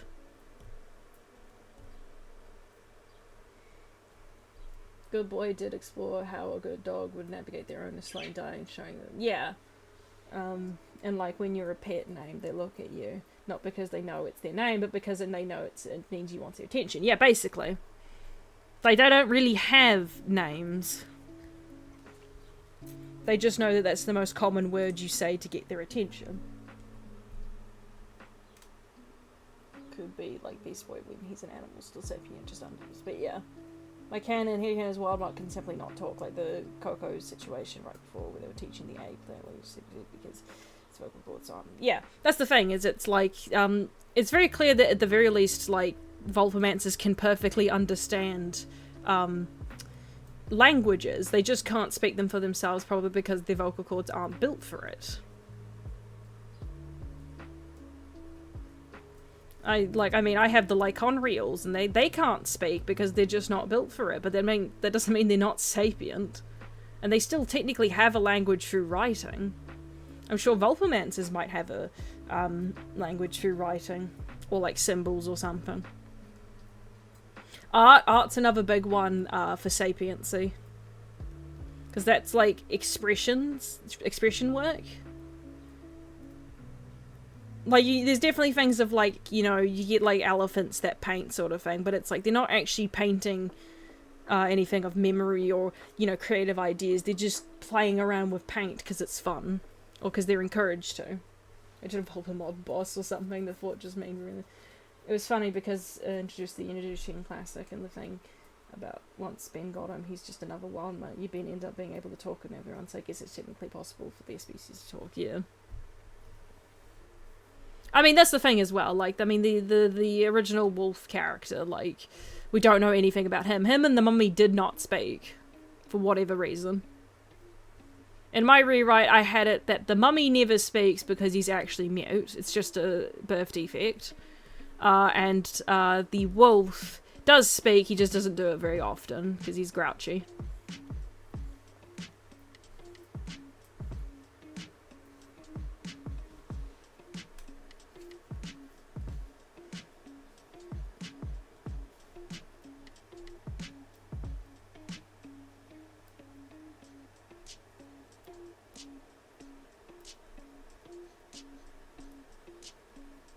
I know, like, octopi, they're one of the most intelligent animals, but their two biggest downfalls is the fact that they have really bad memory, so they constantly forget how they solved a problem. Like, they're really good at problem solving, but they can never remember how they did it. So typically, if you do the same trick with them, they have to relearn. And also that they don't teach their young. Yeah, it'd be odd to say the wolf couldn't speak given he has the howl.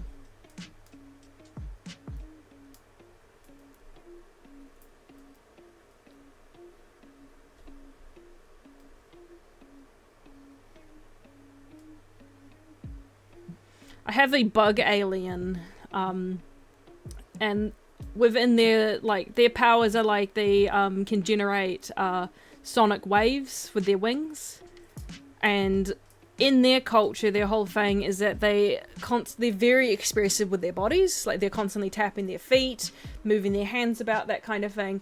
And it's actually an aspect with their communication. So it's like when they talk to other species, they sometimes get a bit confused on emotion and tone, because they're like, well, you didn't jiggle your foot, so, like, I thought you were mad at me, sort of thing.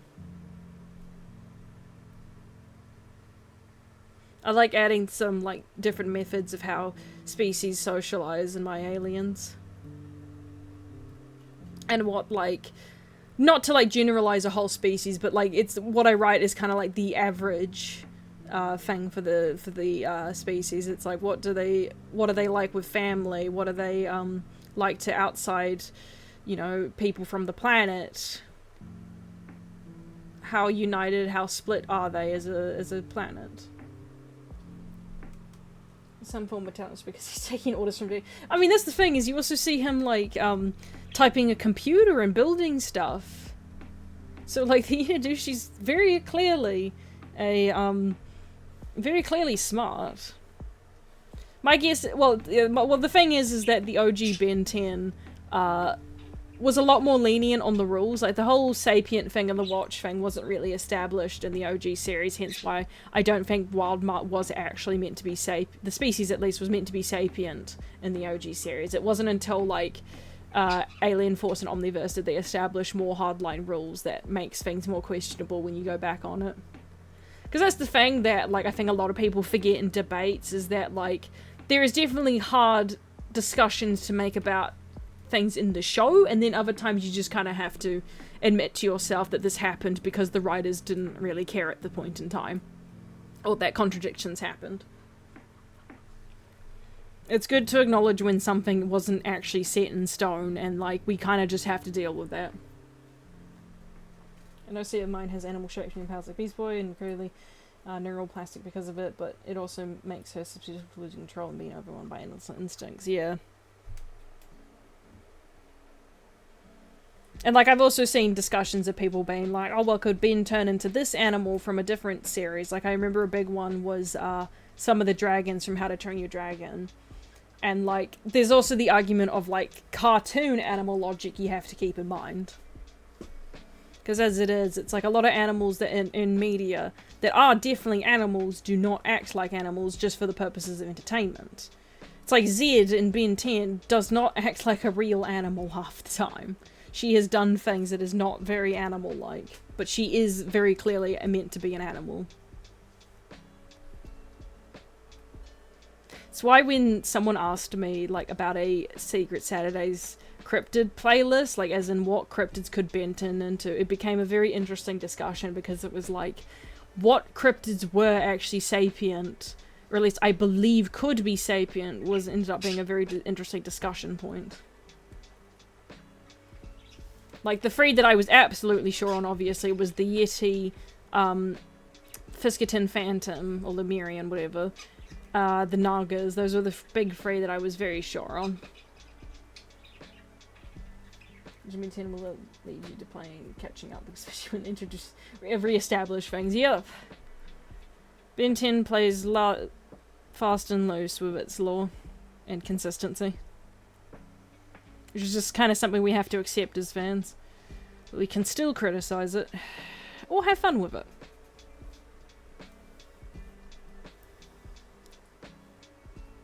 The only Ben 10 can you change if you could. I would change Armadillo's Predator solely because I hate the fact that Kaiba somehow went to Andromeda.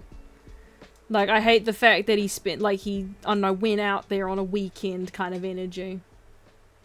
Because I like the idea, because, like, that's the thing, is, like, I liked it when Ben 10 treated the Andromeda Galaxy as this big new thing, and, like, how it's so far away, so everything is, like, really hard to get to, and then Kaiba's just like, I went there last Thursday.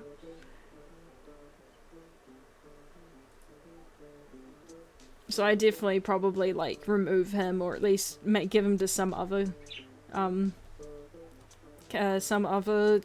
alien as a predator. Yes, we can. People love the overdramatic criticizing things from Ben 10 no matter how show we're talking about it. Well, that's the thing, is whenever I'm criticizing, like, something I'm watching, it's typically because it's like, I want it to do better. It's often with things that I like. I mean, it's like that whole fiasco of the, you know, the discussion about Tangled, the series. It's like, as much as I drone on about what that show did wrong, it's like, I still love the show, I want the best from it. And I get so many creative ideas from it, and it's like, the criticizing I do is like built on a sort of like, you know, just discussion of writing purposes. My literal thoughts, yeah. I want this show to do, it's like the Ben 10 rewrite is me basically going like, because there's also the thing in that I'm also willing to fully acknowledge the fact that it's like, sometimes it's not even the writer's fault. It's like, sometimes, you know, executives get in the way, that like, this is a production, that like, things happen.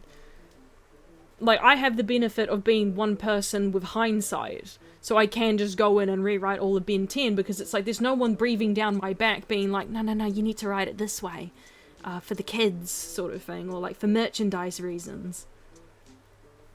And that, like, I have all the pieces as well since the series ended, so that means I can do whatever I want with it. What of Omniverse itself? Doesn't seem like a great man to Galvin. Thoughts, he went to Andromeda for teenage elephant alien Ben hasn't scanned yet. He's like, yes, I know Ben will get to this alien eventually. Maybe he just really likes Lampede. Oh, that comes from a good place, but each group of fans will try and tell you otherwise. You talk trash about it and you hate it, yeah. I mean, I've definitely had that thing where, like, I'll be talking bad about, like, Omniverse, like, about a serious discussion, like, my personal opinion on something, and there'll be someone who always does the whole, like, oh, well, UEF did this, and I'm like, yeah, UEF did shit writing too, but that's not what I'm talking about here. Like, the other day, I was just like, oh, you know, like, I definitely think Ben and Julie's relationship ended up being worse than Ben and Kai's relationship. And I say this as a Benley fan. You know, like, say what you will about, like, how Kai and Ben react to each other. It's not like, you know, how Ben constantly tried cheating on Julie. It's not that levels are bad.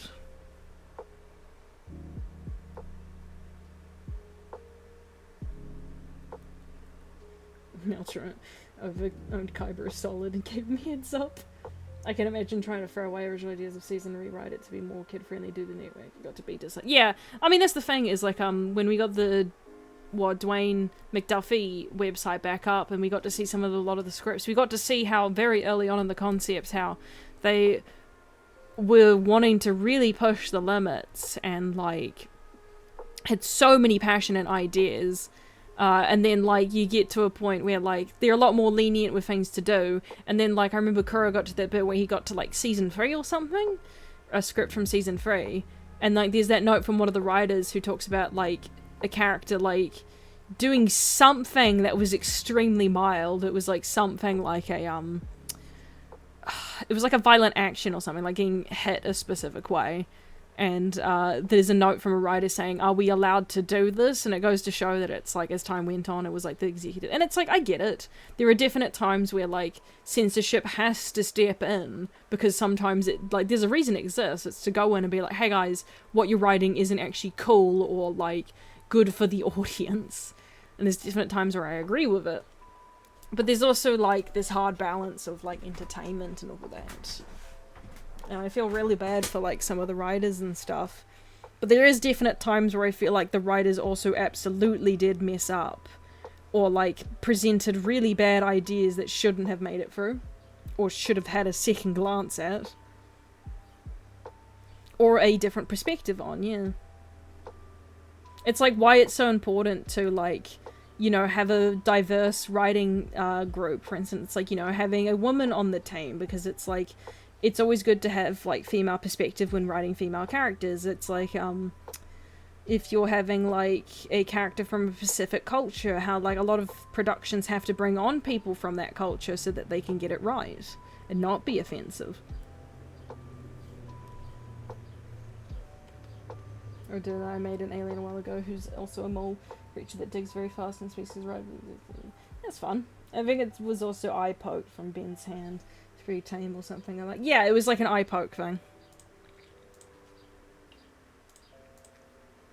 But there is definitely an issue of censorship, thinking kids are stupid and that they can't handle certain subject matters, and it's like, kids is far smarter than you think they are. And also, like, it's like with Tangled the series, it's like, some of the lessons they gave there were shit for kids. It's a horrible lesson.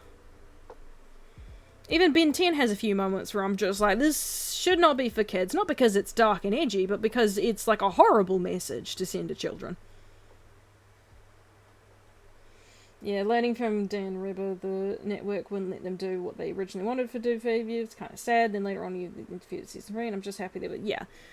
I mean, that's also a thing, is like, you know, we Ben 10 fans complain about how we haven't had anything and have had a long, dry season. But, like, bro, we had, like, so many episodes. Like, we had over 200 episodes and more than that for Ben 10. And we, you know, that's far better than, like, you know, Generator X fans out here with our 60 episodes and really bad ending. And, you know, Secret Saturdays fans with, like, 30 episodes or something like that.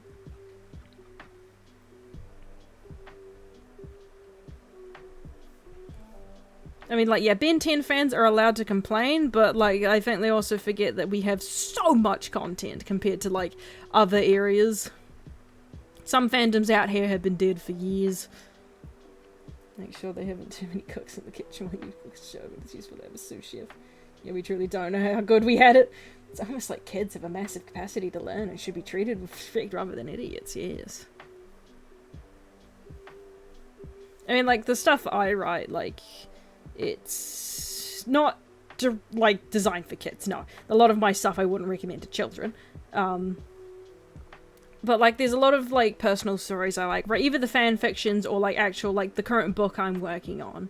It's like I go a lot into talking about you know, like mental health, about like people's dynamics and like how people react and feel and how that influences them. Like, why did a character do this? Because this is how they think and feel.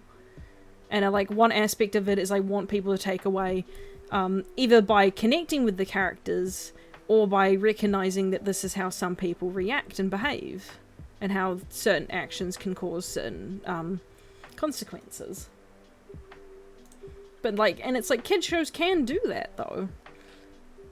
It's like, you know, like, Bluey, for instance, is really good because it's, like, it's for kids and for parents. And I love how, like, they will have episodes that talk about really deep messages, even if some kids may not fully understand them at the time. Like, yeah, like the episode where they talked about the sister potentially having infertility, and it's like the way the mum's describing it to Bluey, where she's just like, you know, sometimes there are things that people really, really want, but no matter what they do, they can't have. And, like, you know, Bluey, you know, didn't know what specific thing her mum was talking about, but she recognised that there was something her aunt wanted but couldn't have. And that it's a sad thing, and there's empathy there. Yeah, it's like they're going to reboot something, do it for Secret Saturdays. I like them to want Ben 10 to be more like Strange Thing, despite that was the original idea, bro. I think an important thing with writing characters is to keep in mind that just because you have an audience make a certain choice doesn't mean the character's story will be experiencing. Yeah, I mean that's also a thing. Is like I always see people who are just like, well, I wouldn't have done that in that situation. I'm like, one, bullshit. You don't actually fully know what you would be like in a high tense situation until you actually do it.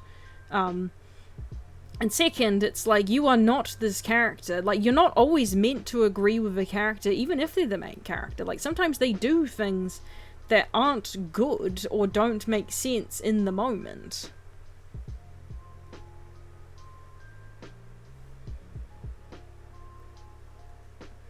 People especially get very uppity about it if, like, a good character does something bad. Like, it's always so funny to, like, compare it. It's like, when a villain does something good, it's like, people will be praising them high in the air and being like, you have done the right thing, you are the best person in existence, I want to be your friend and maybe make out with you. Whereas, like, if a hero does something, like, even mildly wrong, fandom will be on them for years.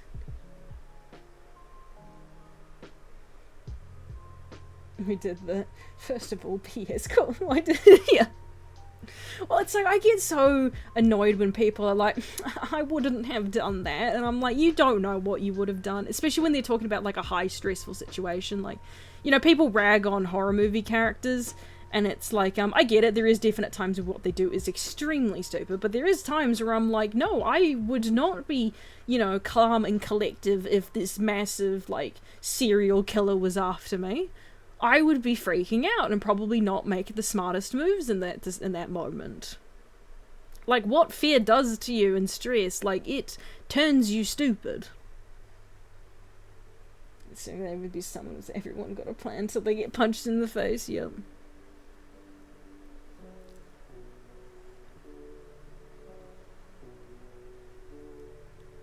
Like, yeah, maybe you could do better than that character in that situation, but it's like, that's not with every character, and also, again, you are not this character.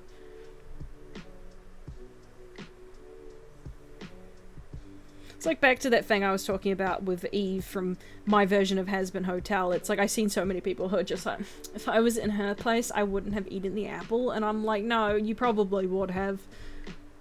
You're just failing to recognize the context of this scene.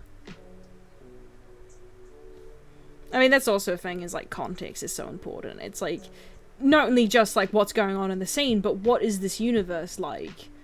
You know, if there are differences in it, it makes certain actions very painted in a different light.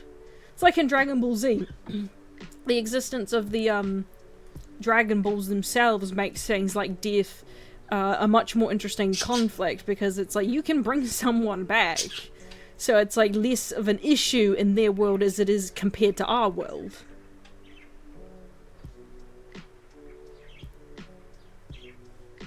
I love having characters feel human and make some mistakes. I feel writing good two shoes is boring to agree, yeah. It's funny because people will scream for like complex characters, and then when they get a complex character they freak out. Especially if it's someone they're attracted to. The halo effect is strong with this one. It's like when you're talking about with animals later, when we humans are afraid our humans succeed, then we make decisions the same way humans would. That's the thing as well, is it's like, yeah, when we are in a dangerous situation, like the fight and flight response is a huge thing.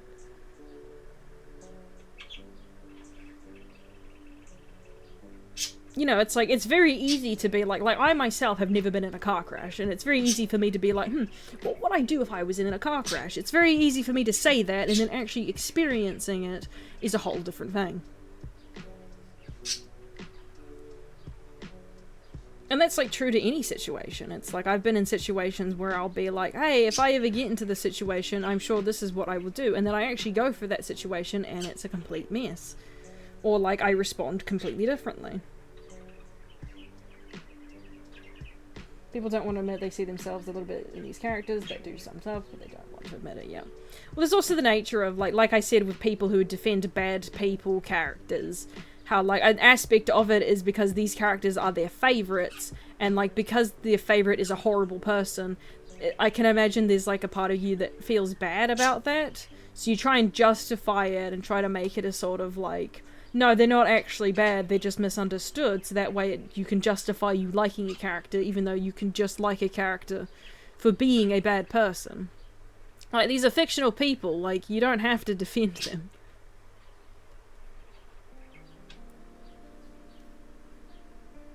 How do I hear a car crash? Correct answer. Ah!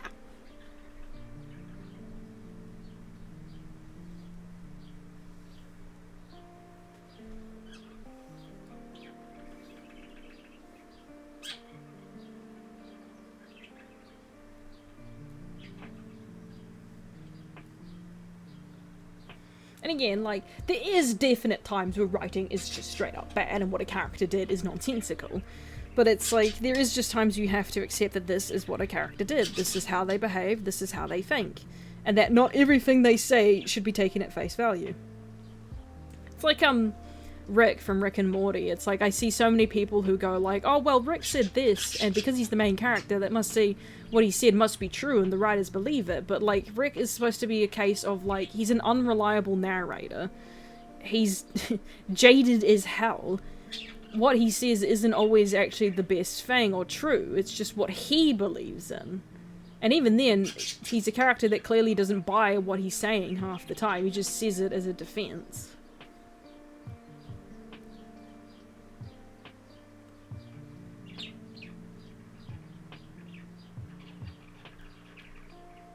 Or, like, yeah, and, like, people who try to come up with every, you know, reason in the book to explain that what this person did excused them for being a horrible person.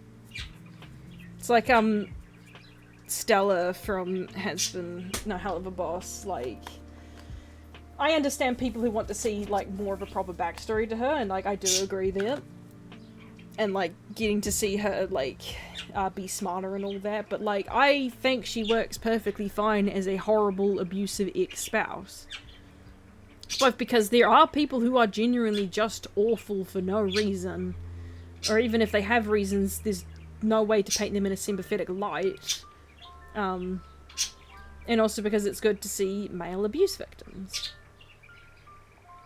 It's like, I see so many people trying to defend what Stella does to Stolas, and it's like, here's the thing, is she has a right to be angry with Stolas cheating, but the show clearly states that she doesn't actually care about the cheating. What she cares about is her social status being humiliated, and the fact that Stolas is no longer under her thumb.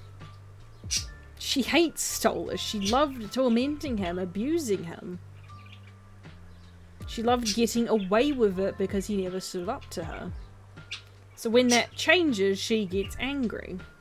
It's like what Stolas outright says it. He's like, if I had hurt you, I would feel bad. But we both know that that's not what happened. It's also a situation where I guarantee you that if you swapped the genders of that situation, more people would be on Stolas' side than Stella's. And that isn't saying that Stolas hasn't done bad things either. Like, he definitely messed up, especially with his daughter and Blitz. But, like, as it is, it's like, Stella isn't really, like, the situation with Stella is more complicated. And that, like, she is a horrible person and thrives in that kind of regard. And I've seen people who try to throw the defense of like, oh, well, she was thrown this arranged marriage too. She was forced to have a kid. And I'm like, yeah, that all sucks. But, like, she shouldn't take that out on Stolas because he clearly tried to, like, bring this, like, tried to be, you know, thoughtful. He tried, you know, being nice for the sake of this marriage and their daughter. Stella could have done the same too. They didn't have to love each other. They could have been respectful of each other, but she chose not to. I think that's the key point people forget with these characters, is that they choose to be this way. There isn't some, like, magic thing holding them there, telling them to be this way. Like, threatening to kill their dog or something. A lot of these characters choose to be this way, regardless if they have reasons or not. It's been, like, the first line you did. Damn it! I got so caught up. Now I'm thirsty. Let me just finish these swirls and then I'll quit. I still remember a time while being a Raph fan from having to defend his actions just for some years. People actually sympathize with Raph and realize that what he did comes from a place of... Yeah. That's the thing, is like Raph is a good example of like some of his actions he did were not cool, but he worked because he progressed as a character. He recognized his faults, he owned them, and he changed. And like characters could still call out what he did, and you can still have sympathy for it. That's the thing, is you can still have sympathy for these characters, but you need to recognize that what they've done isn't okay. A good example is the thing is if he were restored it hits Thanos in by rage because the terrible news. He's just told stupid decision. Absolutely. Is it one he would have made in the moment? Yeah. Oh, you know, it's a stupid, like, decision. But, like, how would you react if, like, you were told by, like, this man who kidnapped your girlfriend, the love of your life, your soulmate, and you would just, and they're just like, yeah, I killed them for the sake of my insane plans? I would not be cool. And, like, I think also people forget that, like, that apparently this was the only outcome that was gonna work, so, like, regardless, it kind of had to happen.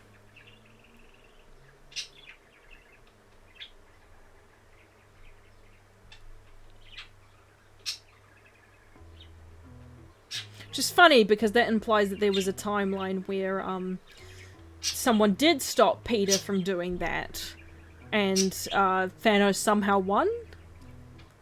So something else probably interfered. There we go. So we've got this boy. Just needs a few more touch-ups, but we've got the genie alien. What does everyone think? Let me zoom out a bit more. Get him in the frame.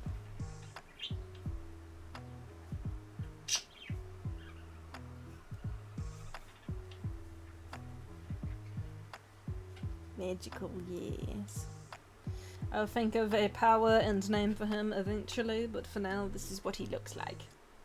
So good, yes, I like the purple. I like, well, purple's very associated with magic, his design is pretty good, yes.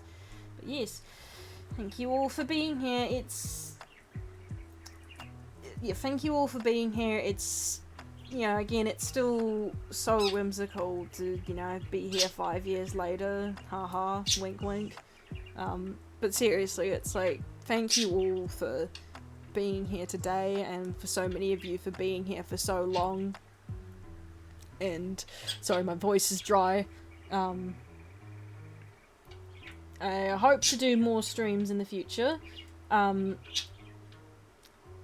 for those who didn't know, I actually, going to have a stall at my first convention ever this year at Armageddon Wellington. Which probably isn't much for people in this chat, because I know most of you are, like, across the entire world, but I thought I'd still mention it either way. But yes, thank you all for being here, for all your support, all your love. It's helped me grow, it's helped me be happy, it's taught me a lot, and I can't wait for this year, because I have so many, ideas that I hope I'm able to do this year, regardless of the state of my health. And I will see you all another day. I love you all. Bye from the moon.